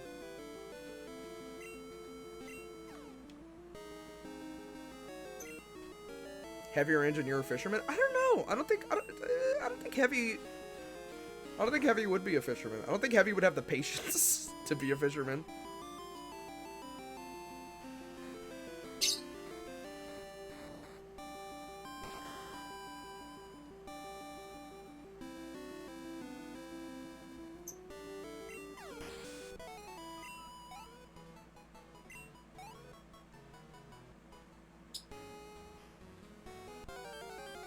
He has a literary degree? Yeah, but like if he were to fish, I think he would like... He'd probably like be reading books or like doing something else. Like looking at his gun or something. I'm not sure if he would have the patience for it.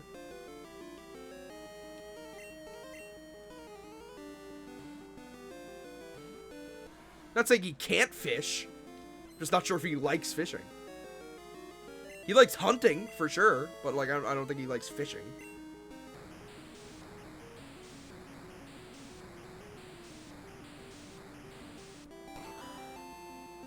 Medic absolutely doesn't fish. No, he would like reprogram like a beaver or something. He would like mind control a beaver to like jump in the water and get a fish for him.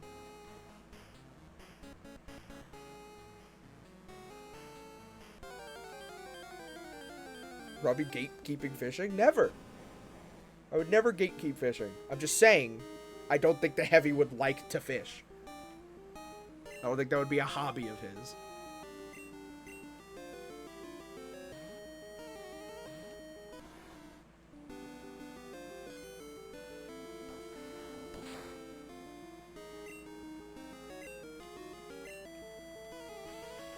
Demo Man would go fishing and proceed to get too drunk to fish. Yeah, I think he would like being on a boat.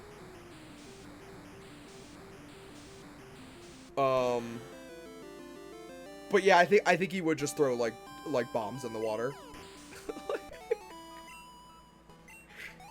He would probably fish. Demo Man would probably fish. I think he would like it, but like he's not like he would fall asleep. You know what I mean? Like he wouldn't be able to like reel in a fish.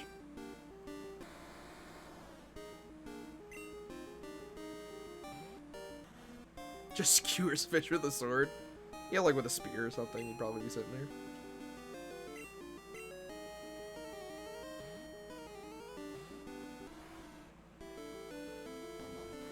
Pyro's a no-go? Pyro likes fishing. He's one of the only characters in the game that has fishing cosmetics. He likes fishing.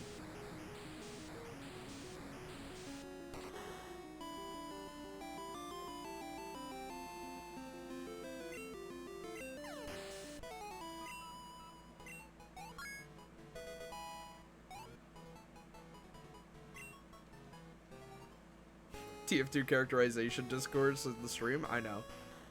I need Kimmy here, bro. Kimmy would know. I need fucking Kimmy Spice on the stream now.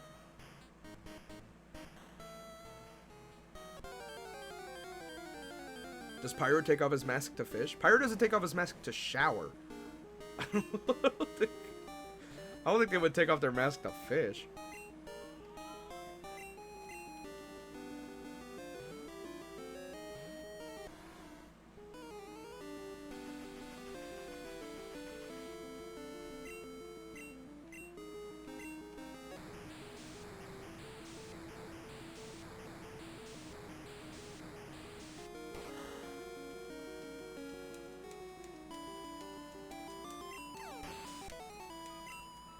How do you know that?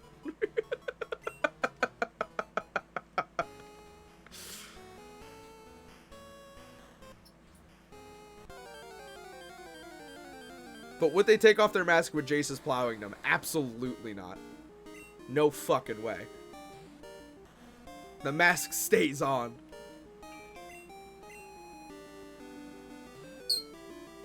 Oh, I just got an email from Twitch. That was the last Jace joke we could make. Alright. Just mute those. Fill her up!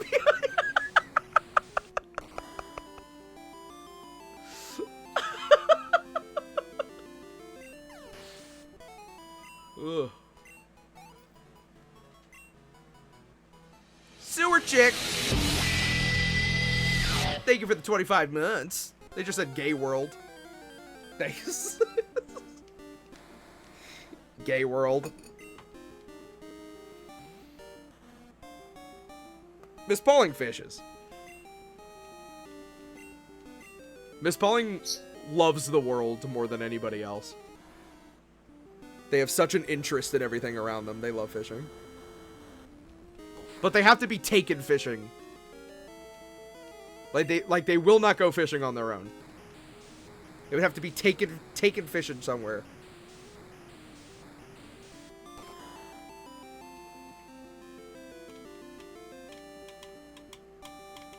She has a contract voice line where she's on a fishing trip, I think. Maybe. That's what I mean. She doesn't have time to fish. She would like, it would need to be a part of a mission or something. Where it's like, well, while I'm here, I'll do some fishing. Who in TF2 likes AEW and who likes WWE?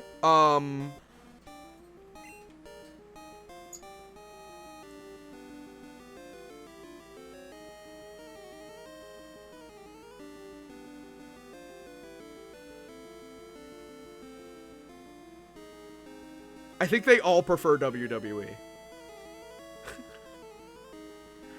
I think they would all prefer WWE. Yeah, like, Scout loves WWE for sure. Like, that's the easiest one.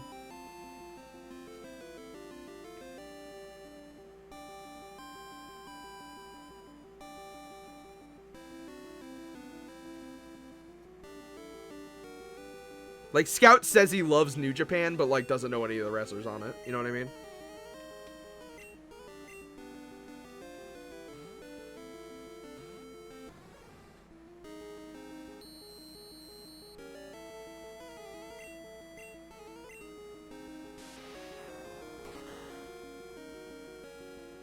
Better question, who are their guys?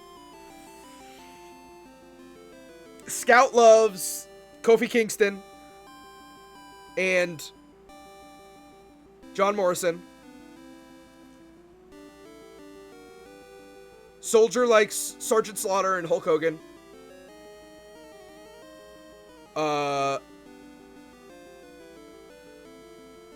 Pyro likes Doink the Clown.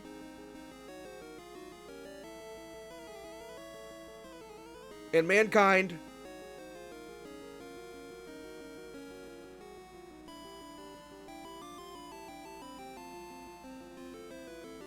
Spy likes William Regal. And JBL. No. Bad News Barrett.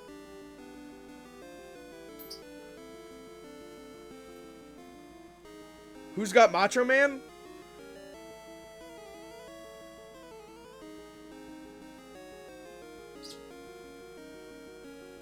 Engineer.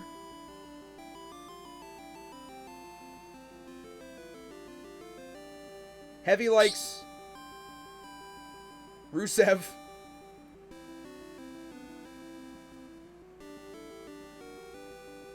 And Kane.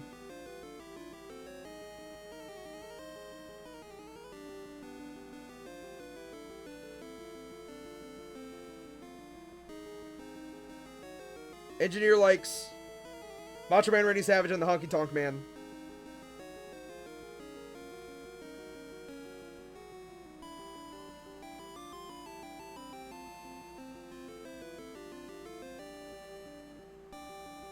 Sniper likes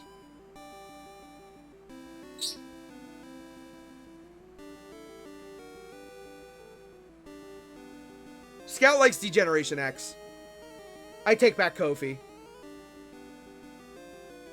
He likes DX and John Morrison.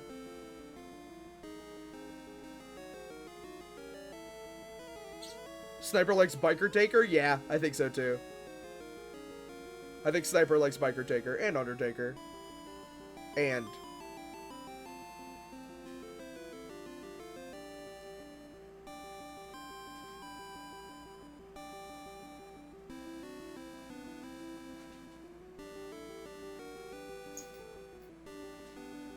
The Fiend. Bray Wyatt. Demo Man likes DX as well. And Ric Flair. No.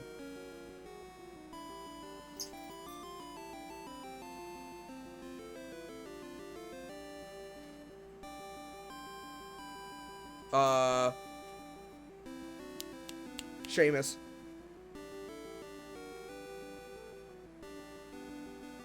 Who's Irish, not Scottish, but, you know.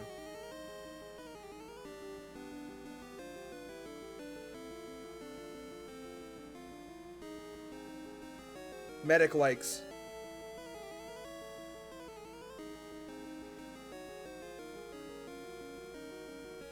Mankind. And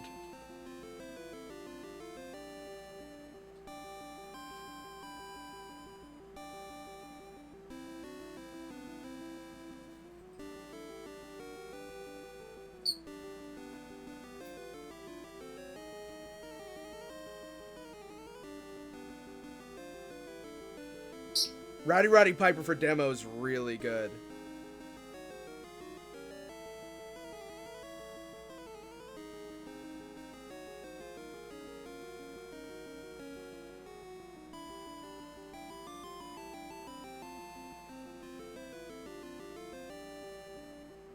Medic Likes Mankind, and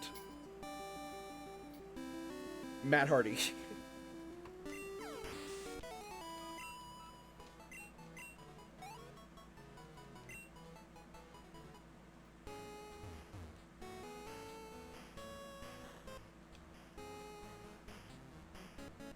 Would Spy even like wrestling? He would like William Regal and Bad News Barrett.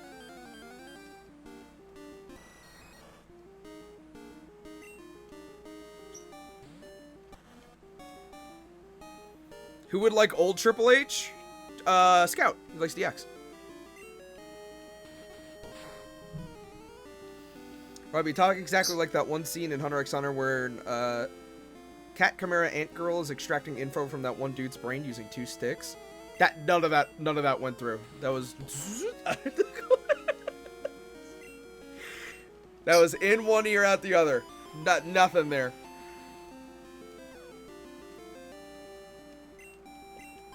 I heard Hunter x Hunter's good. Sorry, Hunter x Hunter. Sorry. Damn, I heard Hunter x Hunter is good.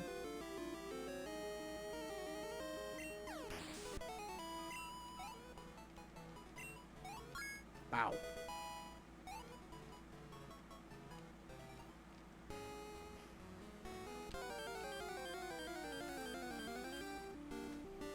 Graveler. That's the noise Graveler makes. Graveler. Ah, Graveler.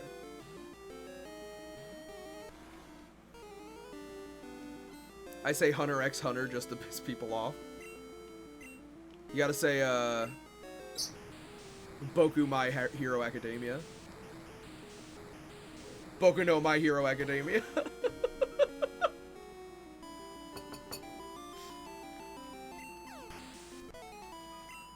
I might just start. Just really get under people's skin. My Hero Academy?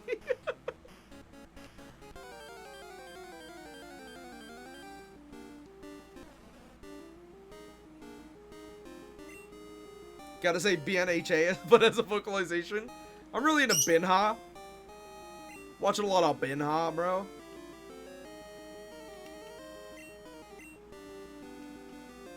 Love me some Binha.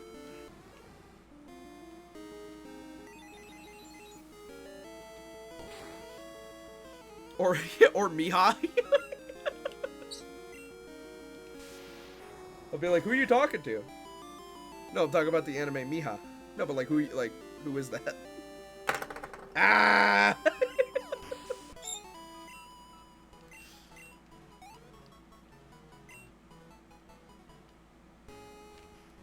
I remember from Sword Art Online, some people said SA Online with like freaks. Instead of just saying Sword Art Online, they would say SA Online. That's crazy. Does Sword Art go offline at any point? Chat, who in chat? Who in chat is a fan of Sword Art Online?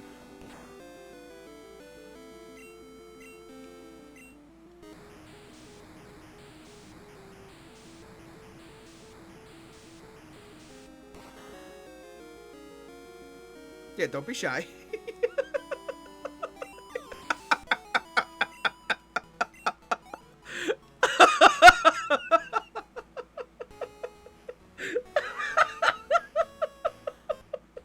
This is bait.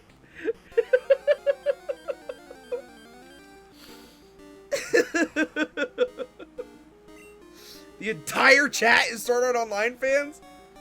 No. No way.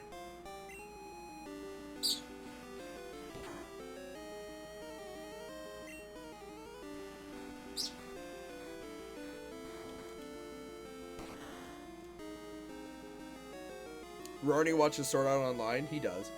And he cried at the scene of the novelization when he made a glopping noise.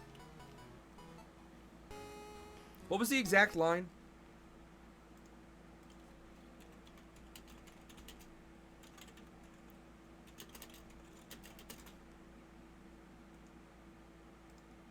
That's what it was. 2 years worth of semen made a glopping noise as it flowed endlessly into Asuna. That's the line.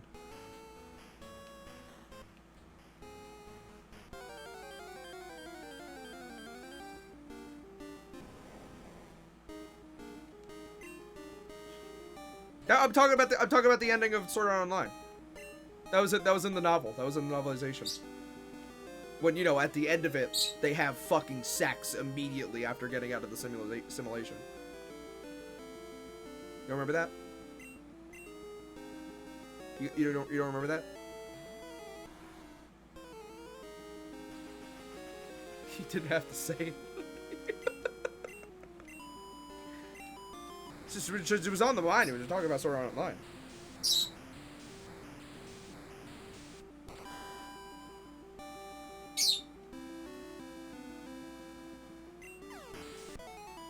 That's how I feel about Ready Player One. Like, doesn't Ready Player One have, like, really weird sex in it? Doesn't it, like, get into it? It should, like, as it should, but, like...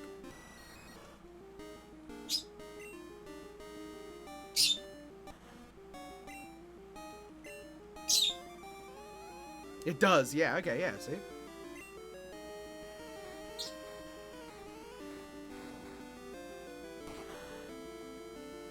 No, that's Ready Player 2 mostly. Yeah, we did. I think we did talk about it last time on stream.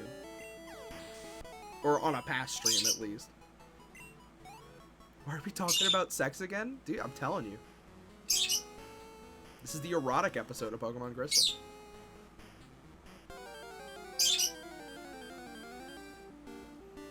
Fuck those books? Dude. The vitriol.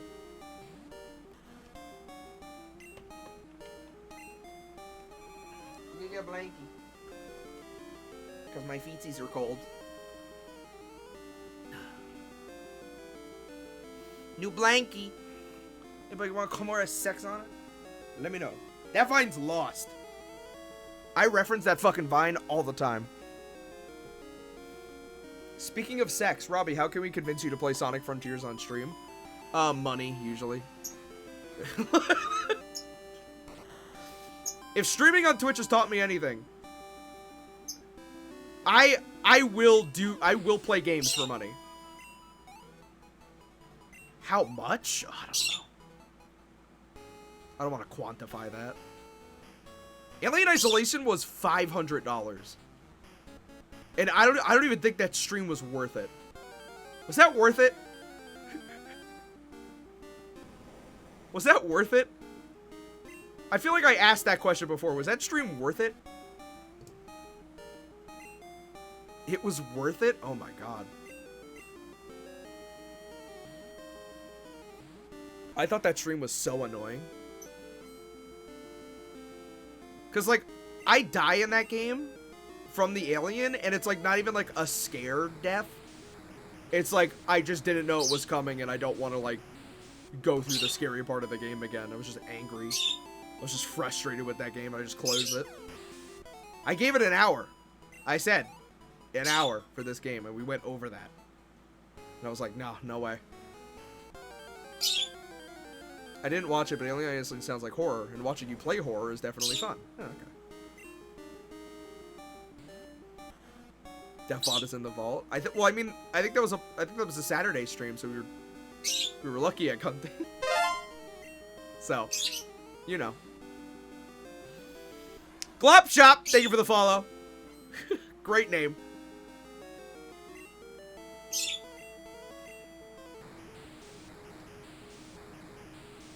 Oh, what is that? Bro, is that loss?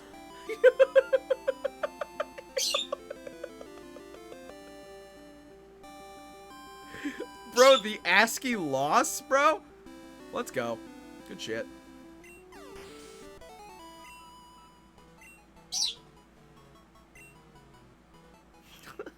Missing them?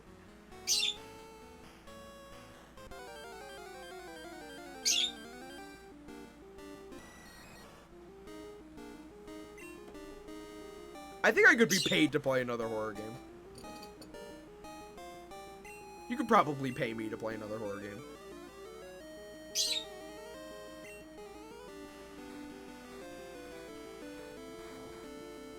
I just wouldn't know what. I feel like Alien Isolation, like, is the horror game. You know what I mean? So, like, how do you top it, you know? How much for you to play PT? There is no monetary value that anybody in this fucking chat room has for me to play that game. You do not have enough money. Not a single person in this chat has enough money to get me to play that game.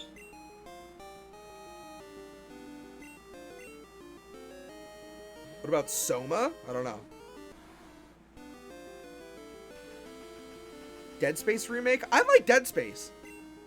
Dead Space is okay. I could do Dead Space. Oh, shit. What about a shiny quarter? Is Signalis scary? You know what? It's funny. I was talking to Brian about it. I was like, I should probably play Signalis. I got it for free. So, like, I should probably play it. And Brian was like, hey, I know that you, like, you're not good with horror. But, like, you're good with, like, action horror. Like, don't play. Like, that game is fucking scary to get through. I was like, wow, okay. Maybe not then. Dead Space is scarier than Alien Isolation? You're out of your fucking mind. You are out of your fucking mind. You have a gun in Dead Space. You have a gun in Dead Space.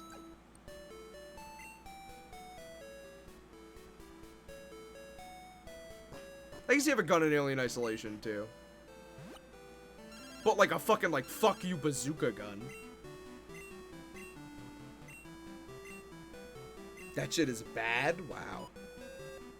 Yeah, you could kill the monsters in Dead Space, yeah.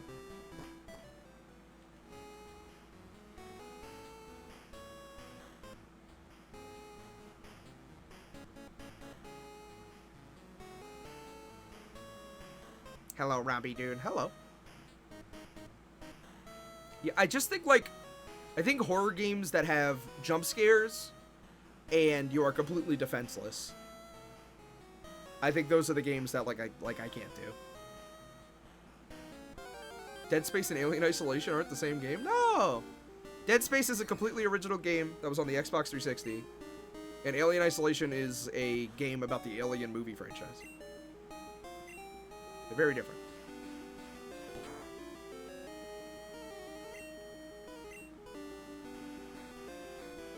Whack.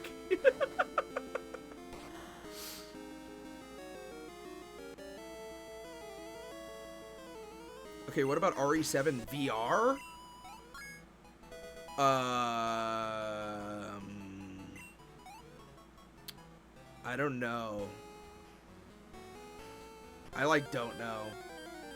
Maybe. I mean, I watched Chase play RE7. I could probably get through it and know when things are happening. So probably not. Hey, how we doing? We're doing good. We're just talking about what horror games I could play if I wanted to do another horror game intensive. By the end of Alien, you try blowing up their nest, and then you have to sneak up to 3 aliens at a time. What do you think of that? That sounds like it fucking sucks. That sounds like I'd turn the fucking game off. My vote is going to Soma? What the hell is Soma?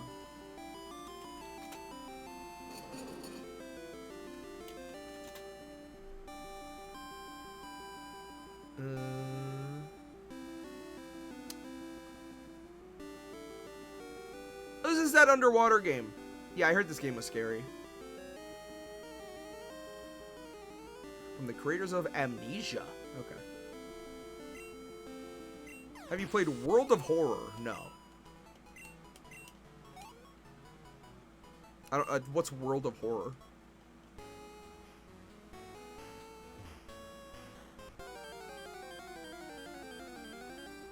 Oh, yeah, Robbie, would you play the Outer Wilds DLC? I'd have to play Outer Wilds first. Chat, it happened again. Someone who I know is who's very close to me started playing Outer Wilds. And you'll never guess what they did. You will never guess.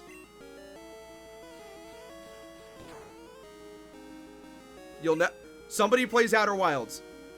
What's one of the first things they do? Recommend it. Exactly.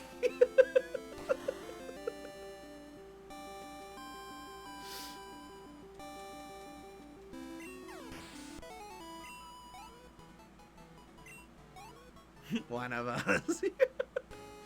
Did they spoil the no thing? No. Everybody I've talked to who likes Outer Wilds, they've always said, you should play Outer Wilds. I'm not going to tell you what happens, but you should play it. I used crunch by accident.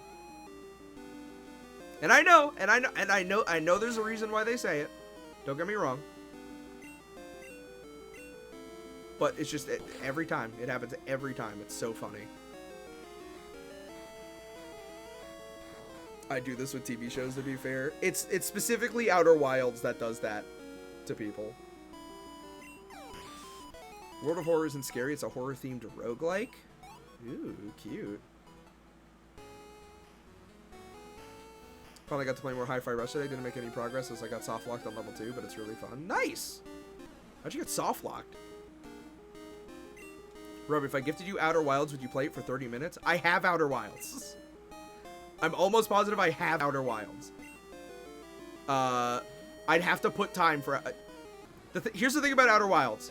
I would want to put time aside for it. I don't want to just, like, play it in the middle of a stream. You know what I mean? Like, I would want to, like, put time aside for it. Because everybody tells me it's, like, the next coming of fucking Christ. So I, like... I want to give it the time of day. I don't want to just do it in the middle of a Pokemon stream. You know the triple jump in level 2, where you got to do the jump and land in the combat room by the big lady whose name escapes me? Rekka, yes. Did the game just, like, not load? Oh, it's still on the jump pad? Oh, wow. That's scary.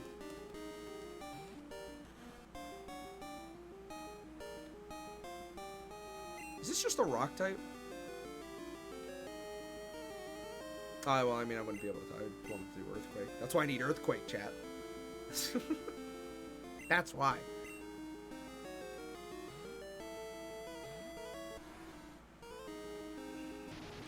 Could be a Wednesday stream after you've done your 5,000 hours of Final Fantasy. Meek says, at my pace, I have, like 3 or 4 more streams, and then I'm done with Final Fantasy. 10. And then, I gotta do 10 too. But Meeks hasn't started Majora's Mask yet. Meeks has not finished Ocarina of Time, so until that happens, I'll be in the clear. Probably playing Outer Wilds for 30 minutes would give enough of a tasting just to see what it's about without having to put aside too much time. Think of your good friend Twilight Beef and Callie and Scratch. Scratch also got into Outer Wilds as well. Yeah, I mean, I know how good it'll be. It's just waiting.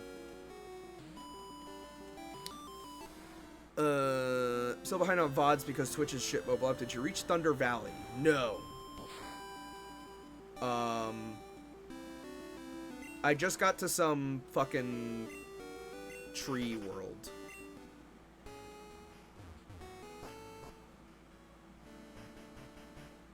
Where that race of people are. I just got past the show puffs. I just rid the show puffs for the first time. I don't know if that is anything.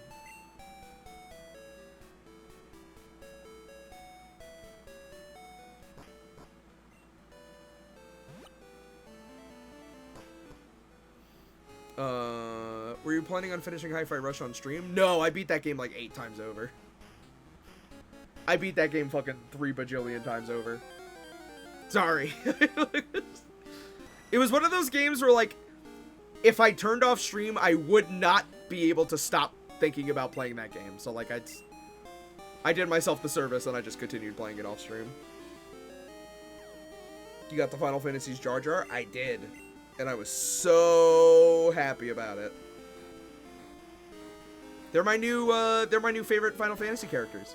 Chadley is no longer my favorite Final Fantasy character. It is now the Showpuff Drivers. Those are my favorite. Is Hi-Fi Rush combat, like, good? It's great. It is great. Is it DMC-ish? Yes. It is DMC with a beat. You should do a playthrough and show how different you play compared to when you started. I feel like I'm worse than when I started, to be completely fair. Because when I was playing in my first playthrough, I would, like, really cared about, like, being on beat. But now I rush through levels, and it makes my score bad. So I haven't been able to beat the game as quickly as I could.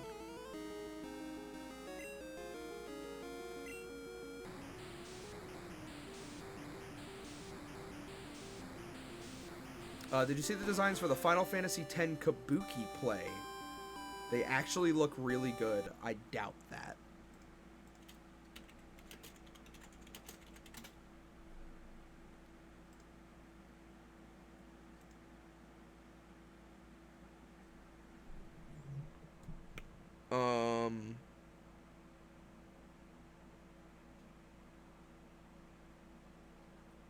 Everybody's outfit looks exactly like their outfit does in game, except for Titus, who has a better outfit than he does in the video game.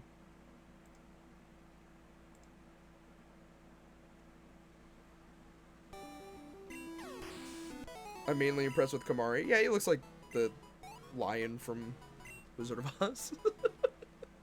It's not a bad thing. That's how he should look.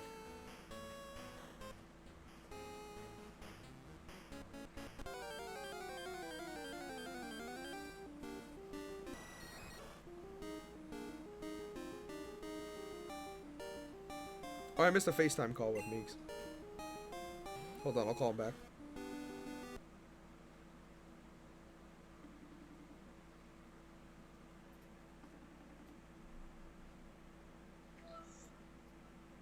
Hello. Why'd you say my name for?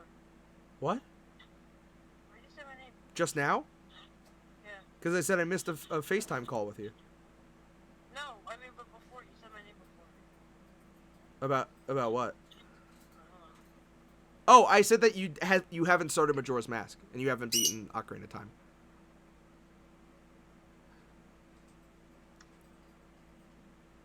Hi. Hi. Did you like your pastina? It was delicious. Yeah, is there any more? No, you ate it all?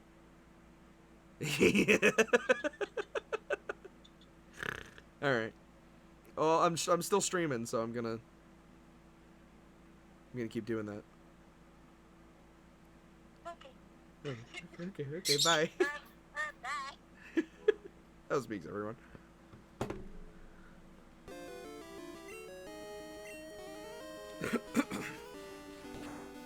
Today's Good Smile Day, and God, so much shit got announced that I need to get. Yeah.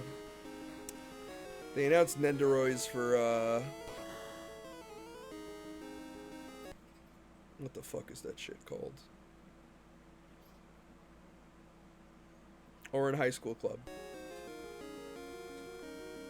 And Toriel. There's a Toriel Nendoroid coming out.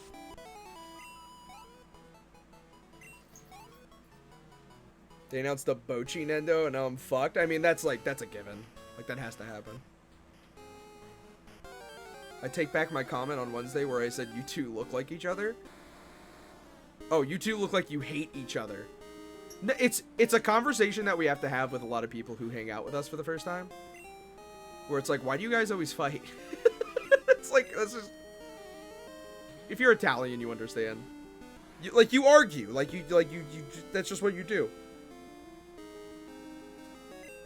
You would know when somebody's legitimately mad at you if you're, like, Italian. Because they wouldn't talk to you. That's how you know.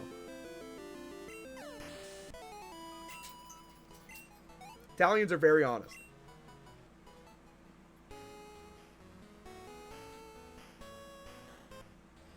I saw Barbie Nendo and someone was like, Bratz Nendo when? I think if you held that company at gunpoint and told them to make a Nendo with lips, they'd tell you to shoot them. Is there a Barbie Nendo?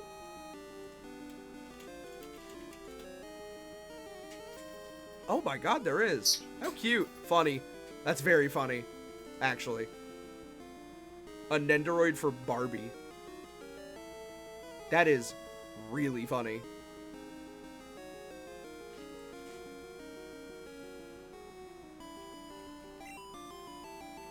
I need the Nendoroid for Barbie, and I need the Nendoroid for Stan Lee. Those are the two I want. Yeah, Friday Night Funkin' Nendo too. Yeah, it's so hilarious. You could fucking like they're just giving them a fucking away at this point. They'll give them to fucking anybody. They don't fucking care. They'll fucking give Nendos to anybody nowadays. Who gives a shit?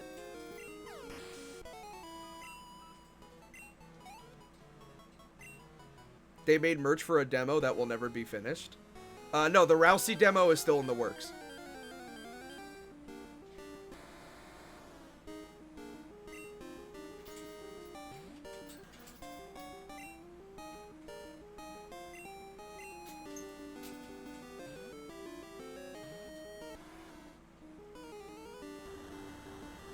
Fuck it, come on.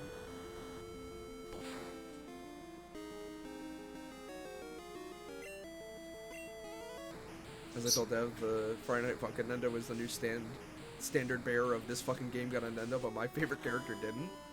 No! Cause Friday Night Funkin's like super popular. like at the end of the day, that's something like everybody's just gotta fucking accept. Like no matter what, like that shit's just super popular.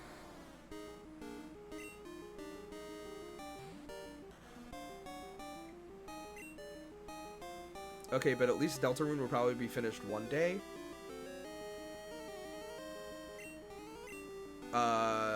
Yeah, maybe. I think there's way worse things about Friday Night Funkin' besides the fact that it might not be finished. In my opinion.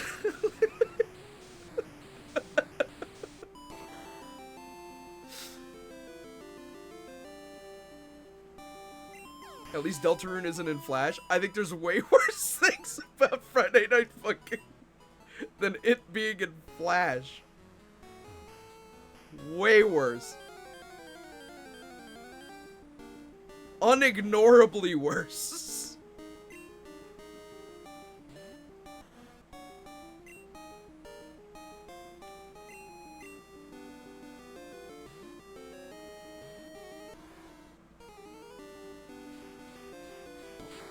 I know it'll never happen, but God, I hope the Bobobo Nendo comes with a head that has Yugi summoning Osiris out of the afro. That, dude, Bobobo merch in fucking 2023 is a W. That is a fucking W, bro.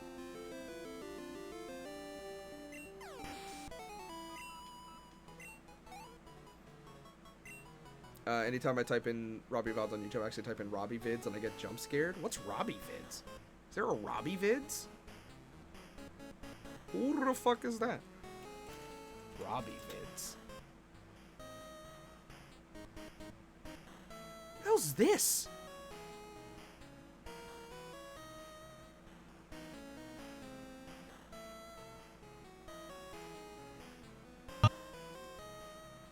What the fuck?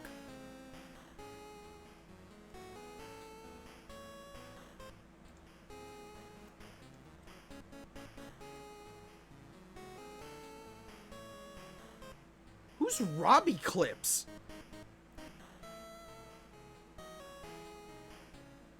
What the fuck is this?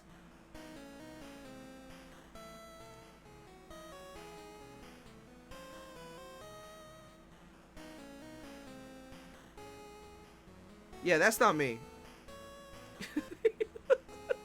That's you. That's Rardy, bro.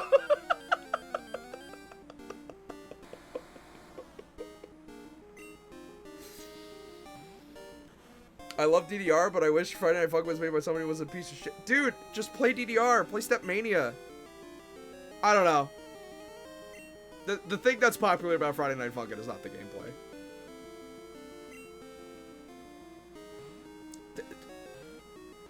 Dude, I don't even want to get into it. Like, I don't know. I feel like I'm not the person to talk about this. I don't think I'm the person that should be getting on this fucking pedestal.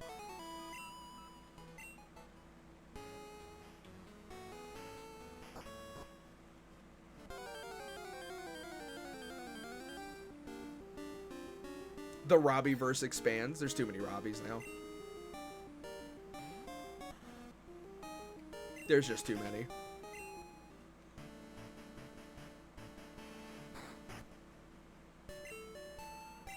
Speaking of, one of my coaches is now teaching at New Japan Wrestling Academy. Cool. New Japan Pro Wrestling, excuse me. That's good shit. Awesome. Congratulations to them. I will say you and Chase are the only ones I've seen hate on Friday Night Funkin'. Yeah, I feel like people are scared to say anything about that game. Because it's like, mostly kids like it, you know? And like, that's what I mean, like, I just don't think, like, I'm the person to say anything about it, because, like, who the fuck am I? Who the fuck am I? Like, I'm not better than the rats, obviously, but, like,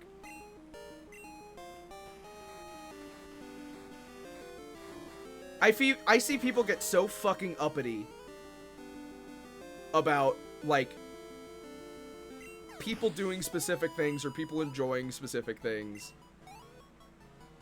which is, like, fine. You should be able to have that freedom to do that. But, like, also have, like, Friday Night Funkin' avatars. Like, I don't know. Sometimes I think the kids aren't doing as good as I thought they were. There is a very important lineup here. You're absolutely right. I also don't want to say with, like, my face, like, I don't know. Like, very, very weird, like, line to toe when talking about Friday Night Funkin'. Because, again, who the fuck am I? Like, it's whatever. Turn the camera off and say it? No. I think there's a lot to be said about, like, things that are primarily extremely pro Newgrounds, just as a baseline. Which, like, I understand its importance. As an animator, of somebody who's been on the internet for most of their life, I understand its importance.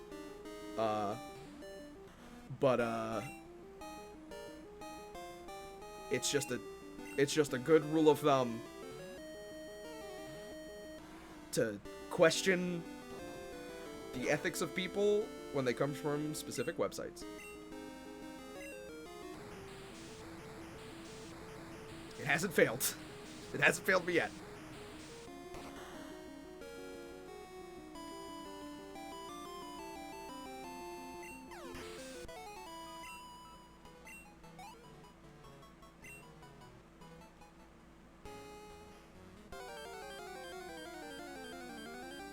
It's also not something that, like, here's the thing, right? And it's, like, here's why I hate being put in this position. I don't want to be, like, the catalyst of a discussion. Especially because, like, hey, you could be watching this video, like 10 years from now. And I want to be like this guy who's like, I fucking hate this thing, I hate the fucking this person, that person, this person. And, like, things change, you know?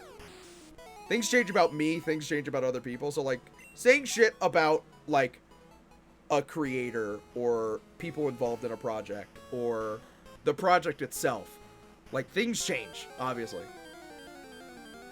I could change, you know? Like, this could all be super ironic when the fucking Robbie Dude call-up post comes out.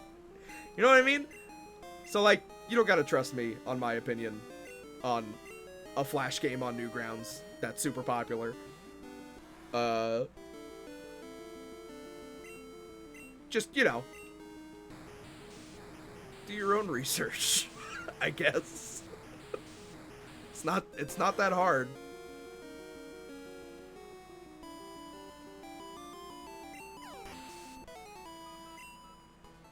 But then why say anything if there's a possibility of changing it later? Yeah, I mean, you're right. But, like, I don't know. Like, I don't think it's necessarily a conversation that I should start.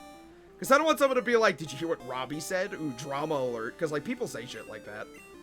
It's annoying. It's, like, it's so fucking annoying to, like, have that over your head. And it's not something I necessarily ever, like, feel like I have over my head. Because, again, who the fuck am I? But, like, let's say one day down the line, I get, like, any type of, like, group of people that start watching me. Where it's like, okay, this number is gone up by a percentage. Because people start looking at my content that didn't before. And then one person in that group goes, oh yeah, but did you hear about what he said about this? And then it's like, oh, well now we all have, now this is the topic, this is the discussion. And those specific people I feel like are in Friday Night Funkins fandom. So like, I don't think I should be the catalyst of that. That's not for me to bring up.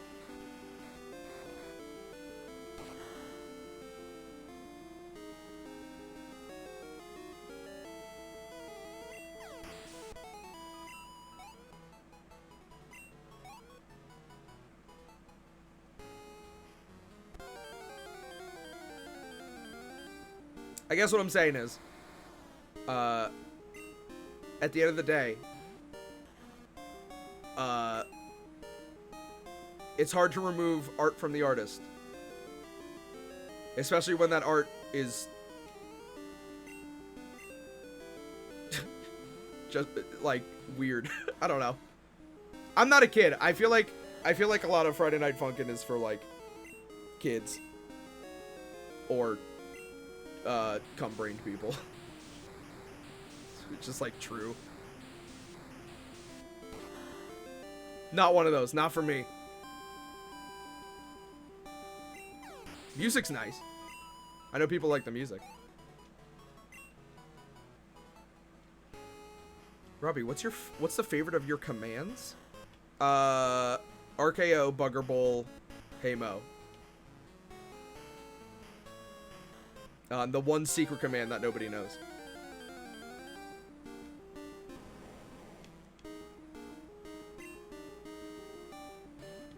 Last tweet is also really good.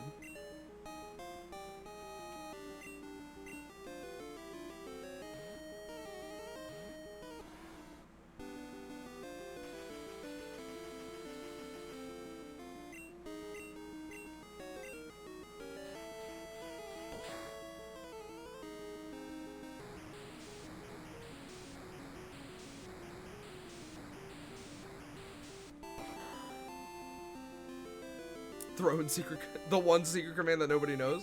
That's it. That's the one. Can you just look up my commands on Stream Elements? Is that something you just do? That's awesome.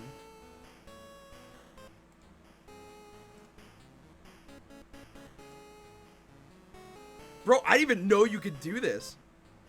Oh, that's great. What's even on here?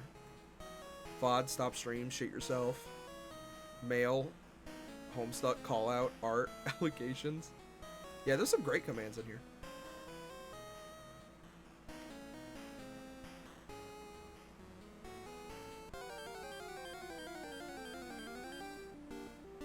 I actually just remembered, I updated my throne. Hey, fucking phenomenal way to transition into this conversation. I updated my throne. If you want to hear me talk shit about your favorite video game, buy me something on Throne. I updated it with a bunch of extremely expensive Supersonico figures. As well as two Simple 2000 games that I don't have ROMs for. And a Joker figure that costs, like, I think, like, $800 or something.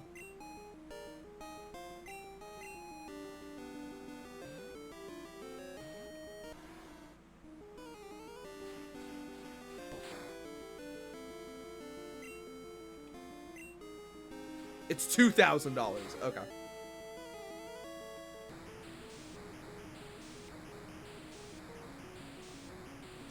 Buy Robbie the Fabergé egg and we will talk about Newgrounds artists. We're gonna get super talking about Hot Diggity Demon if anybody buys me anything off Rob. Just gonna get really into it.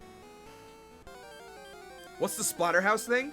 The Splatterhouse thing is, it's a Sofubi soft vinyl figure made by a soft vinyl production company in Japan who just, for some reason, like, has the, like, license, like, the merch rights to Splatterhouse. So they make Sofubi of Splatterhouse characters. And that Sofubi is the final boss of Splatterhouse. It's one of the last ones, if not the final one. But it's also a lamp, so it, like, turns on and the light inside turns on. If I, like, get disposable income, I'm just buying that for my fucking self. I want that shit so bad. It's so fucking cool. Robbie trying to have the complete Simple 2000 series so he can say, at least I have the 2000 series after they get canceled. At least I'll have games to play.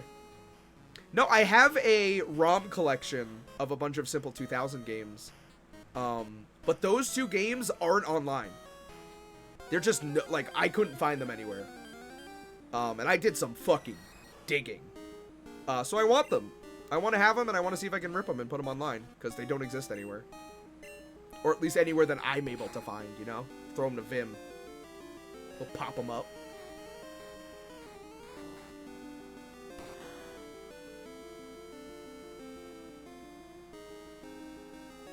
But yes, once I get canceled. When I get canceled. I'll just pop open those Simple 2000 games. Got a bunch to get through. And that's a promise. That's the Robbie dude promise.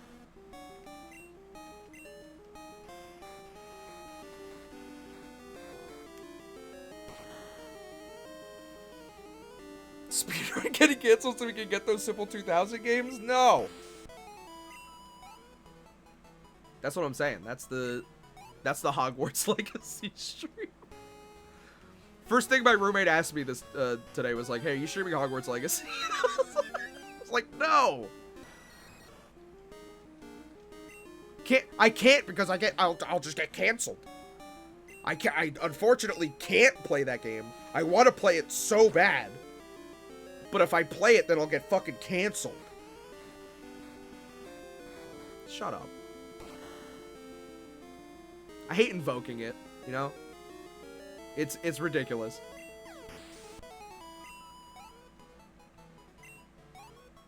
Even to be I should have even said that. Don't even talk about it. Just shut up.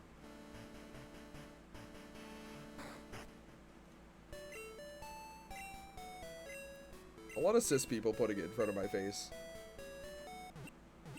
It's like, did you see he was playing Hogwarts Legacy? He's like, I don't give a fuck. I don't want to see that shit.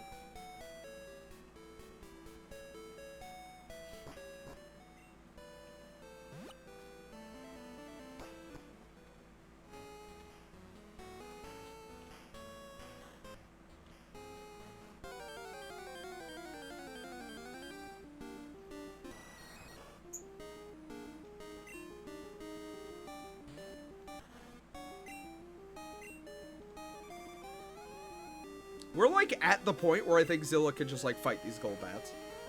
As long as they don't use Confusion. Or Confuse Ray. I think we're, like, good.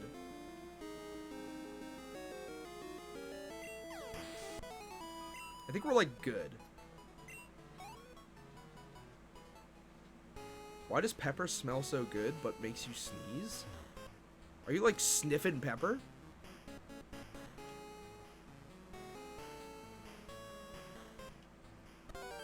What level does Zilla turn into Tyranitar again? 55. 55. I am not a pepper sniffer, no. I actually don't even like pepper that much.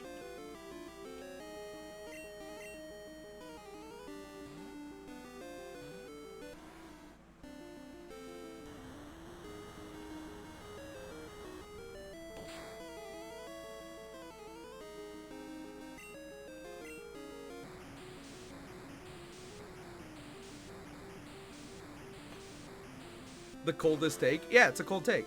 Spellseeker is better than Hogwarts. Everybody has that take. It's not a hot take. That is a frigid take. It's just a better game.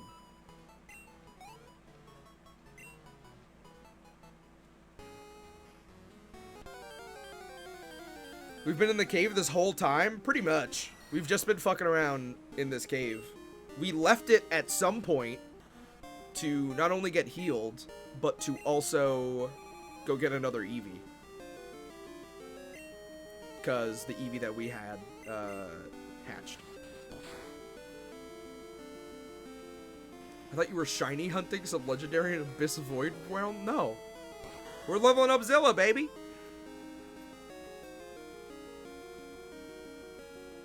Zilla's got to get to level 55.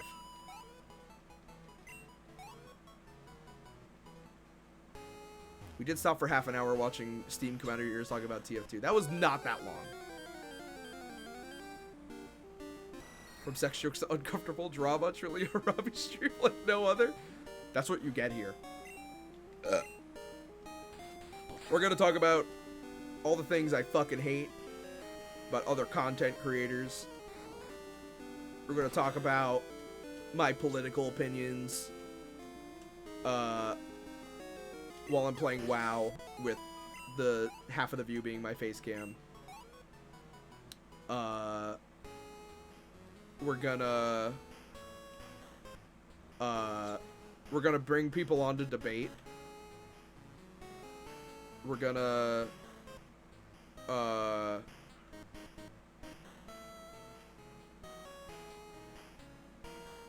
we're just gonna we're gonna do it all.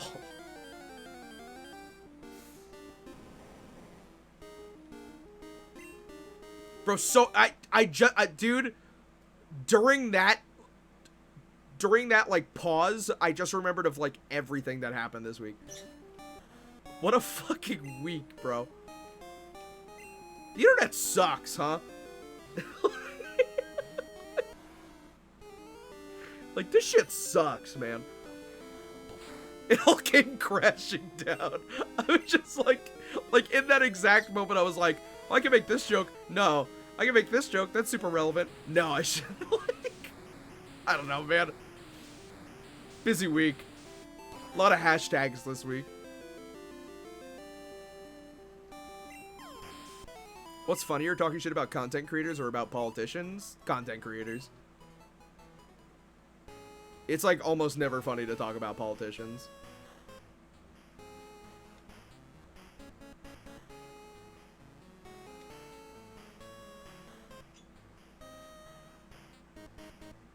Cause like it's like so much more like meaningful, you know what I mean?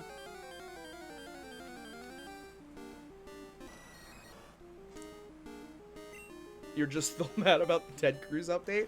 I feel like if it's like in that kind of light, it's like not bad. But it's like, did you hear what this politician had to say about trans people? It's like, no, I didn't, and I don't fucking want to. I don't think I should make a joke about it either. It's like a serious thing that's happening and affecting people. You know what I mean? I don't know.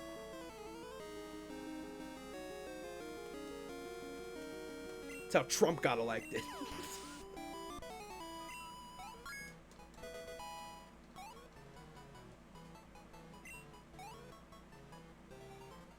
Oh my god, we're so fucking close.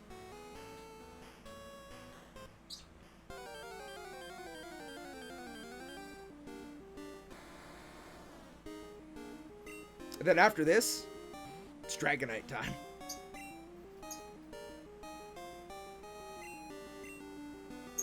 Oh, you're a political streamer now? Saying Trump is bad? I was thinking like there's definitely one viewer who heard me say that and they were like, "Oh, this fucking leftist." Like, I'm fucking out of here. Fuck this shit.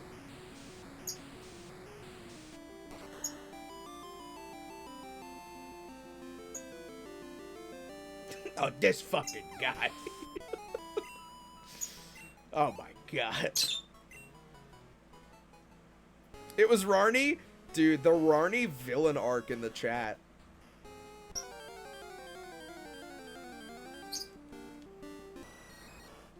I once told my family, I was talking to my grandma, And she loves talking about politics. My family just got super into politics recently. I say recently, in like the past like 5 years for obvious reasons. But like, I told my family about the saying, vote blue no matter who. And somehow, my grandma and my great aunt never heard that saying. And it was like confused. I was like, that's like, that was a saying like before I was born. You know what I mean? Like that was like they said that shit about Reagan. You know what I mean? Like, how have you never heard that? So now whenever my great aunt like sends me stuff or like sends me a text, she's like, I love that saying, vote blue no matter who. It, like it's so like it means so much. I was like, oh, okay. She sent me a tin of brownies from a place in New York. And let me get it. Hold on, wait. I have the piece of paper somewhere. Where is it? It's over there.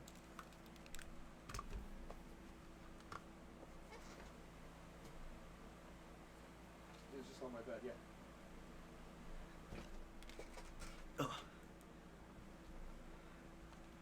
Reagan Arataka? No, the president, Ronald.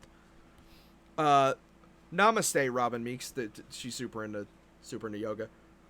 Hello, Seattle. All you need is love and the best damn brownies in New York City. Enjoy every bite. You're wicked. Go blue, no matter who. And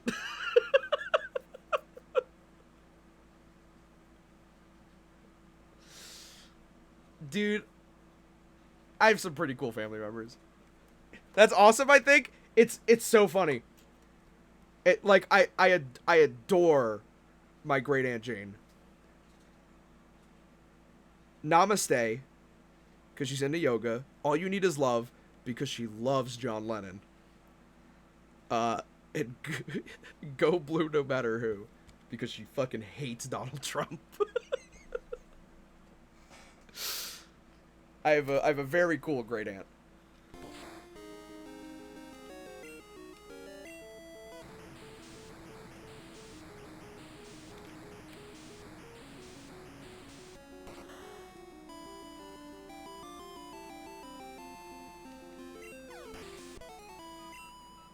Add Aunt Jane to the Robbie Dude wiki. I know, yeah. Which everybody is constantly updating. Everybody loves going to the Robbie Dude wiki. And soon, the more I trickle out about my real life, about my family, and about where I grow up, soon we'll have a complete history and political view from Robbie Dude on the internet. Could we get a full family tree for the wiki? Probably not. Right?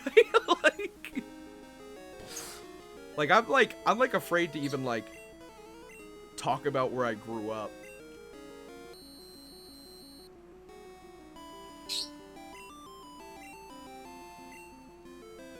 One day I will. One day. I'd really like to.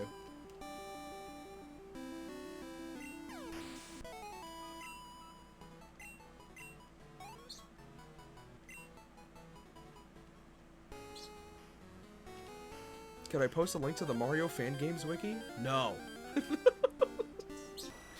Hell fucking no. I can't even fucking believe you know what that is. Get out of there. What the fuck are you looking there for? Would you ever do a stream with your parents like Chase did that one time? I would like to. At least my father. I've asked my mom to be on streams before. And my mom was like, no, I don't want to be on there at all. I was like, okay, that's fine. But my dad, I think he would be super into it. I would love to interview my father for a live stream. I think that would be a fucking blast. Like, something just happened with him recently. That's so funny. I say this all the time. I make the same joke all the time whenever my dad comes up. Because it's true. If you ever want to know where I get it from my father. He is a capital C character.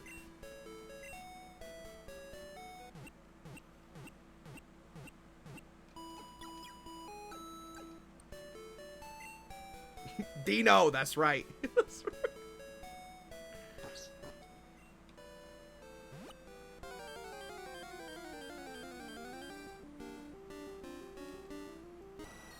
He sounds like the main character of your life. A little bit. I hold my father in very high regards. I love him very much. I'm very proud of him.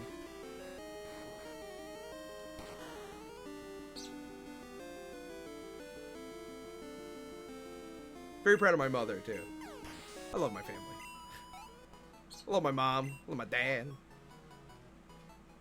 I'm very lucky. I'm very lucky to have such a nice, good relationship with my parents.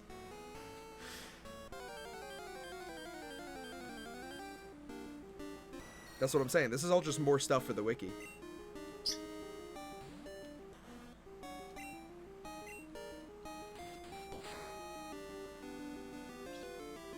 Get your dad on and have him react to a Liars Club episode with you? No, I would make him watch so many other things other than Liars Club.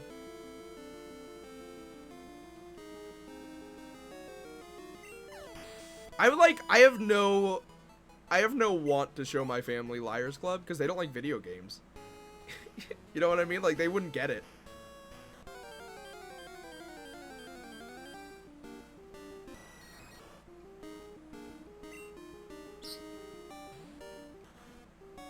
Only child, yep. Yep. Bro, I said something to Meeks the other day. I was talking about, like, how I didn't like something or how I didn't get something. And Meek said it was because I was an only child. I remember exactly what it was. We were watching a TikTok about a couple, and there was a guy going up to their partner and going, "Hey, I'm going to be making hot dogs. Listen to me carefully. Do you want a hot dog?" And they shake their head. They go, "No, I'm good." And the guy goes, "Okay. We both are under the understanding that you do not want a hot dog." "No, I don't. And if I make myself a hot dog, you will be fine with that." The guy goes, "Yes." So they go make hot dogs. They come back and immediately just pick up food and eat it. And I looked at Meeks and I'm like, that is literally what it's like. And then Meeks said, "Don't you like to share?"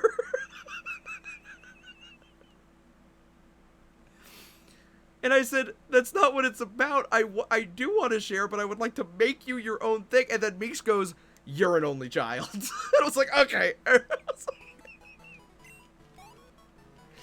was like, okay, all right. There's no winning in this conversation.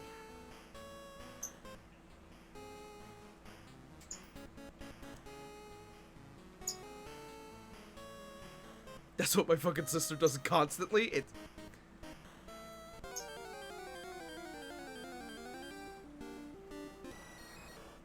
I'm doing good. I've learned something new while being in a relationship. If somebody says that they want something, they're like, "No, I don't. No, I don't want something." Or it's like, "Hey, I'm hungry. Like, do you want anything?" They're like, "No, I don't want anything."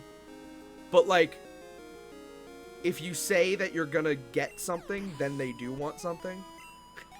Like, if they're under the assumption that you are gonna get something, then it's like, okay, then that means I can get something. So it's like, "Hey, are you hungry?" It's like, "No, I'm not really hungry." It's like, "Well, I was thinking about getting McDonald's." And then it's like, "Oh, well, then I want McDonald's." Relationships are fun. Casper, your thought in chat. Hello. Thanks for stopping by. I'm not sure how late it is over there. Oh my fucking god, when did it become 11? Jesus Christ. Welcome to the stream.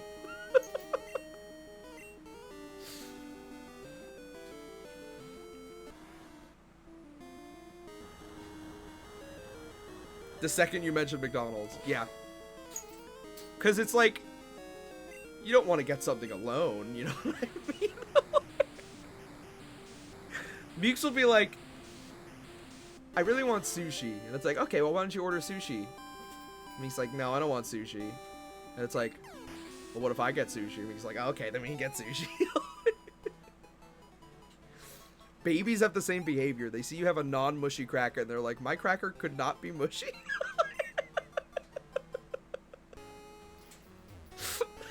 Dude, it's baby behavior.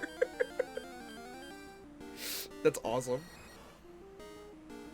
You're right about that, though. Like, when you realize, like, it doesn't need to be a certain way. Absolutely. Baby coded. We're moving as fast as this gold bat now. We went before this gold bat, dude. Zilla. Zilla, bro. What a beast.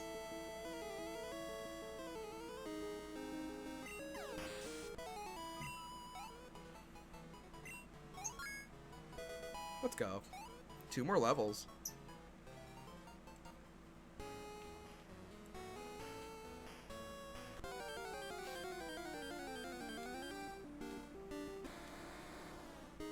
It's so funny. When I take this headset off, I think these channels are flipped for whatever reason. But like, if a Pokemon cries in one headphone, it just is completely silent in the other one. So like, I didn't hear that fucking Graveler just cry at all. Just went right through. We're on our way to become one of the best Pokemon in the meta to this day. Listen, I told chat that I wanted to have a beefed up Tyranitar, and everyone's like, no, there's no point, don't do it. But like, having a beefed up Tyranitar is like cool. It's a strong Pokemon. They don't care. Don't do it, they said. I was like, okay. Fine. Fine, I said. Tyranitar is awesome. Tyranitar is just a cool Pokemon.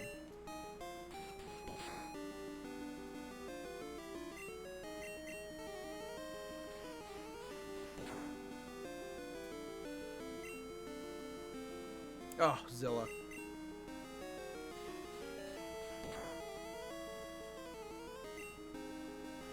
There we go.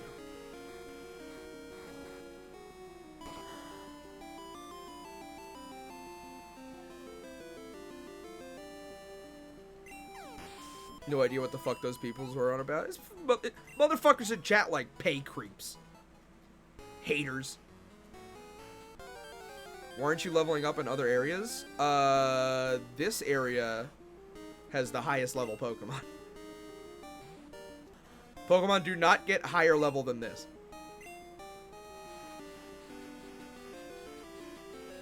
Did you hear about the UFO thing? Yes. It's a very busy news week. A lot of hashtags.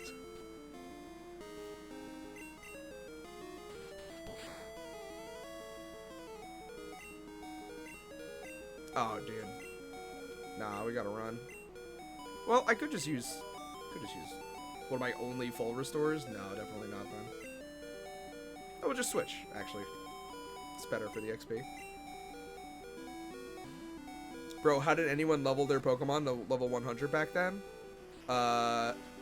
Either doing this or replaying the Elite Four over and over again. But yeah, it takes fucking forever. Leveling up your Pokemon to level 100 is, like, not worth it. Or you get a lucky egg. That's also true.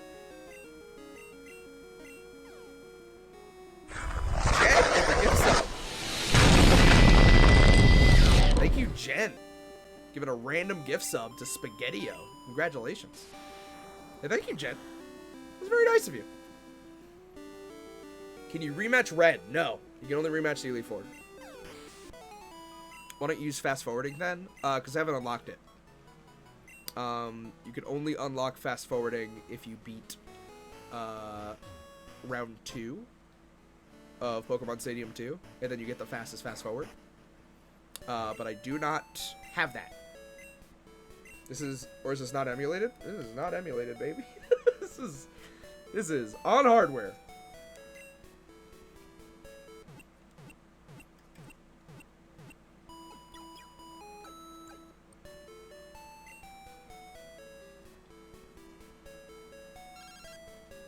What is it?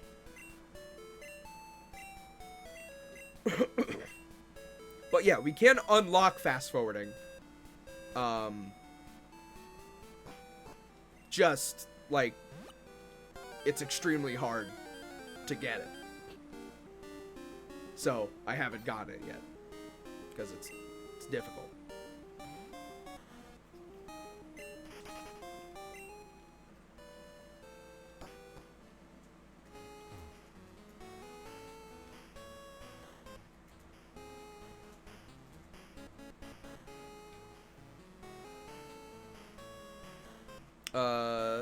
Does getting involved fighting other Pokemon? Yes. So, in Pokemon Stadium and Pokemon Stadium 2,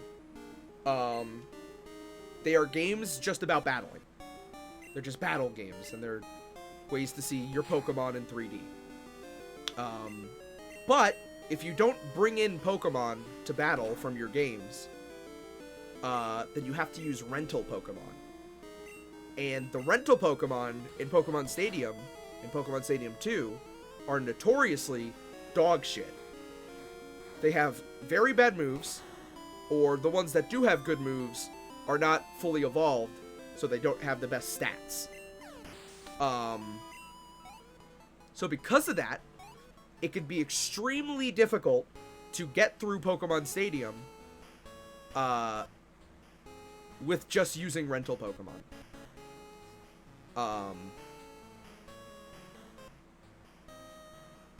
But you can do it. It's very RNG based, but you can do it. The problem comes in wherein you have to beat many different trainers in a row. So it's usually like 8 trainers in a row for like one of the cups, 8 trainers in a row for another cup, 4 trainers in a row for one of the gyms, and then you got to do all the gyms. And on top of that, there really isn't that much documentation or guides on how to beat round 2 specifically. There's plenty of guides on doing rental-only Pokemon with round 1, but round 2, which is basically like the new game plus, there's harder versions of all the Pokemon, there's basically no documentation on it. And I've looked. But beating all of round 1 in Pokemon Stadium 2 unlocks the Doduo and Dodrio Game Boys for Pokemon Red, Blue, and Yellow. Which means that you can fast forward double time or triple time. Or I think it's double time and quadruple time in those games. But if you beat them in round 2, then I think for the first couple things you do, I think it's like Gym Leader Castle, or you beat the game, or something. You can get the Doduo Game Boy and the Dodrio Game Boy for Pokemon Gold, Silver, and Crystal. So you can unlock fast forwarding. It's just really, really, really fucking hard. Do you have to use rental Pokemon? Can't you use your Crystal Pokemon? Yes! You can use your Crystal Pokemon. But you need really good Crystal Pokemon. Like, trained specifically to get through the game Crystal Pokemon. And on top of that, they need to be certain levels. Because there's level 50 cups and level 100 cups. So, like, I'm level 52, you know what I mean? I don't have all the stats that I could get from being level 100. So, like, you gotta work really hard. It doesn't level them up or down. I think it levels them down, but I'm not sure if it levels them up. I'm really not sure. I know that if you have a level, like 65 Pokemon and you go to level 5, that it levels them down. But I'm pretty sure if you level them up, it doesn't increase the stats. It's quite difficult. Also, the Pokemon that I have right now are not good against, like, battling, necessarily. Because they all have, like, fucking HMs all over them. So, like, Ampharos doesn't have the best moveset that they can have because they have Flash as one of their HMs. And, like, I don't want to use Togetic in a competitive setting, you know what I mean? How many more Pokemon until you gotta trade in Pokemon from other games, and later get you and Celebi? We're actually really close to needing to trade Pokemon. Pokemon that we need to trade: Chikorita, Totodile,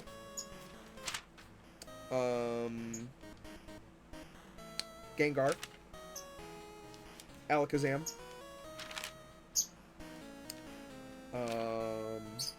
Vulpix.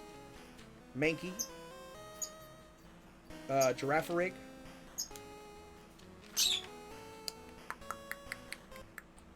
Kingdra.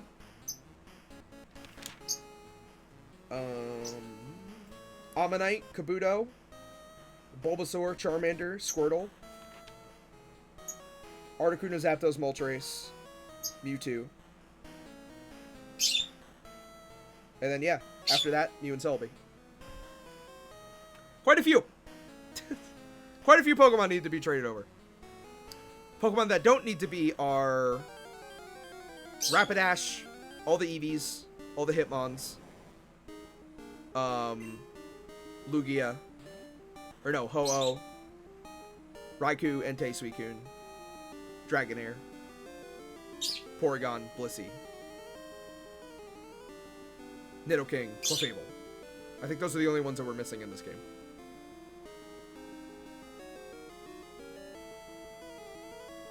I think. That's off the top of my head. There might be more.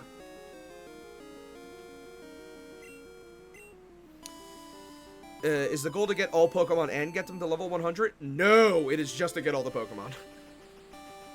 But I need a Tyranitar, so that's why we're leveling up Pupitar. This is the only way to get Tyranitar. There's no like special event Pokemon that you can get to get Tyranitar.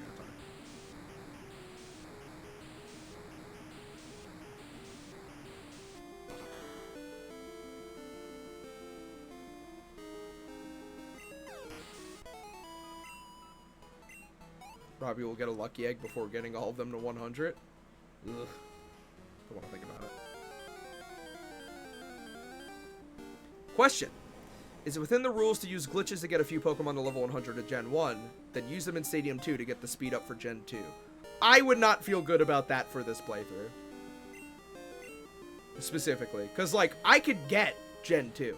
Or I could get speed ups for Gen 2 games. I did that. I copied over a 100% save file to my EverDrive, to this bad boy. I copied over a 100% save file to this, so that I can use the speed ups in Doduo and Dodrio Tower for Gen 2, so that I could hunt for lucky eggs. But I would feel bad using it for this challenge if I didn't legitimately unlock it myself. I thought this was a level 100 Living Deck stream. You wish. No, it's just completing the Pokédex.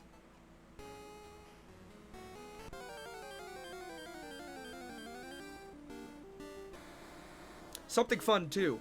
We can complete the Pokédex without getting Mew or Celebi. The way that it counts completing the Pokédex is if you have 249 Pokemon caught. So if you have 249 Pokemon caught, then it considers that a complete Pokédex. So, if you get Mew and Celebi, you can actually not catch 2 Pokemon, and the game considers it a full Pokédex. Which is hilarious, because, like, we could just not get Raikou and Entei, and then the game would say, yeah, that's a complete Pokédex. That's what I mean. Yeah, exactly. Like you could do that. I guess it matters if you count Pokemon Gen 1 glitches as part of the game. I would feel like that's cheating. In my eyes, I wouldn't feel right about that. I never knew that's how it factored. I just thought that mythicals don't count. Yeah, so, like, the idea is that mythicals don't count. Because, like, at the end of the day, you can get every single Pokemon other than Mew and Celebi. But the way that the game calculates it is that if you have a Pokédex that has 249, then you could have 2 other Pokemon, no matter what, just not count. But the idea is that it's for specifically the 2 mythical Pokemon. But if you somehow have 2 mythical Pokemon, if you were lucky enough to get a Mew in Japan, and were lucky enough to have the fucking phone adapter to get the GS ball in Japan, then like, yeah, you could theoretically play Pokemon Gold and Silver, have 249 Pokemon in your Pokedex, not have like Chansey and Golbat, but like the game would count it.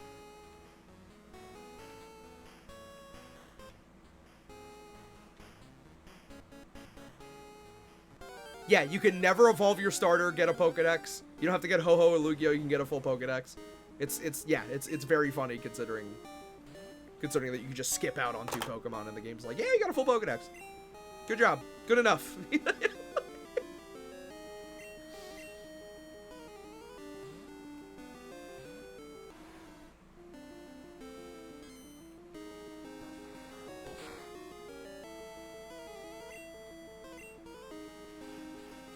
Gotta say, I usually can't stomach playing Pokemon games casually without fast-forwarding through emulation. So seeing someone do this is insane to me. It's a challenge, for sure. But that's what I like. That's what I wanted it to be. This is gonna be the first Pokemon game that I ever complete a Pokedex for. And I wanted it to be Gen 2, because it was like, this is the Pokemon game I remember playing the most, like Pokemon Gold.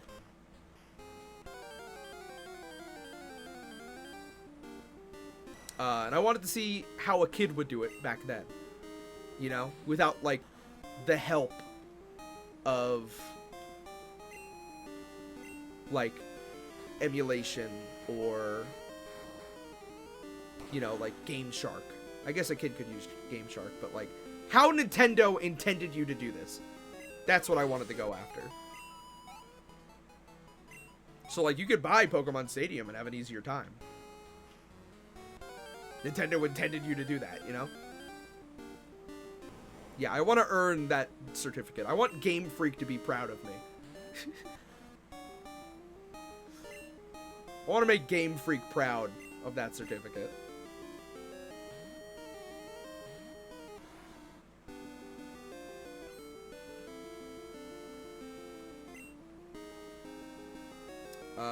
Remember how many days I would spend just, like, grinding Pokemon levels while watching TV?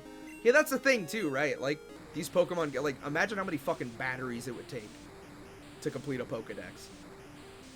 Like, you would be bringing your Game Boy places, and, like, you would always have something to do in Pokemon, so obviously, they expected for it to take a little bit more time than what I'm doing here. Level 54, we are almost done.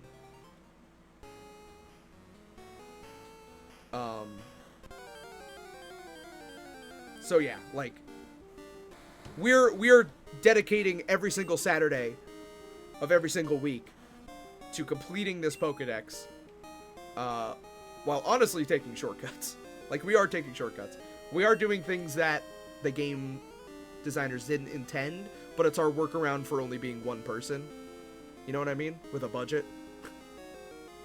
So, like, we have our copy of Pokemon Red that we're going to be abusing save files for to get all the Pokemon.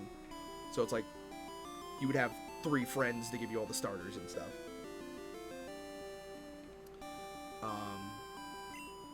Something we still have to do in Pokemon Red, by the way, is get all the starters from here. We can bring over Charizard. We need Mewtwo from this game, Mankey from this game, Vulpix from this game. We need Ammonite. We need... What's the other one? Ammonite and... fucking...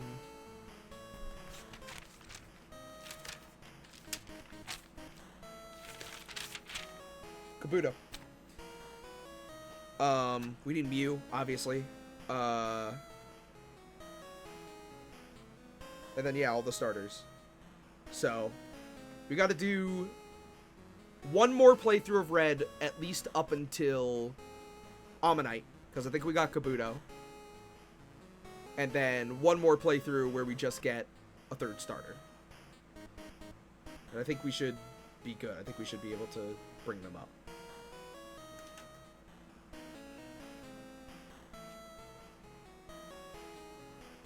This is, like, amazing. Kinda. Just a touch. It's what was expected of you. when you were a child trying to complete the Pokédex and print it out with your Game Boy printer. Because, yeah, the reason why this all started was I was doing a stream where I showed off the Game Boy printer, which is a peripheral for the Game Boy that you plug in, and it allows you to print images from your Game Boy through the printer. And I said to myself, you know, Pokemon games have the ability for you to print out a certificate when you complete a Pokédex. So wouldn't it be cool if I completed a Pokédex and then printed out that certificate? And it would have been exponentially easier to do it in a game like Pokemon Yellow. But why not do it in the last game that you could do it in, which is the next game after that, Pokemon Gold, Silver, then eventually Crystal. Which is what brought us here today.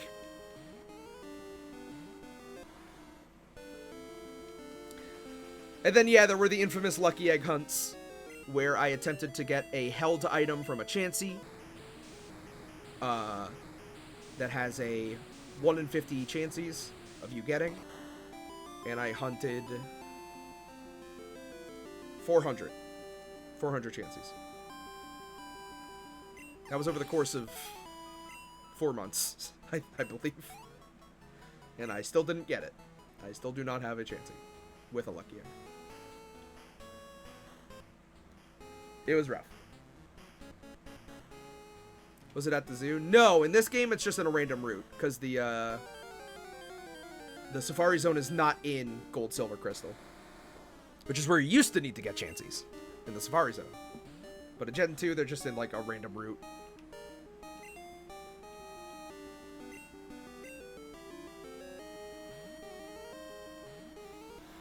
This probably isn't relevant since you're going for a living dex. Since you're not going for a living dex, but did you know Mystico turns into Tyrogue when traded to Gen 2? I didn't know that. That's funny. Poor Paul.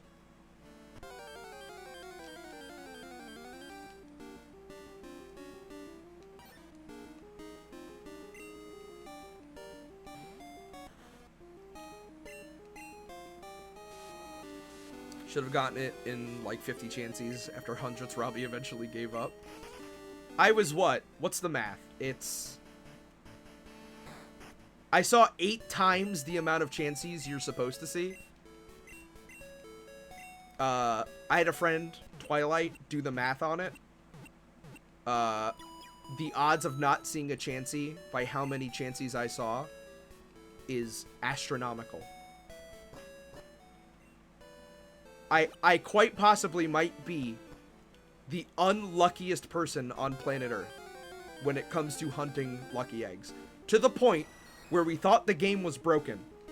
So I uploaded my save file as well as the exact ROM image from this game to the internet to see if any hexadecimal values were out of place as to why I wouldn't get the lucky egg.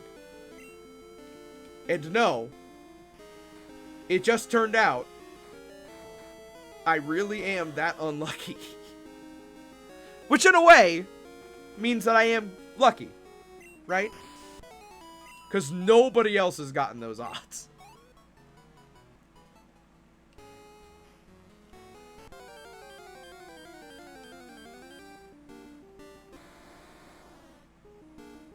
Yes, and also it should be noted in the playtime of this playthrough of Pokemon Crystal, I have seen 3 natural shinies, 2 of which were full odds, 1 of which was from an odd egg. So, yeah. Some people call it karma.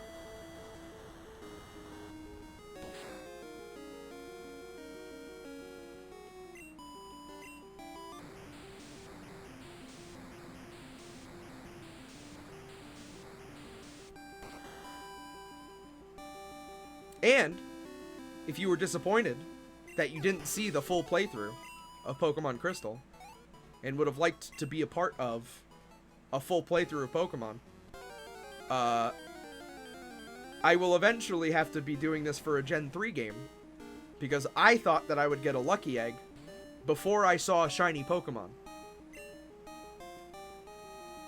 I saw a shiny Pokemon while hunting for a lucky egg.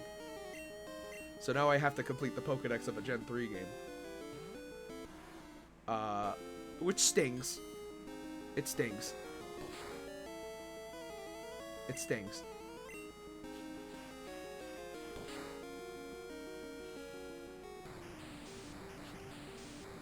So, that'll be in the future.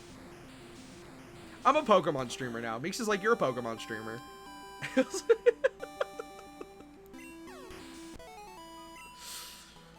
Like, you're a Pokemon streamer now. It's like, yeah. All I do is play Pokemon games. I want to play some PS1 games, man. I want to play Prism.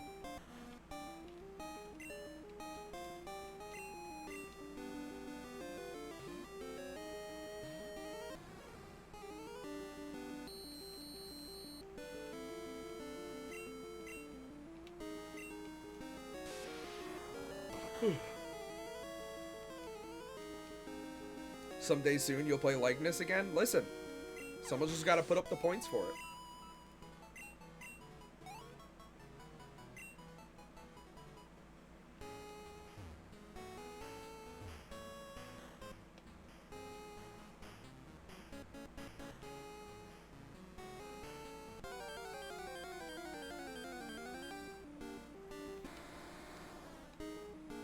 I really want to have this kind of dedication towards like a Souls game. Elden Ring would be the one to do it. Because there is a shit ton of stuff in Elden Ring.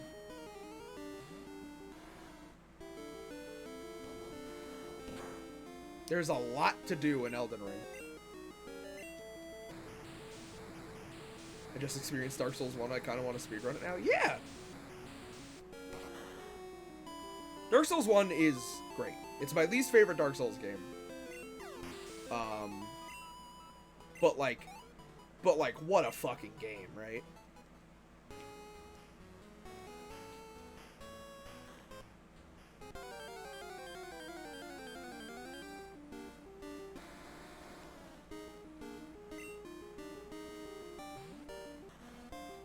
Bloodborne too. Bloodborne's great.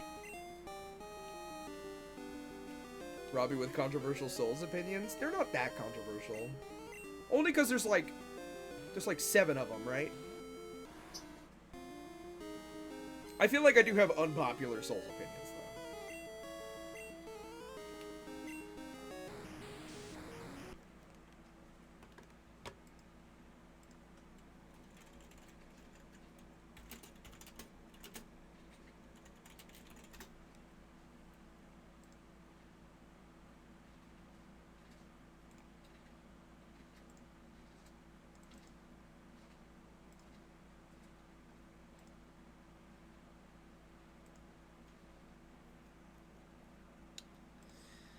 So we gotta change these right off the bat. This is goated. This is whatever. This is bunko. And this is haven't played.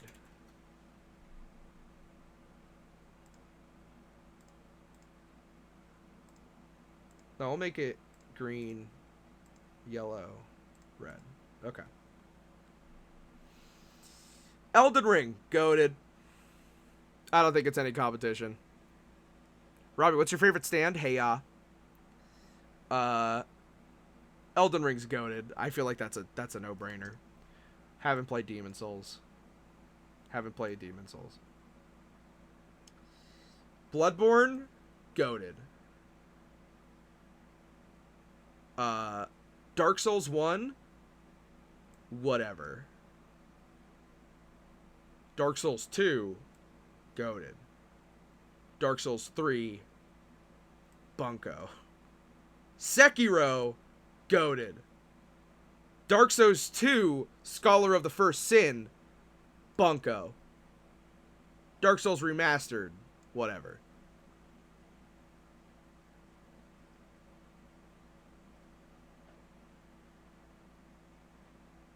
That's it. That's the tier list. Okay. Sekiro's better than Dark Souls 2. Dark Souls 2, Scholar of the First Sin is the worst one.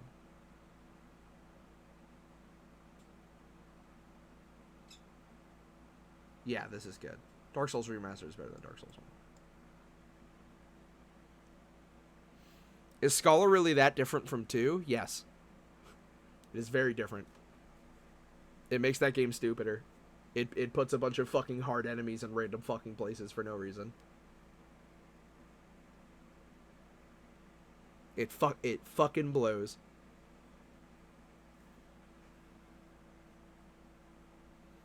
Where the fuck is Metal Wolf Chaos? That's not a Souls game. That's a From Software game, but it's not a Souls game. How is Scholar different? I was thinking about which one I should get. Unfortunately, you might just have to get Scholar, because I'm pretty sure Dark Souls 2 is still $60, and they refuse to change it. So Scholar of the First Sin might just be the way you have to play that game. Which, like, whatever. Like, you'll still probably enjoy it. But if you've played Dark Souls 2, and you jump to Scholar of the First Sin, it's, like, such a different fucking game. It sucks. I hate Scholar of the First Sin. What a way to ruin the balance of that game.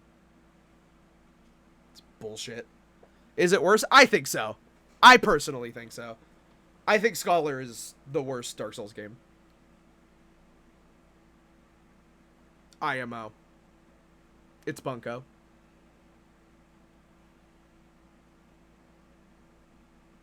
Easy. One and done.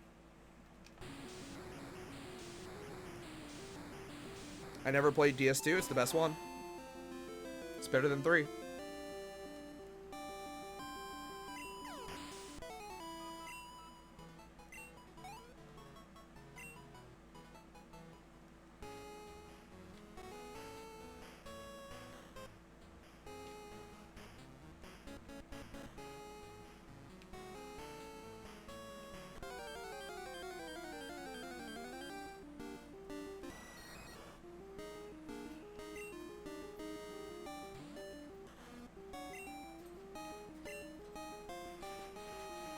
Just don't like 3 that much. Honestly. I just like 3 is not like say what you will about like the combat and stuff, I guess. But like I hate the fucking hub. I don't like 80% of the bosses.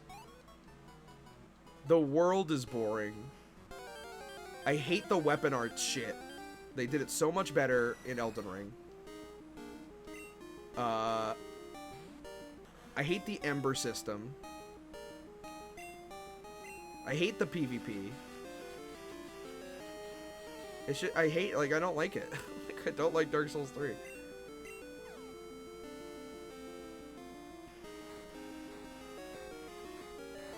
I think the other games are better, then I'm super excited. Yeah, I love Dark Souls 2. Oh, I love Dark Souls 2. And Dark Souls 3 is not a bad game. Like, my biases aside, Dark Souls 3 is not a bad game. There is good in Dark Souls 3. Just personally, I'm not, like, too huge of a fan of it. I can't fucking believe it took us this long to get Zilla to this level. Like, that's, like, it took a fucking while. I think the only thing I like from DS3 is the Firekeeper. I don't even know who the fucking Firekeeper... Oh, you mean the girl who levels you up? She's the worst one. Out of all of them, she's the worst one.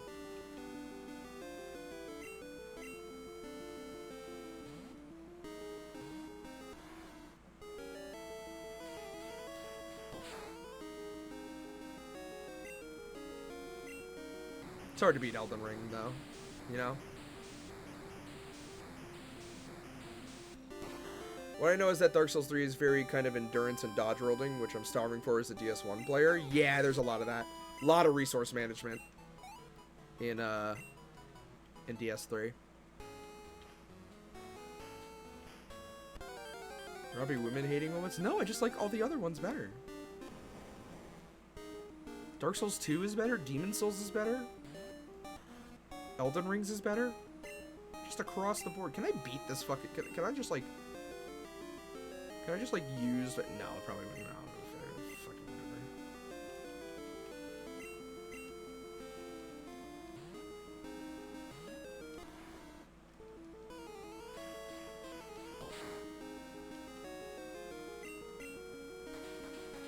What'd I dig? I'm looking at chat. Someone who's never played any of the games, I think Bloodborne has a really cool lore and aesthetics. Yeah, I mean, like, the doll from Bloodborne, like, it's better. You know, Bloodborne is phenomenal. It's hard to say something about Bloodborne that hasn't already been said by every single person on planet Earth. But yeah, Bloodborne's great. Across the board.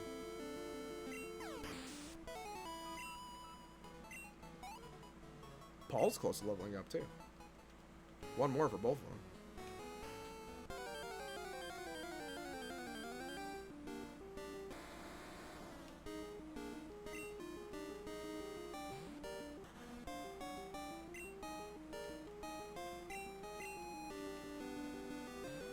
I want to get a PS4 just to play Bloodborne? Yeah, it's the only way to play it.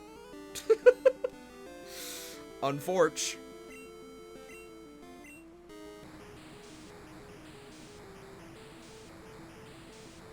Oh yeah, you can play it on PS5. It's cheaper to get a PlayStation 4, obviously. Is Bloodborne wet or creepy? It's wet and creepy. It's definitely wet and creepy.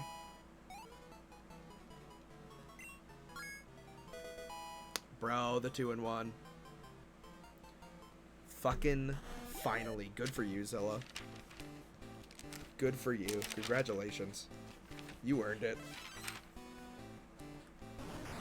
Look at that fucking sprite. Look at that fucking sprite. Come the fuck on, bro. Come the fuck on. Phenomenal.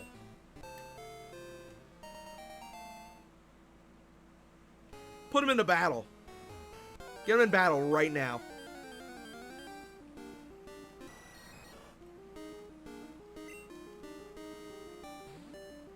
Looking fucking good, Queen. Kill that fucker. That's my fucking pseudo-legendary, bro. She's amazing. People in chat didn't want to give her Earthquake. Imagine. Fucking awesome.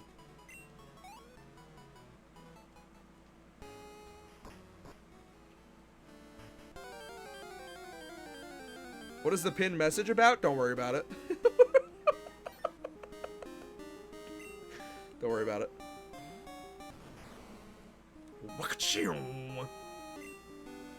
Eat 'em.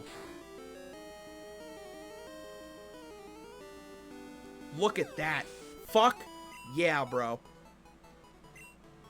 Fuck yeah, bro. What a beast.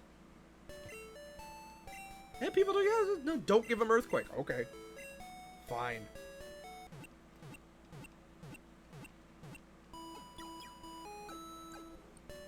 I think that's the stream, chat.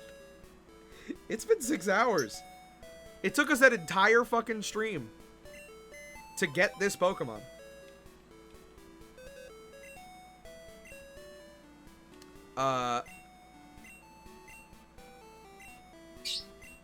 So, we have a few things that we have to do. We have a few things that we actually do have to do.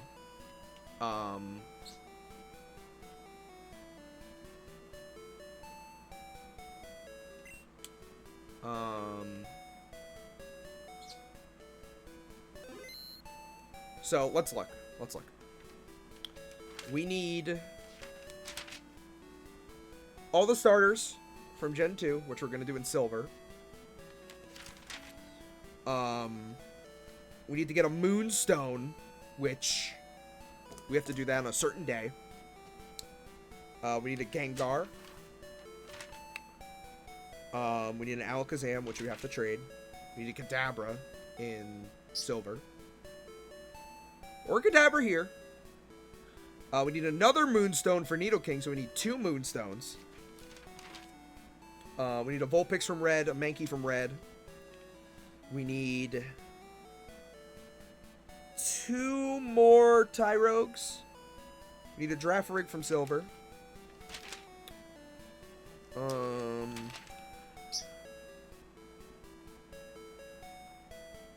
We need all the Eevees. We just got another. We're in the process of hatching them. Kingdra, Rapidash, which we need to level up. Porygon, who we need to go to the game corner for. And then Porygon 2. Blissey, who we need to level up through friendship. So I think we'll do that with the first Chansey we ever caught. Lapras, who we need on this specific day. Ammonite, Kabuto. We need to trade and then get them up to fucking level 40, which I think those are going to be harder than any of the fucking other ones. Bulbasaur, Charmander, Squirtle. Dragonite, which is going to be a pain in the ass. We got to trade over Articuno, Zapdos, Moltres. Catch Raikou and Entei, which will also be a pain in the ass. Catch Hoa, which is whatever, then trade over Mewtwo.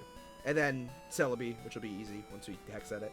And Mewtwo, who I've never done, or Mew, who I've never done before, so that'll be weird. Would Easy have more friendship points because of all the walking? Easy? Is Easy the Chansey?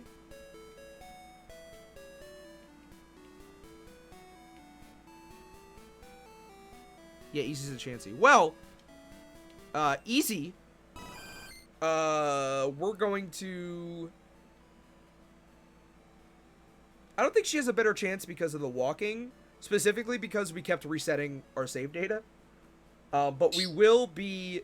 Here's the thing, chat. Here's the thing. Chat, here's the thing. Here's the thing. Here's the thing. Here's the thing. We... When it comes to friendship, the best way to raise friendship is to get into battles and level them up in the area you caught them. And we caught Easy where all of the other Chanseys live.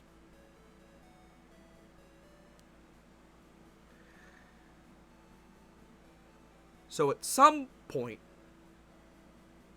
we'll have to go back. We won't be shiny hunting. We won't be. Or we won't be lucky egg hunting. But we might see a Chansey or 2. We might. We might. We might see a Chansey or 2. We'll come prepared. I mean, we have the counter. We'll come prepared. We'll come prepared.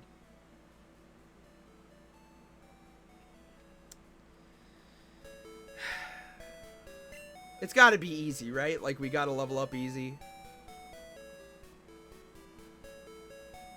It can't be 69, you know what I mean?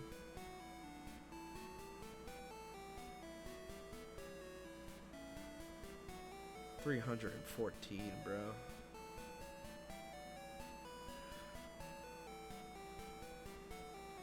$228. It wouldn't hurt to bring dinner. That's what I mean, right? You caught 314, huh? Shut the fuck up.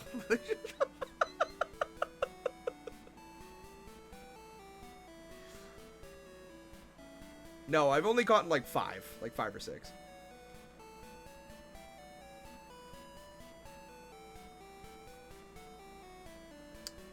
So yeah, I think I might write down like the things that I have to do next. Probably on another page that we can cross them out as we go. But it's come to the point where we can count how much we have to do on 2 hands. So, like, we're around here. So, like, we're close. We're close. And we're a lot closer now that Tyranitar is caught. Because the other big roads there are going to be Umbreon and Espeon. Umbreon and Espeon, Blissey, Kabuto, Amistar, or Ammonite, and then the dogs. Those are going to be our big time sinks, I think. Everything else is going to be pretty straightforward. What's the maximum amount of Pokemon you can catch in GB games? I think it's like 200 or something. How many per box? It's like 20 per box, I think. 20 per box, and there's 14 boxes. So, what, 280, I think? Something like that. It's really hard to get a living dex, that's for sure.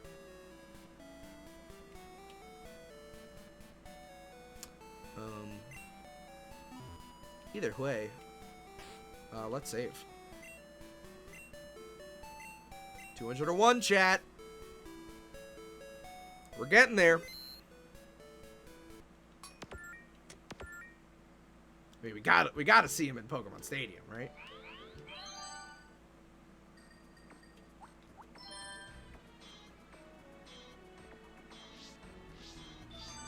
Yeah, the PC. It's fine.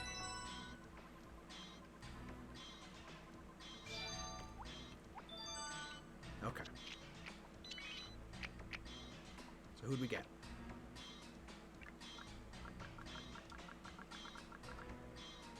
We got Jace. That's true. Jace is here. Hello, Jace. We got Jace. We got Zilla. Look at blue in Pokemon Stadium. Looking blue. Look at those stats, man. What a fucking beast. What a legend. We could bring this thing in round 2. You know what I mean? This thing will fucking carry us. What a beast. Let's do items. No, wait. Hold on. Boxes? No, we gotta look at the list. There it is. That's what I wanted. All of them. Because we need...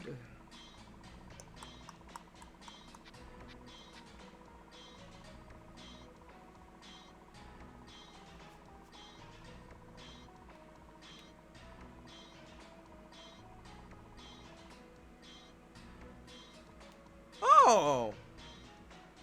We have a good friendship with Tyranitar. Probably because we were in the same area as them.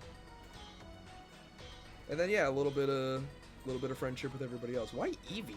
That's Jace, right? Why Eevee? That's weird. Do babies just immediately like become a little bit more friendly with you?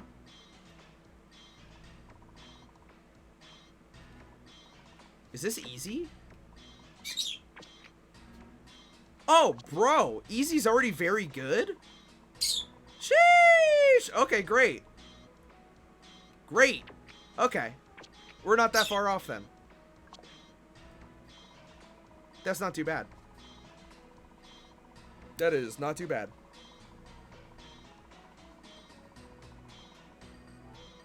Crobat's very good. Crobat's very good. How much friendship points do you need?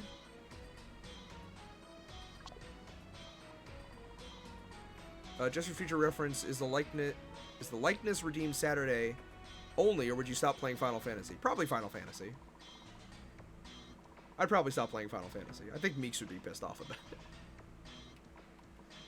But I mean, I would do it. Oh yeah, let's check the egg. It's a green tint, probably not a shiny. Cool.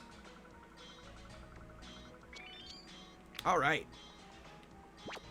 And that's that, chat. Again, not too much to do. We are making good time. Just a little bit more. We are when it like we are, all things considered, we're pretty damn close. But for now, chat. Boop. We should look at art. Shut up. Chat room. If you drew anything for tonight's stream, you can post it on the Wikibox Buru by typing in !art in chat, or you can post it on Twitter with the hashtag ROBBYDoodles. So let's check that.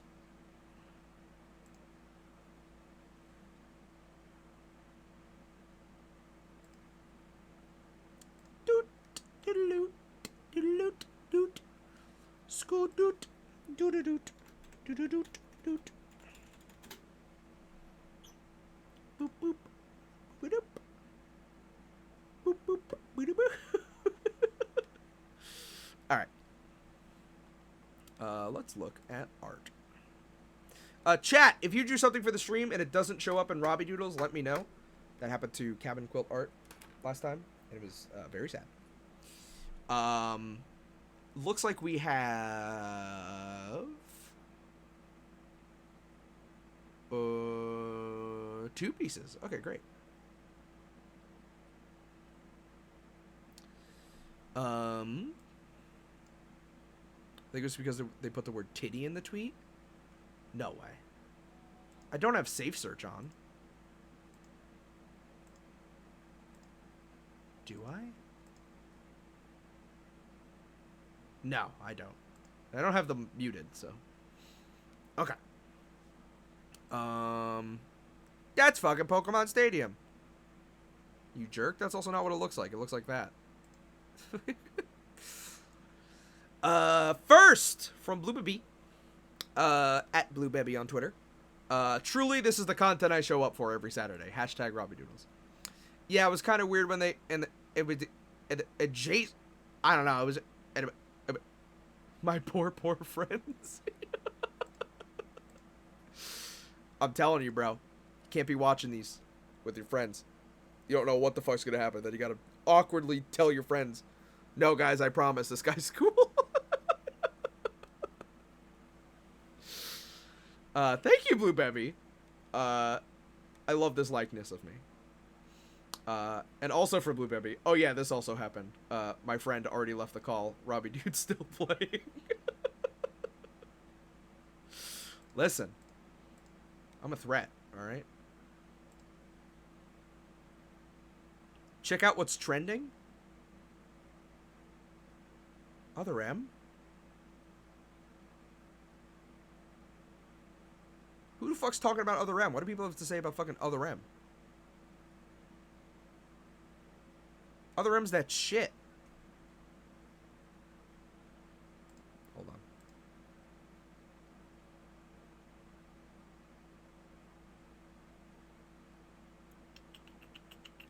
Nothing. People are just talking about Other M. Nintendo has a side portal for Metroid. Really? Metroid Prime Remaster. Metroid Dread. More games featuring Samus Aran. Yeah, it's just, I mean, this is just a place to look at Metroid, I guess. Everybody play fucking Metroid Dread. No other games. That's it. Those are the only 2. Okay.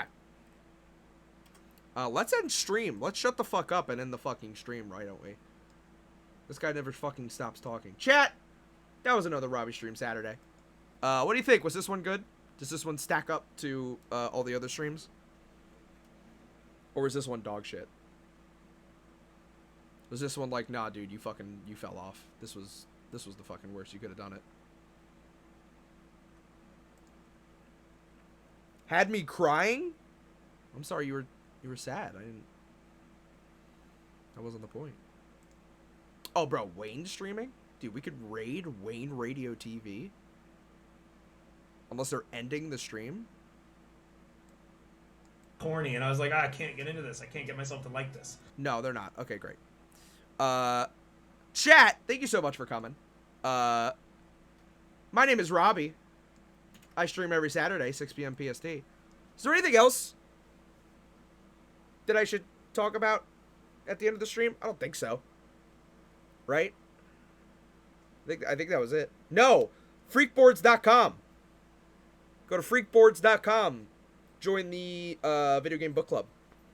You now have more ways to play Super Mario Bros. 2 and Wario Land 3. Great games.